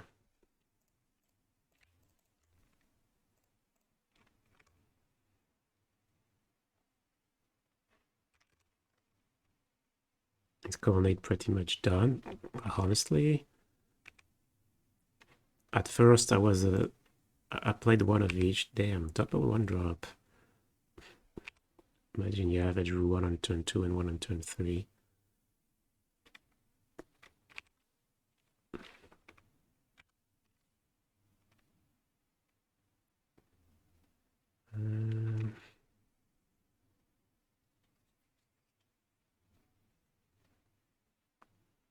I think I like to Typhoon, trade with the guides so we don't make ourselves vulnerable to creature. Yeah, the creature removal. That also deals 3 to us.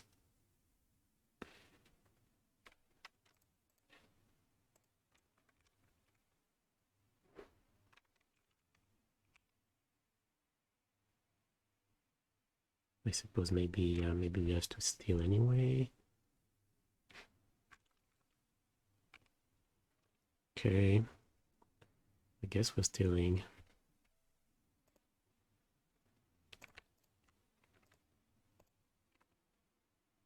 Wait, no, we can. No need to do it now. Maybe they have a land in here. Oh yeah, but we won't have a land and a spell.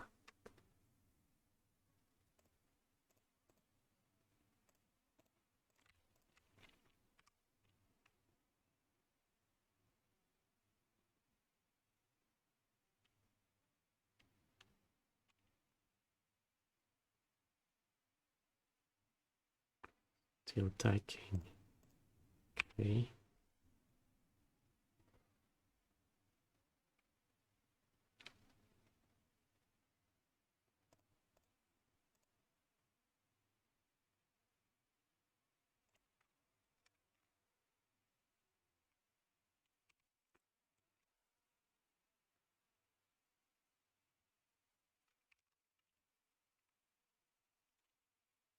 Bye.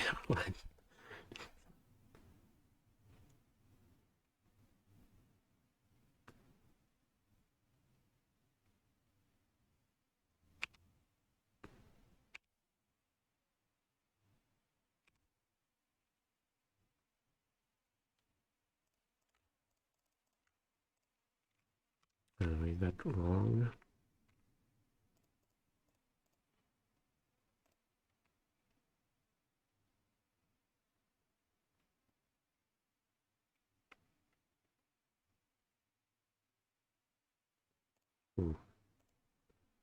That's a pretty good draw.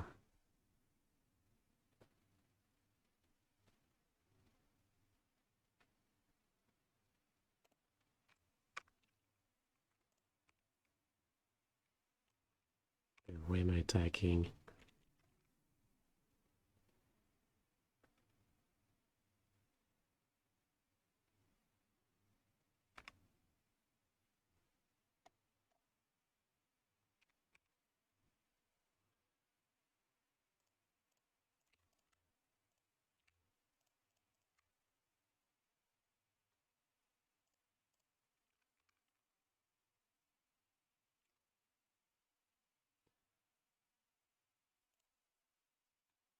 Okay. 2. Yeah, I wonder if we should keep one verdict in. Did not do it last time. Still, it's a white card for Solitude, so it's not all bad. I feel like it's pretty rare that it can be relevant on the draw. Except as being white. Being fodder for Solitude.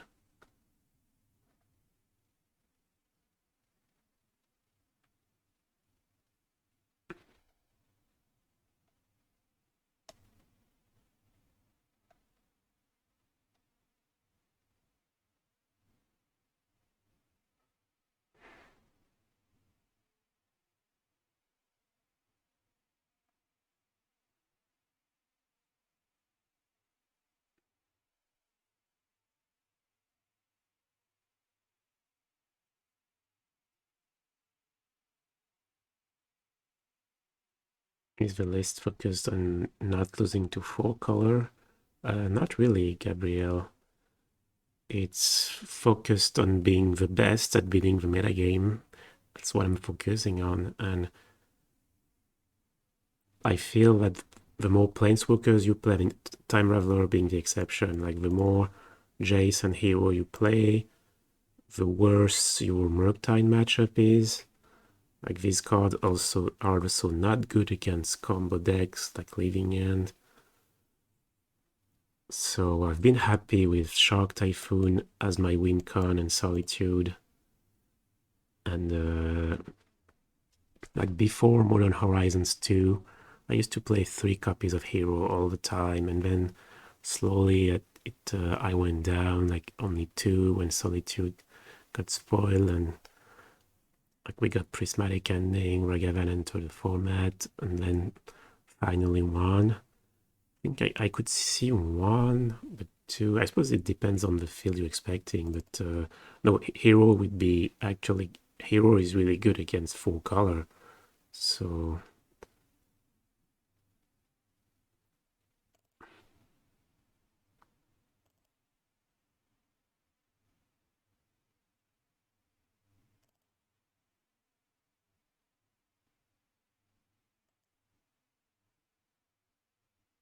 it's the best thing Hero does. It's good against 4 color, but I don't think there's really any other matchup where you can say I really want Hero.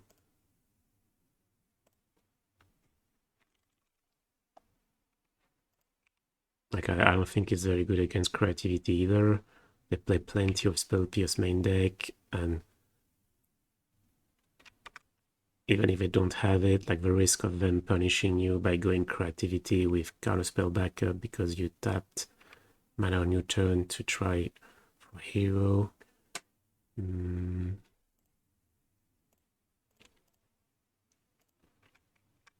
Since we have a Fire Ice, there's no reason to not play the ending.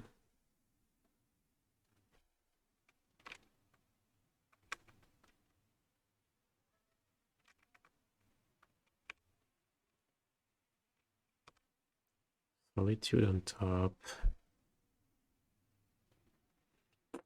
So what's the plan?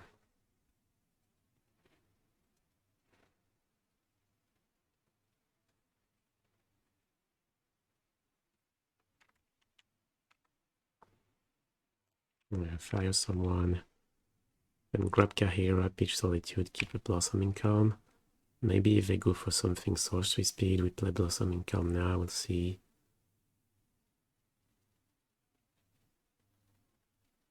Okay. Then Blossoming Calm now it is.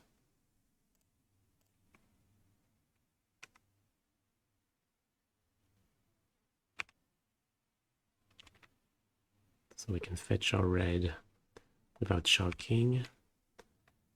I think, yeah, I want to do it in response to the guide trigger.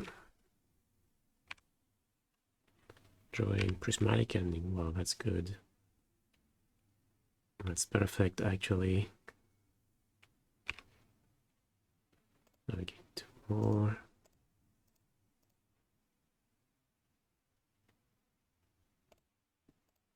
Swift Spear.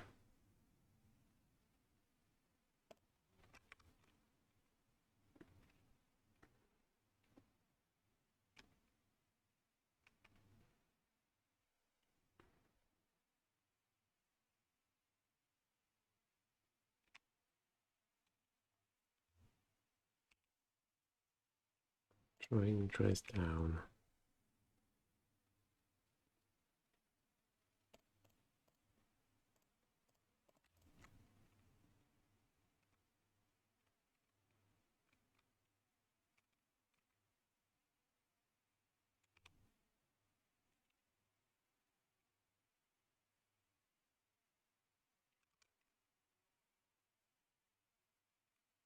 Yeah, I suppose we regret it not being a Shark Typhoon.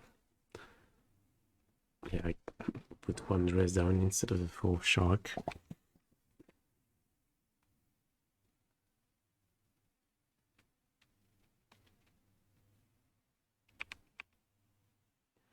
So we have 3 cards in hand.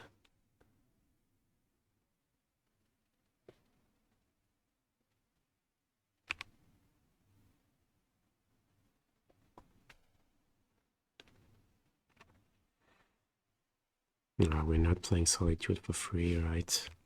So let's, no matter what, so yeah, let's wait end of turn.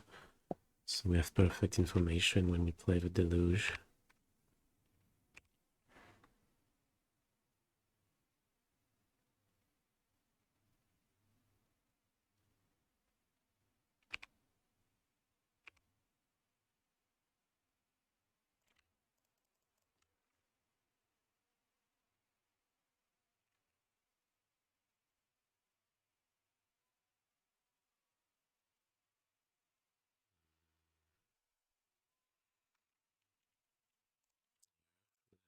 Number 2. And probably fetch sorcery speed, not to enable spectacle. Okay, not fetch.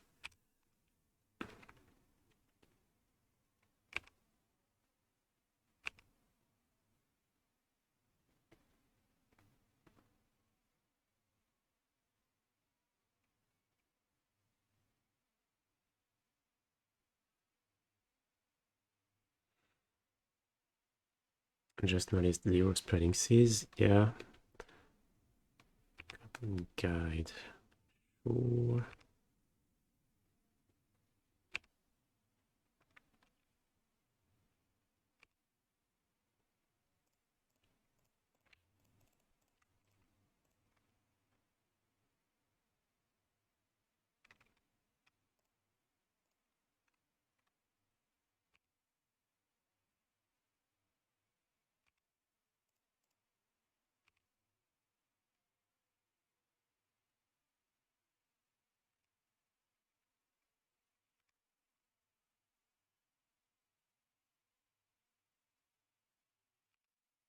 Okay, it's getting pretty close.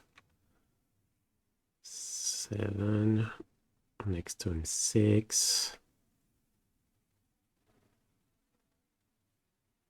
And then you have 1 burn spell left and draw another. Yeah, maybe we lose.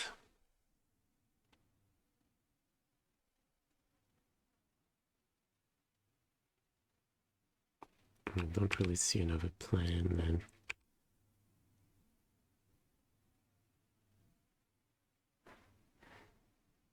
Yeah, Typhoon end of turn.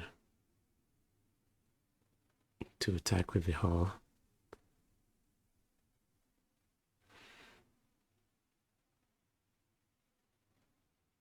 Yeah, spreading seas.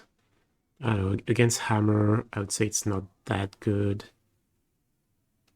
Okay, that's good news. So we win.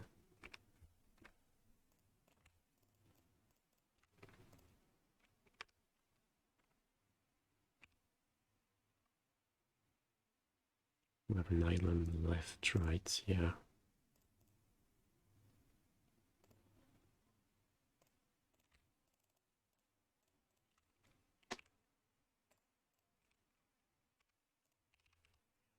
Jeez.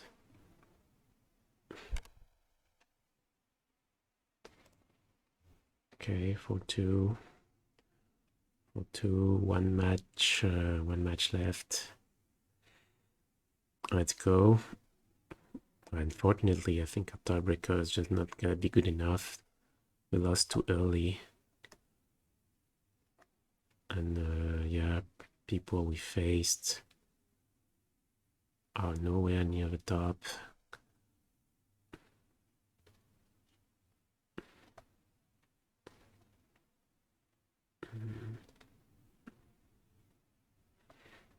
Yeah, so Y0 spreading seas. No, thing is, Tron has really... I feel like I'm not facing Tron anymore. I mean, I'm not playing that much, but I feel like, yeah, you know, I also check out the top 32 each week of both challenges, and yeah, Tron, I feel like he's not played as much right now. Maybe it's, I don't know, in a bad spot, but so that makes me, you know, feel like spreading seas is less, like I bring them in against Hammer. They are great sometimes, but not that often. There are also plenty of spots where it's just 2 mana cycles or 3 speed. So it's not like I want them for the Hammer matchup, even though I bring them in there. I think they're better against Burn than they are against Hammer. But yeah, it's a nice way to make the link between yeah, Burn, Tron. Some decks running Valakut or Cavern of Souls. Yeah, we would have helped against Goblin. Or we could have helped against Goblins. It's not even, you know, sometimes you have the seas, you have 2 caverns. Also, you have to, yeah, you have to tap 2 mana, so 3 speed to place it. Sometimes that's really annoying. Okay, 18 minutes. We have plenty of time. Damn, yeah, way too quick. Did not milk it out. What are we gonna do now? Not a fan of temporary lockdown. I completely forgot the card when I tried. I just tried binding. Did not try temporary lockdown. So talked about it a bit earlier. Said maybe it's actually will improve upon Stony Silence. But Stony Silence is mostly there for Hammer, and lockdown. It's probably just as great against Hammer,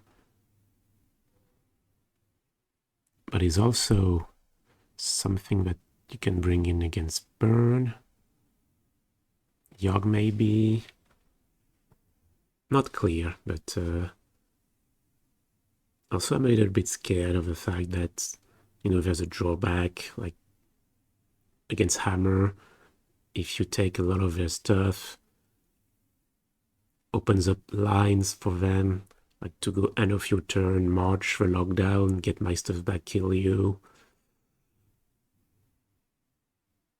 So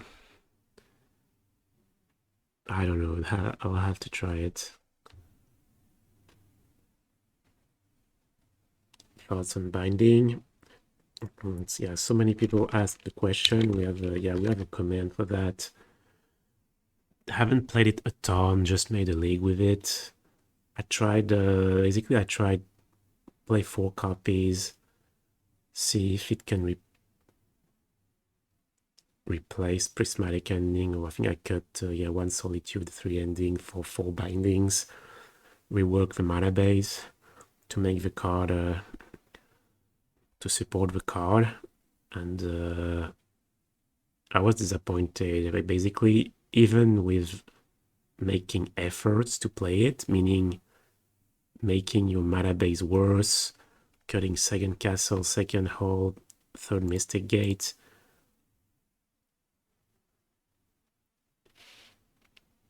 like you can only cast it on turn 2, like at best 2/3 of the time if you really make the sacrifices. So because of that, I would see it more as a support removal, you know, or not your primary removal. So you still want, I think, at least 3 copies of both Ending and Solitude, and maybe you can play a couple Binding, but then I wouldn't rework the mana base for it, like if you're only playing 2 copies. But then I'm not sure I want these 2 copies because, well, if you don't rework the mana base, how often do you play, you know? But maybe, well, like the comment says, I could see playing 1 or 2.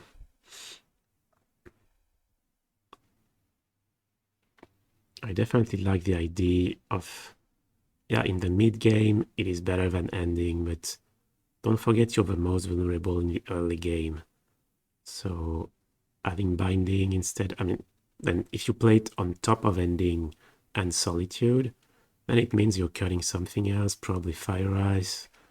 But yeah, it all depends on the, it's not like, do you play Binding or not? It's, if you play Binding, what are you not playing?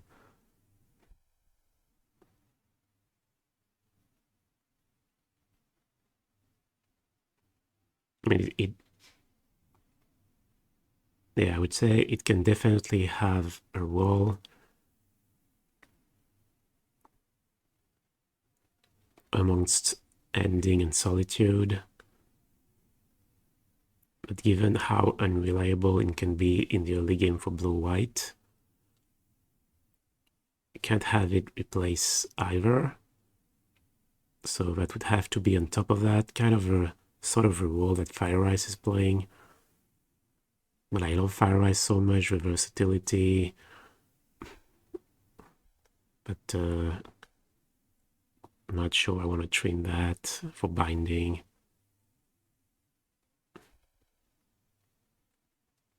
That's why you play 80 cards.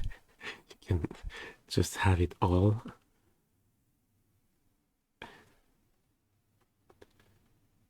Okay, I'm getting tired. Yeah, I think I'll just make a break. Like next round in 30 minutes. I'll go take a walk.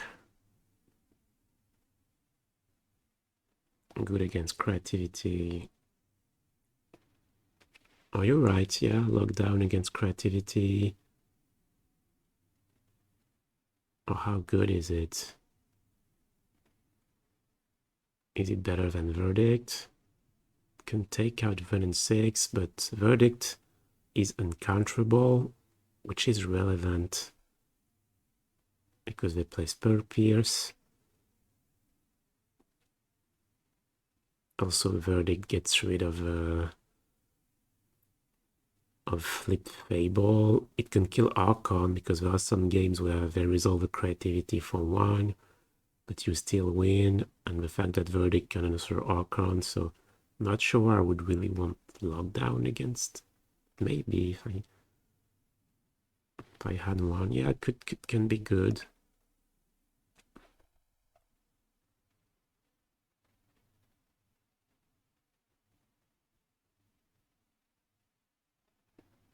Yeah, there's a combo with Shark Typhoon, that's for sure. People see it as an indictment against the card when they see I'm not playing it. Yeah, maybe it's not. Well, like I said, my first experience was not great. I feel, yeah, maybe it has a place as a... So you can run at some angles, like trim 4th Solitude, 4th Ending, 4th Fire Ice, maybe, to make the room for a line binding. And if you've played enough blue-white, you probably have been in a situation where you draw multiple endings. and verdicts, and you just get run over by a dash Raven. So yeah, I mean, in the mid game, it's definitely better than ending.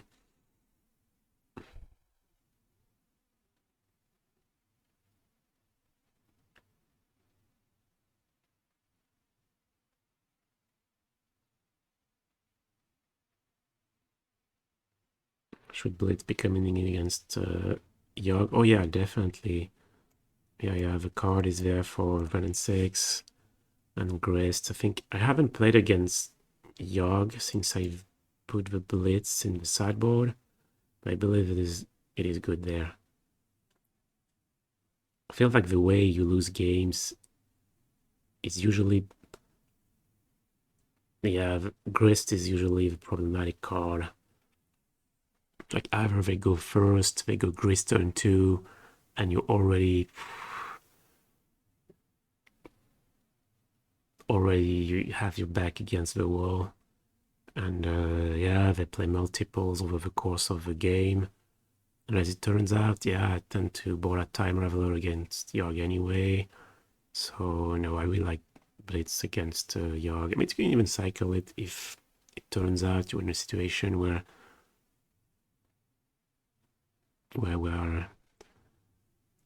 it may be good for you to cycle it.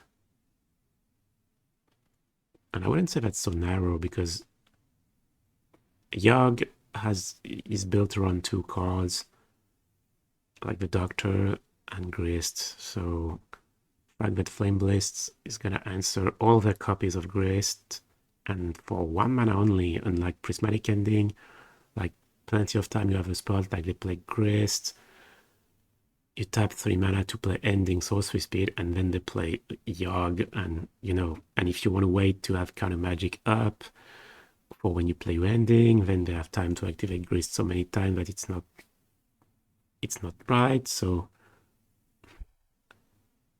I think it's good against Yogg. Okay, so yeah, like I said, I'm gonna take a small break, like 20 minutes, go take a walk, and then I'll be back for the last round. Okay, so see you in a bit, chat.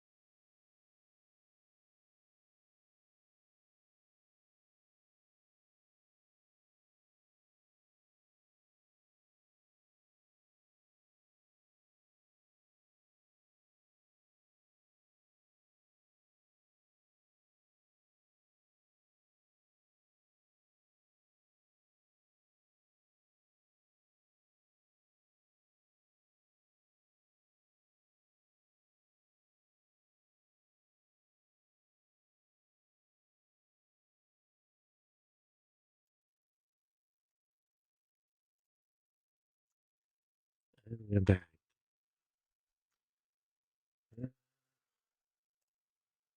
Let's try now your life for top 8. Technically, yes, but no, we have so many 4-2s ahead of us. But I would say no.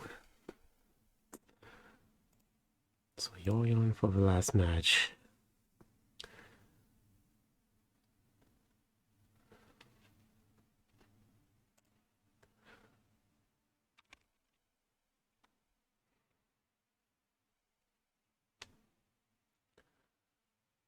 Oh yeah, I need to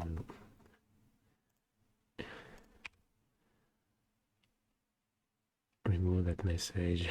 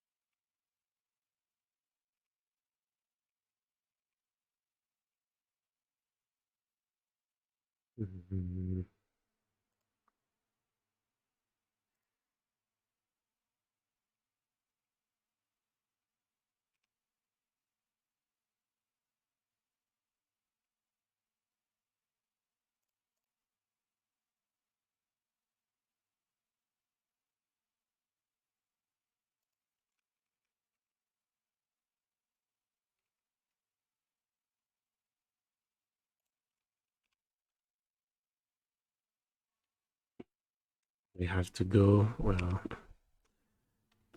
it's not like we're winning anyway. Yeah, at least it wasn't 1-6.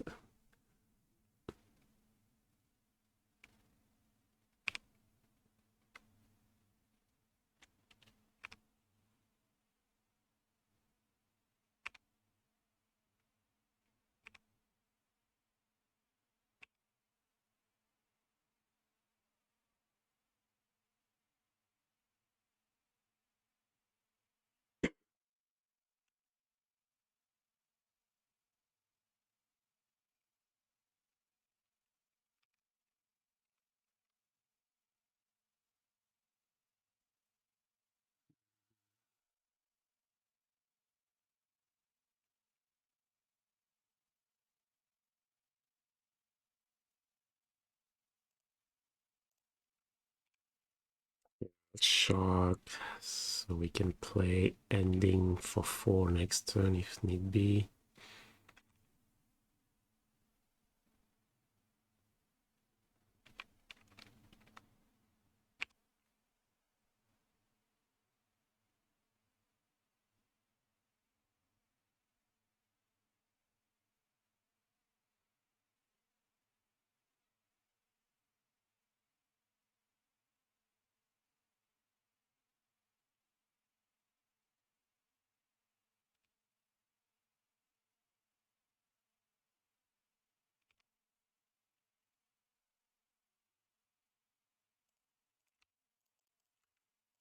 We have something, but given our hand is Archmage Shaman or Air.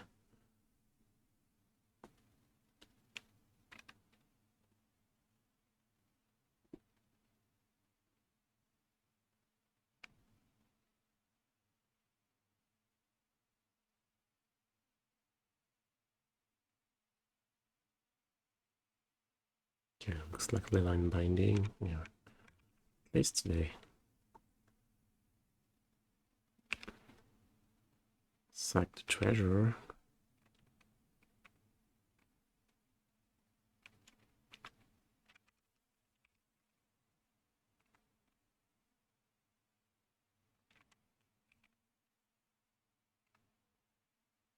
Mm.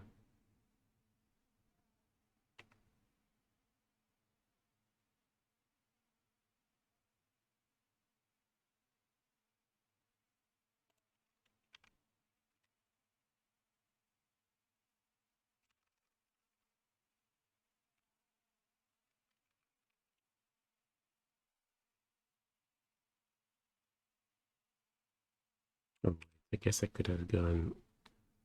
No, time level plus.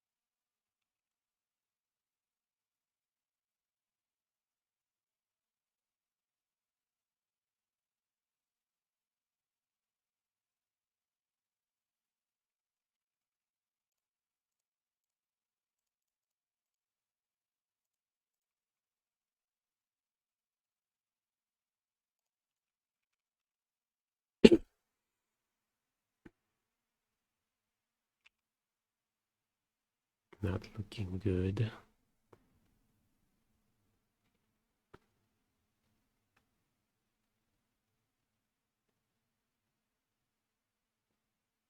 But maybe not dead yet.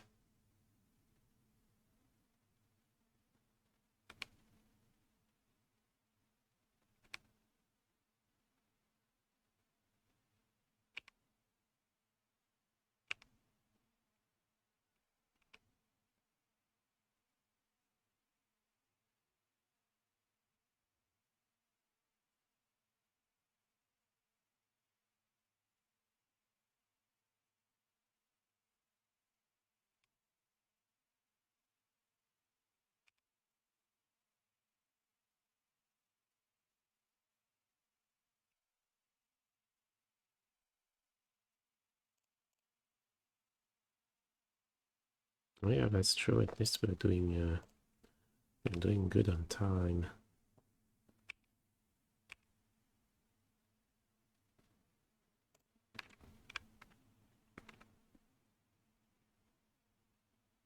I don't know. We're almost at whole mana. Okay, I don't have enough. I go ahead on cards, but on board, Ice Fang.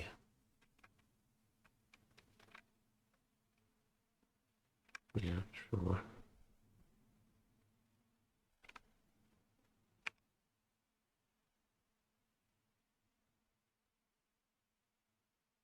Yeah, they're ahead on cards, but not so much on board.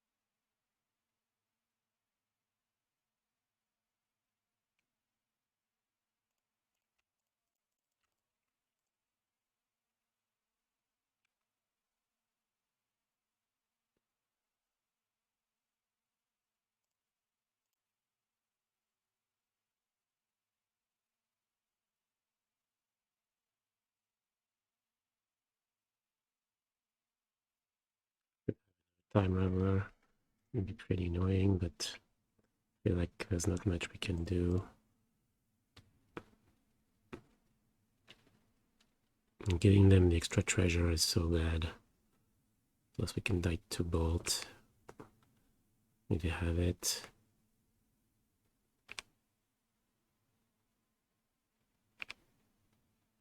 Okay, pitching. Yes, we like that.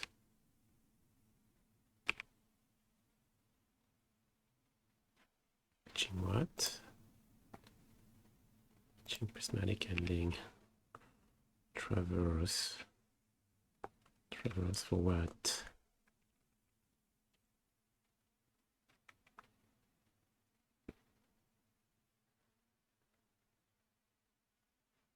Enough.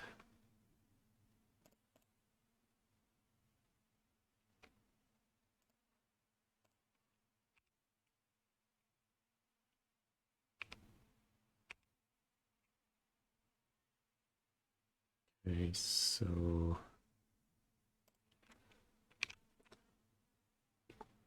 yeah.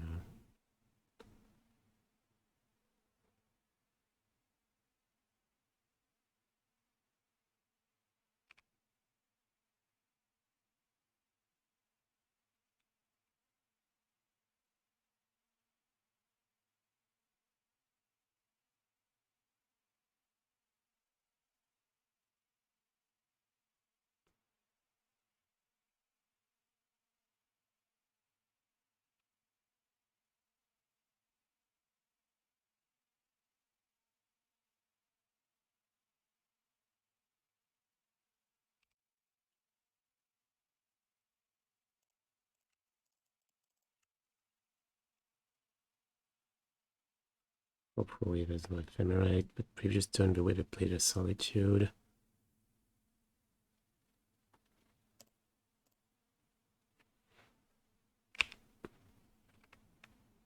Okay.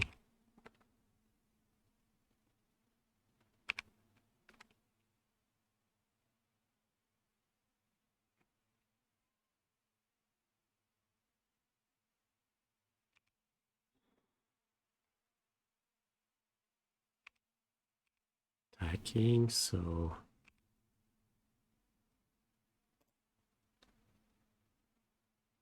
could attack for 10. No, that Ice Fang is a problem.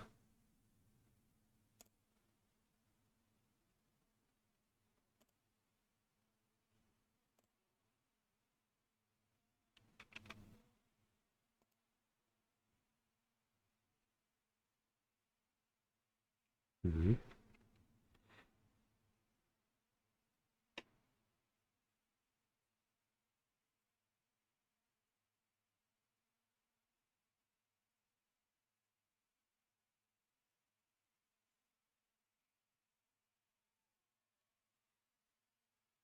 Yeah, they've been stuck on lands, so we know they have like all spells.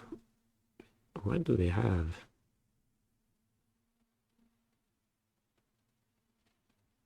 Another ending, maybe. Like if we attack for 10 here, next turn we can go end for the snake and attack again with the hull, which is lethal.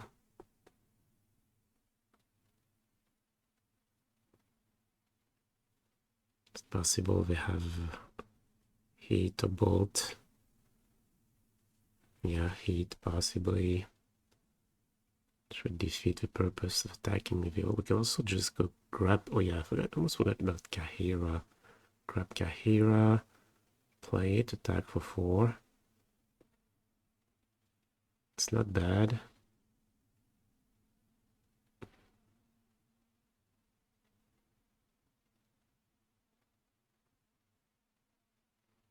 Kaheera, play it, and the snake.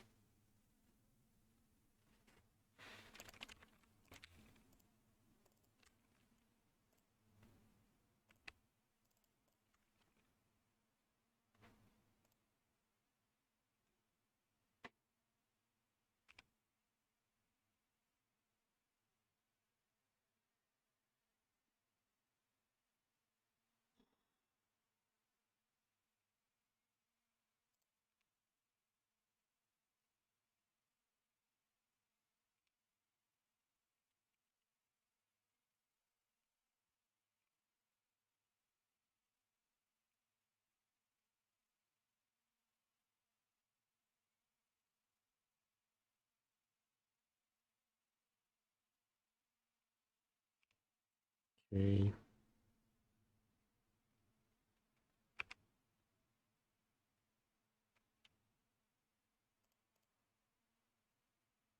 Okay, like that. I think I like ending for the snake here.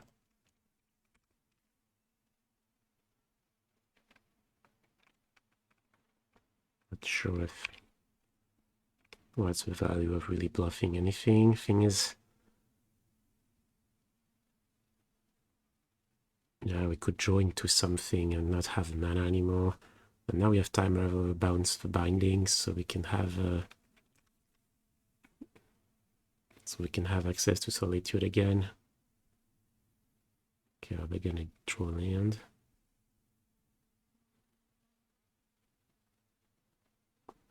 Okay, then let's not fetch land. Okay, that's pretty good for us. And we can go Time Raveler.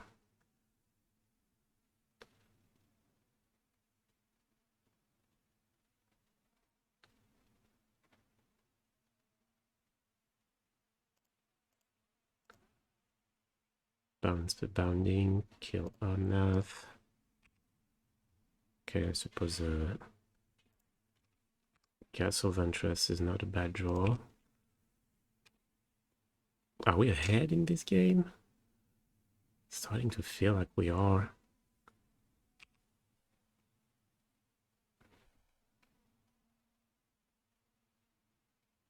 Which is really weird. We're at 4 life. Probably the line binding means yeah, less copies of Lightning Bolt maybe.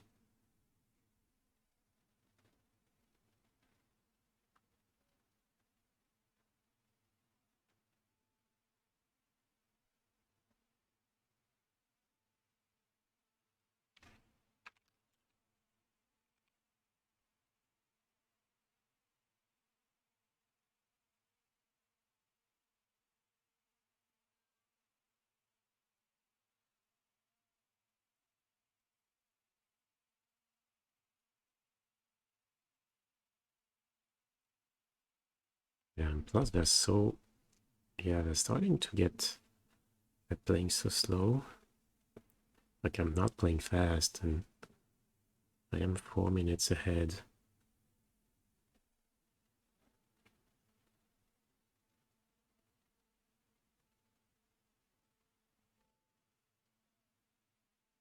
Okay, playing Boseiju, so no other Omnath.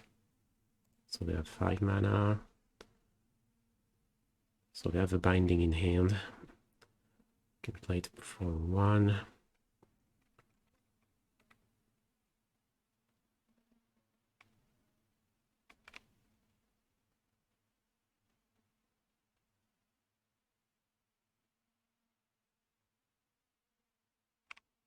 Okay, I thought I were gonna get the Solitude.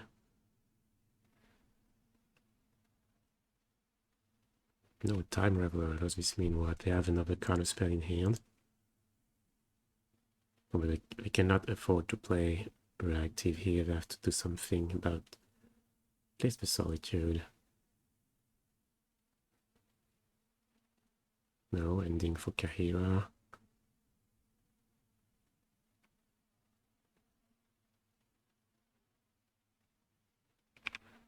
Okay.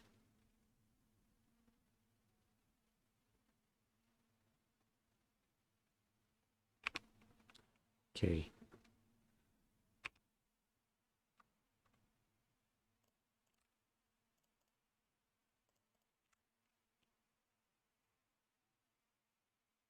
Ice, ice. Kill them, tap 2 of their lands. Maybe keep one of them. At least it prevents them from playing Yorion next turn.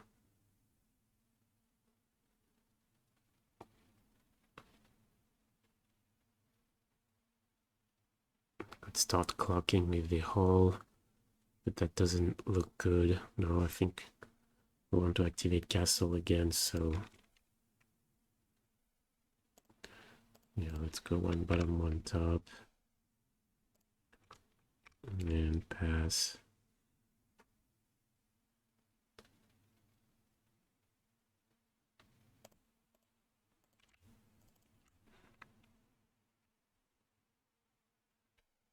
Emrakul. Oh yeah, that's right, they have access to Emrakul because they're playing Traverse. Well, there's not much we can do about it.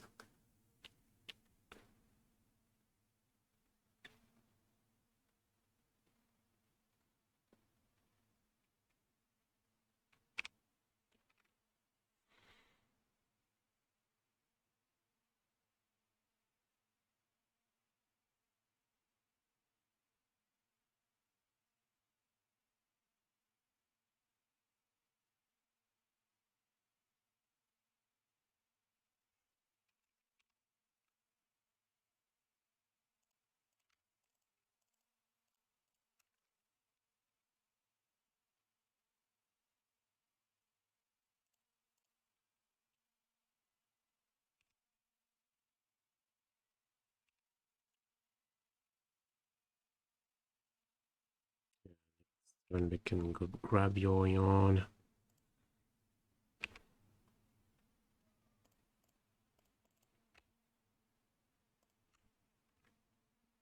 And play it.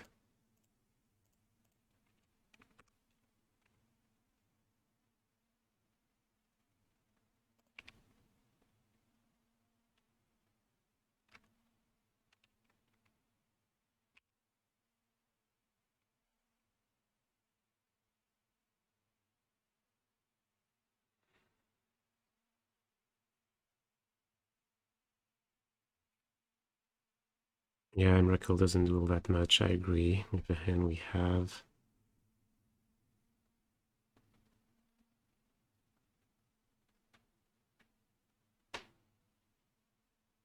Raveler.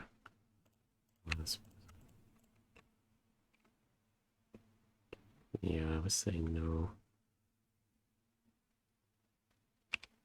Way too annoying.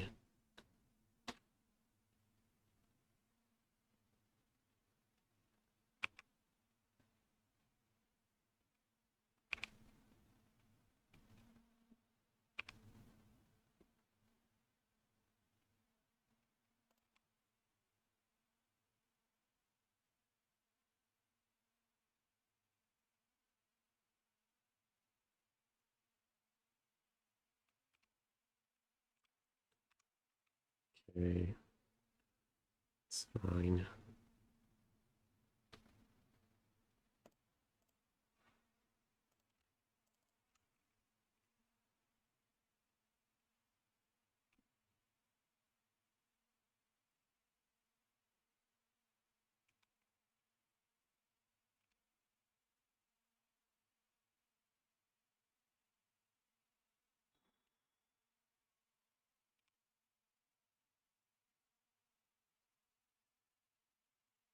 Magus of the Moon. Yeah, I guess when you're playing Traverse.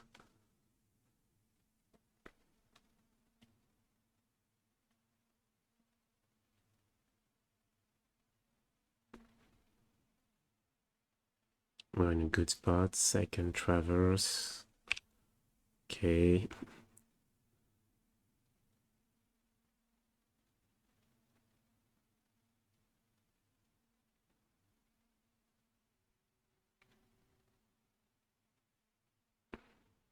I don't know about a good spot. Yeah, Ragavan at the beginning got one Deluge, one Typhoon. We still have two Typhoon in the deck. But yeah, Typhoon used to be...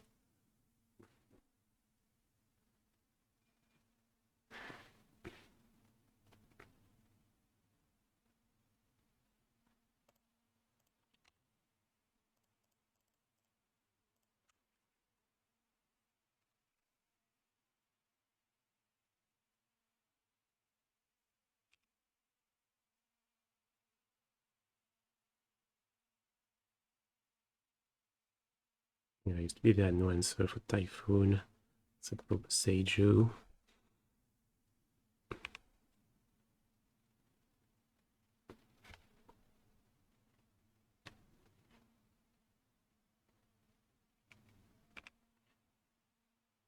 Okay, so their hand is Solitude Mystery card.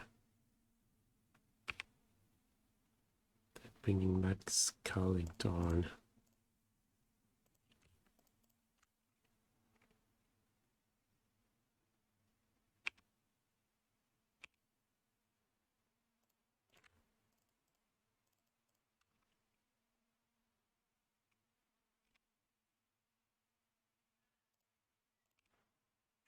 Maybe that's wrong.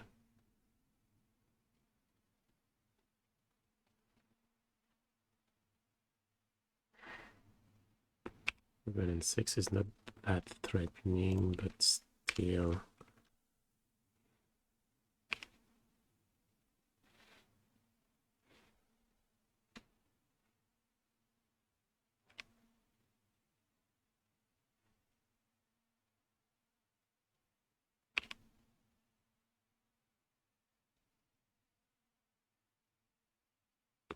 Like Misty. Okay, that's annoying. Don't have to win. Yeah, maybe you're right. Yeah, just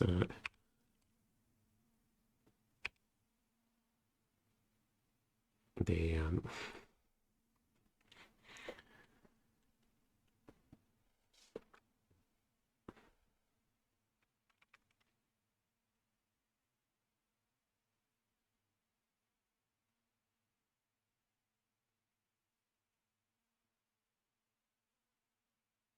what do we do?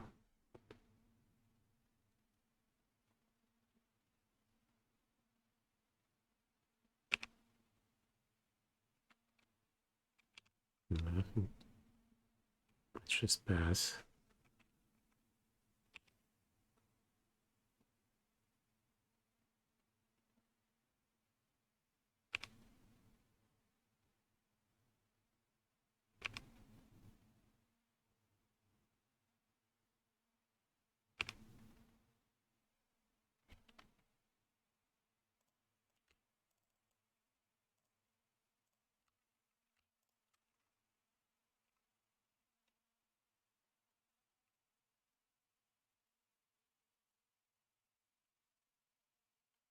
Is this way we're gaining 7.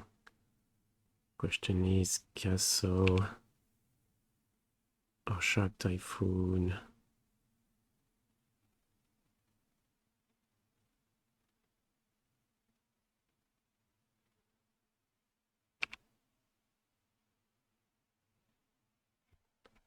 think I like Castle.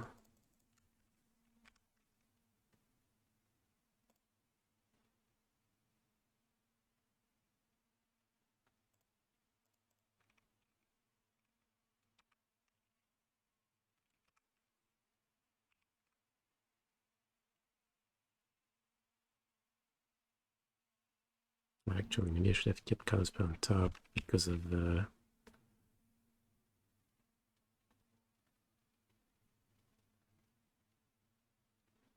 Ragavan.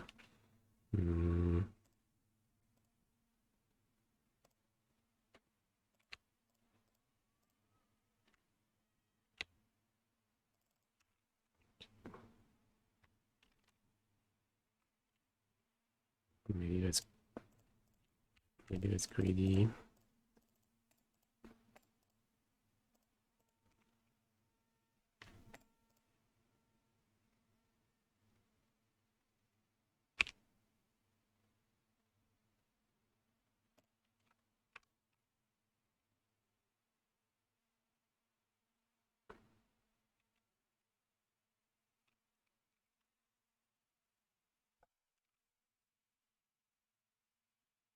Yeah, I guess the verdict would have delayed the game a bit more.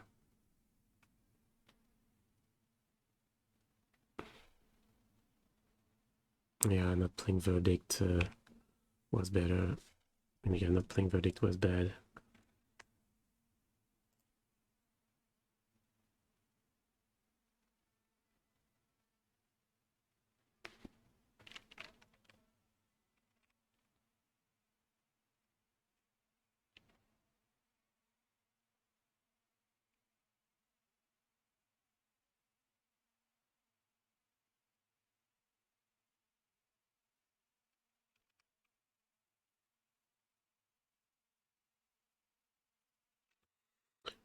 What game is this? This is game 1.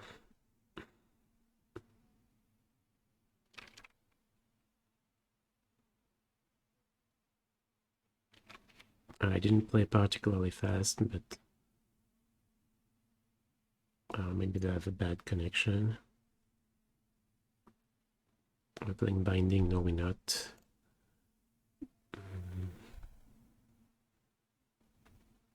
Okay, so how should we sideboard exactly? I usually don't like Verdict so much. But here,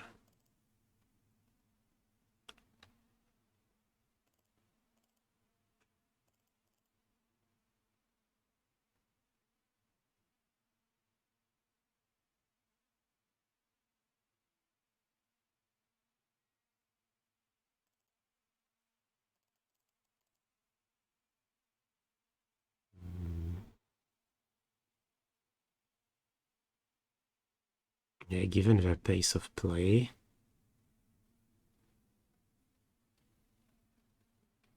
maybe we're better off trying not to win.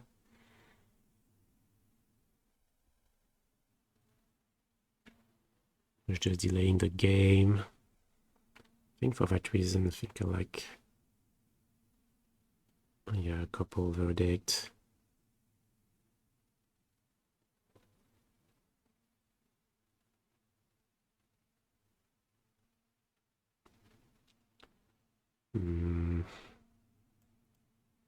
Not a fan of ending number 2. Or Time Raveler number 2.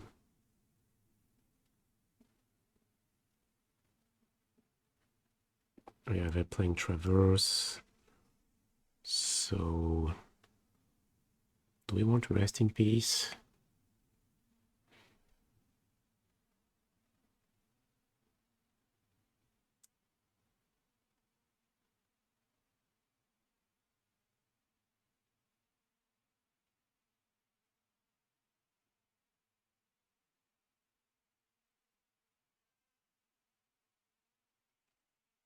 Maybe trim Solitude.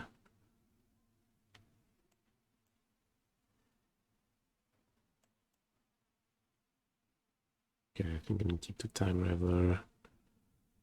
Chalice. Better have a Rest in Peace. I don't know, I think his Rest in Peace has a coming to play trigger that Chalice does not have. So since I play Binding, Time Raveler, if Chalice, you know, I think I like Rest in Peace better. Yeah, I think I'm gonna play it like this.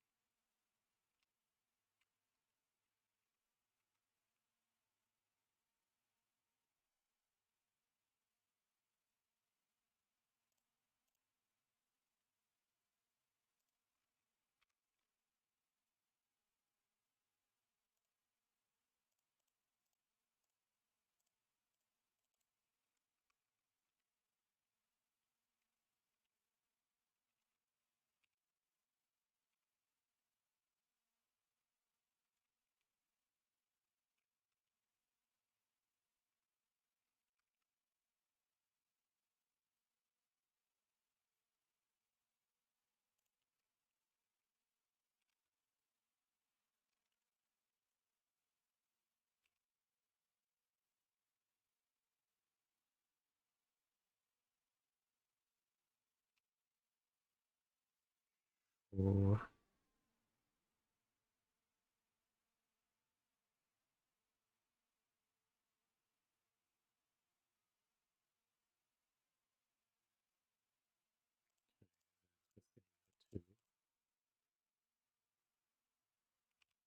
yeah, we're playing Magus of the Moon. Still, I think we're Fetching here.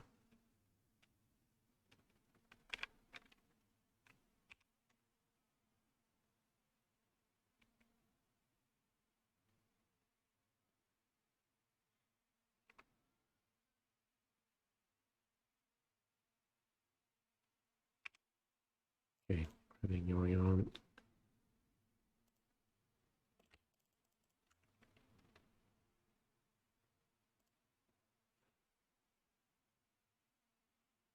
Okay, I'll take Blitz instead of second Deluge.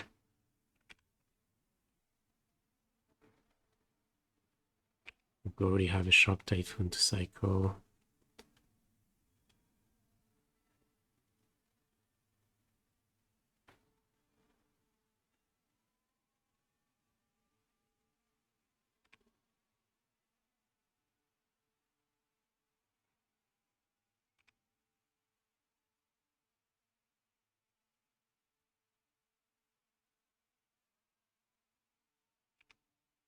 Okay, can they play Binding for one? Yeah, looks like they can, so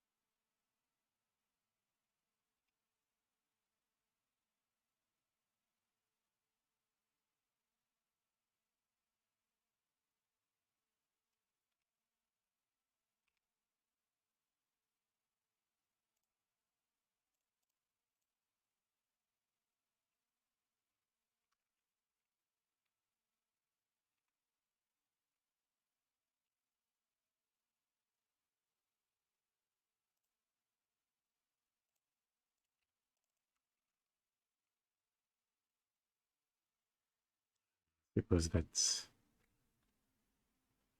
bad if they have Veil. Redline Binding? For sure.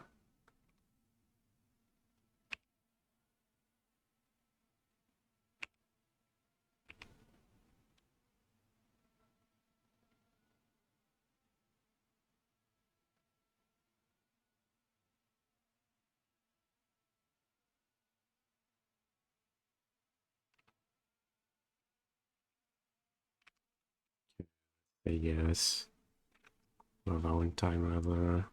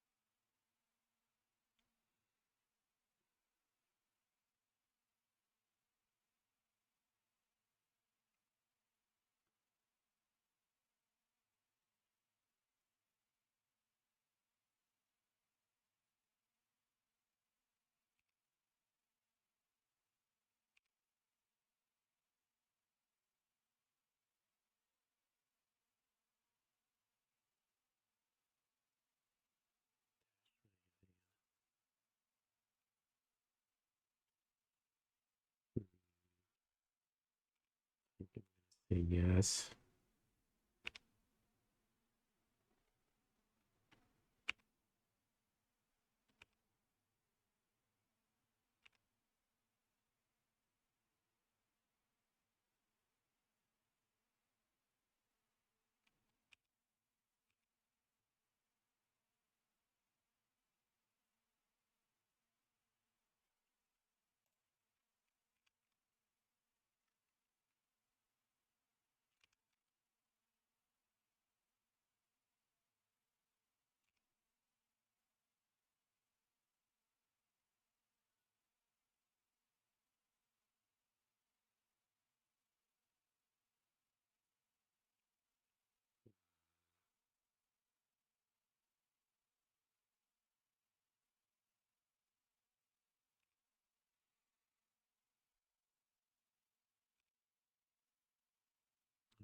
Raven doesn't hit so hard, right? I think that's fine.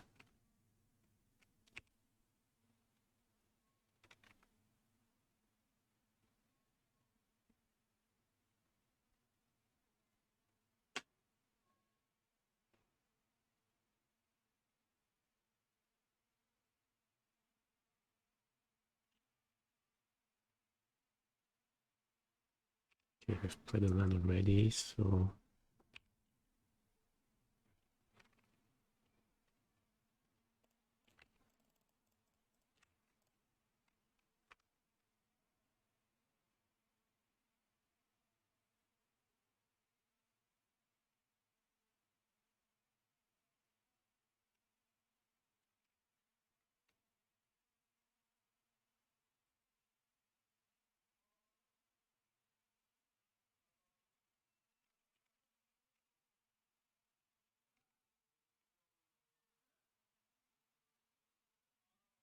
Okay.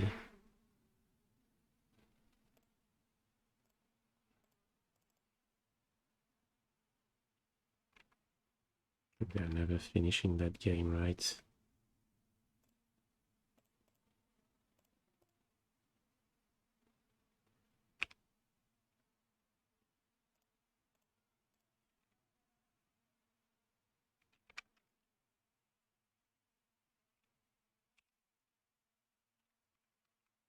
$20.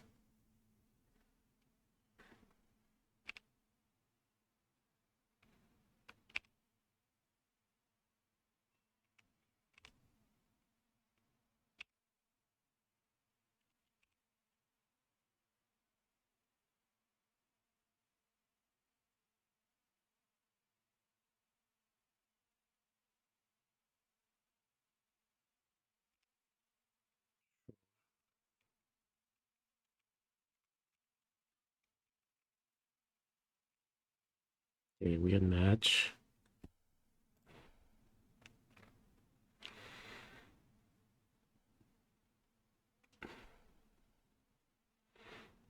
Yeah, GG, I don't know, GG.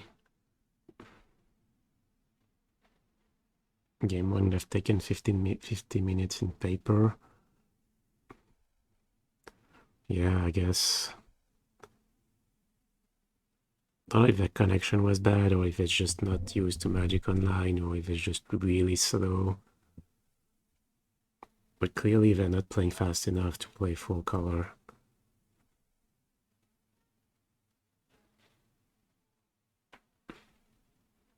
Or maybe they're just, you know, training.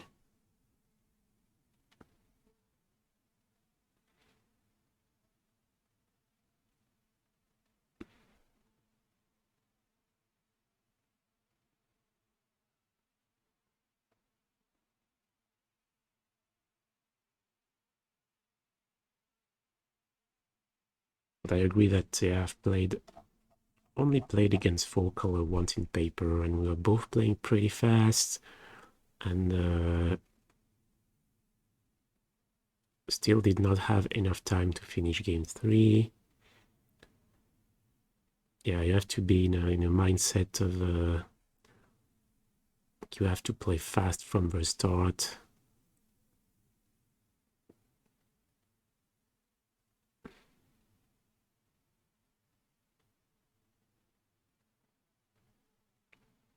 Built 4 scene paper for SCQ yesterday, and last minute said I don't want to deal with the time, so I played blue-white. I still have to deal with time with blue-white, maybe a bit less. Which general would you play in Commander? Well, I started playing Duel Commander again, which is not, well, as the name says, it's one-on-one Commander, and I'm playing Tivit. I'm not sure how that's pronounced in English.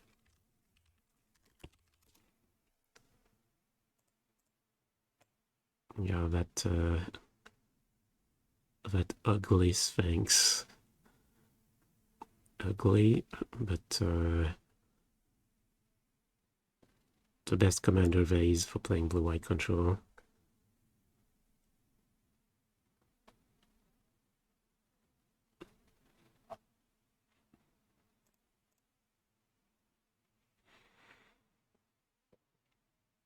I'm not even sure we're gonna make top 16. Let's see. How many players with one loss? 1, 2, 3 or better. 4, 5, 6, 7. So one player is gonna make it in with 2 losses. Oh, Young Dingo was the one with the better tiebreakers before the round. So yeah, let's hope let's hope Young Dingoes makes it, because we'd have to jump ahead of 1, 2, 3, 4. What? 5 dropped even before seeing the standings. I mean, yeah, getting ahead of 4 people can happen. Why would you drop? I suppose they had something else they needed to do. So yeah, we'd have to get ahead of 3, 4, 5, 6, 7, 8, 9, 10 people.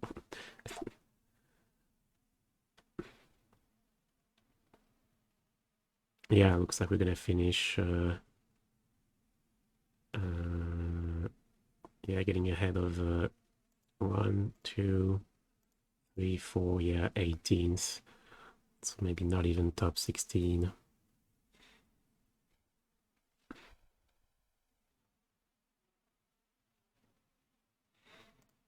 Yeah, so what did we lose to?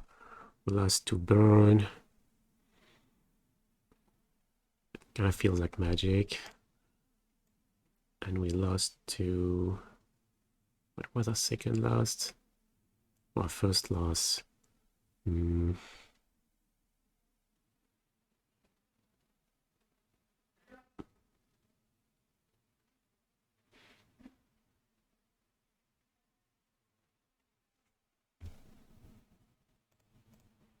Can't remember. Yeah, we beat Red Black round 1, lost to Burn, beat Hammer, lost to... Oh yeah, Goblins. Lost to Goblins. Yeah.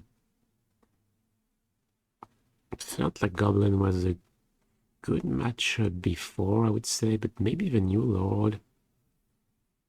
I mean, good without being, like, I felt it was favorable.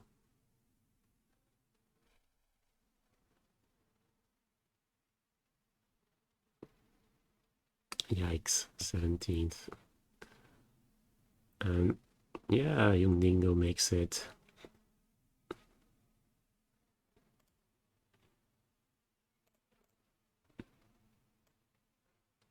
Yeah, so she probably should give another go to Binding without changing mana base too much. Maybe cut one castle. Yeah, I don't think I want to cut second home. Maybe one castle, one Mystic Gate. Maybe not even that. And play a couple Binding. Like trim one Prismatic Ending and Solitude.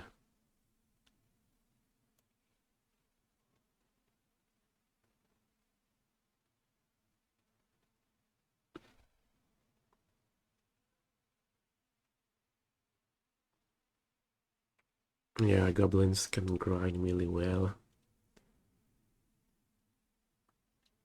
And the new Lord helps with that as well. It's true. Plus you have to be wary of a combo, of not losing to Blood Moon. But still they're pretty slow, so I feel like maybe... I suppose that's a matchup where Hero would be good.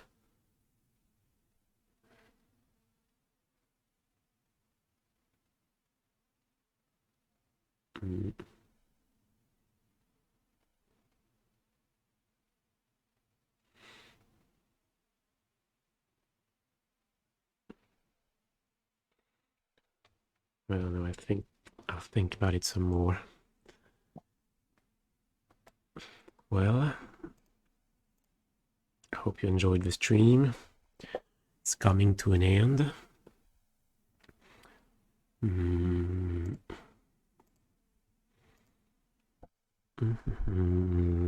Not sure what I'm gonna play next time. I'm gonna play Modern again.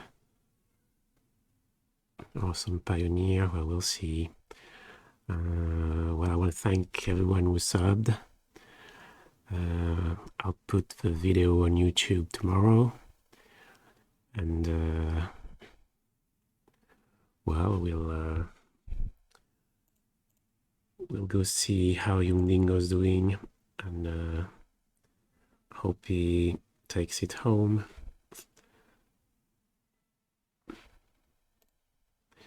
And with that, yeah, I wish you all a good rest of your day, wherever you are. And, well, take care, folks. Say hi to Yungdingo for me.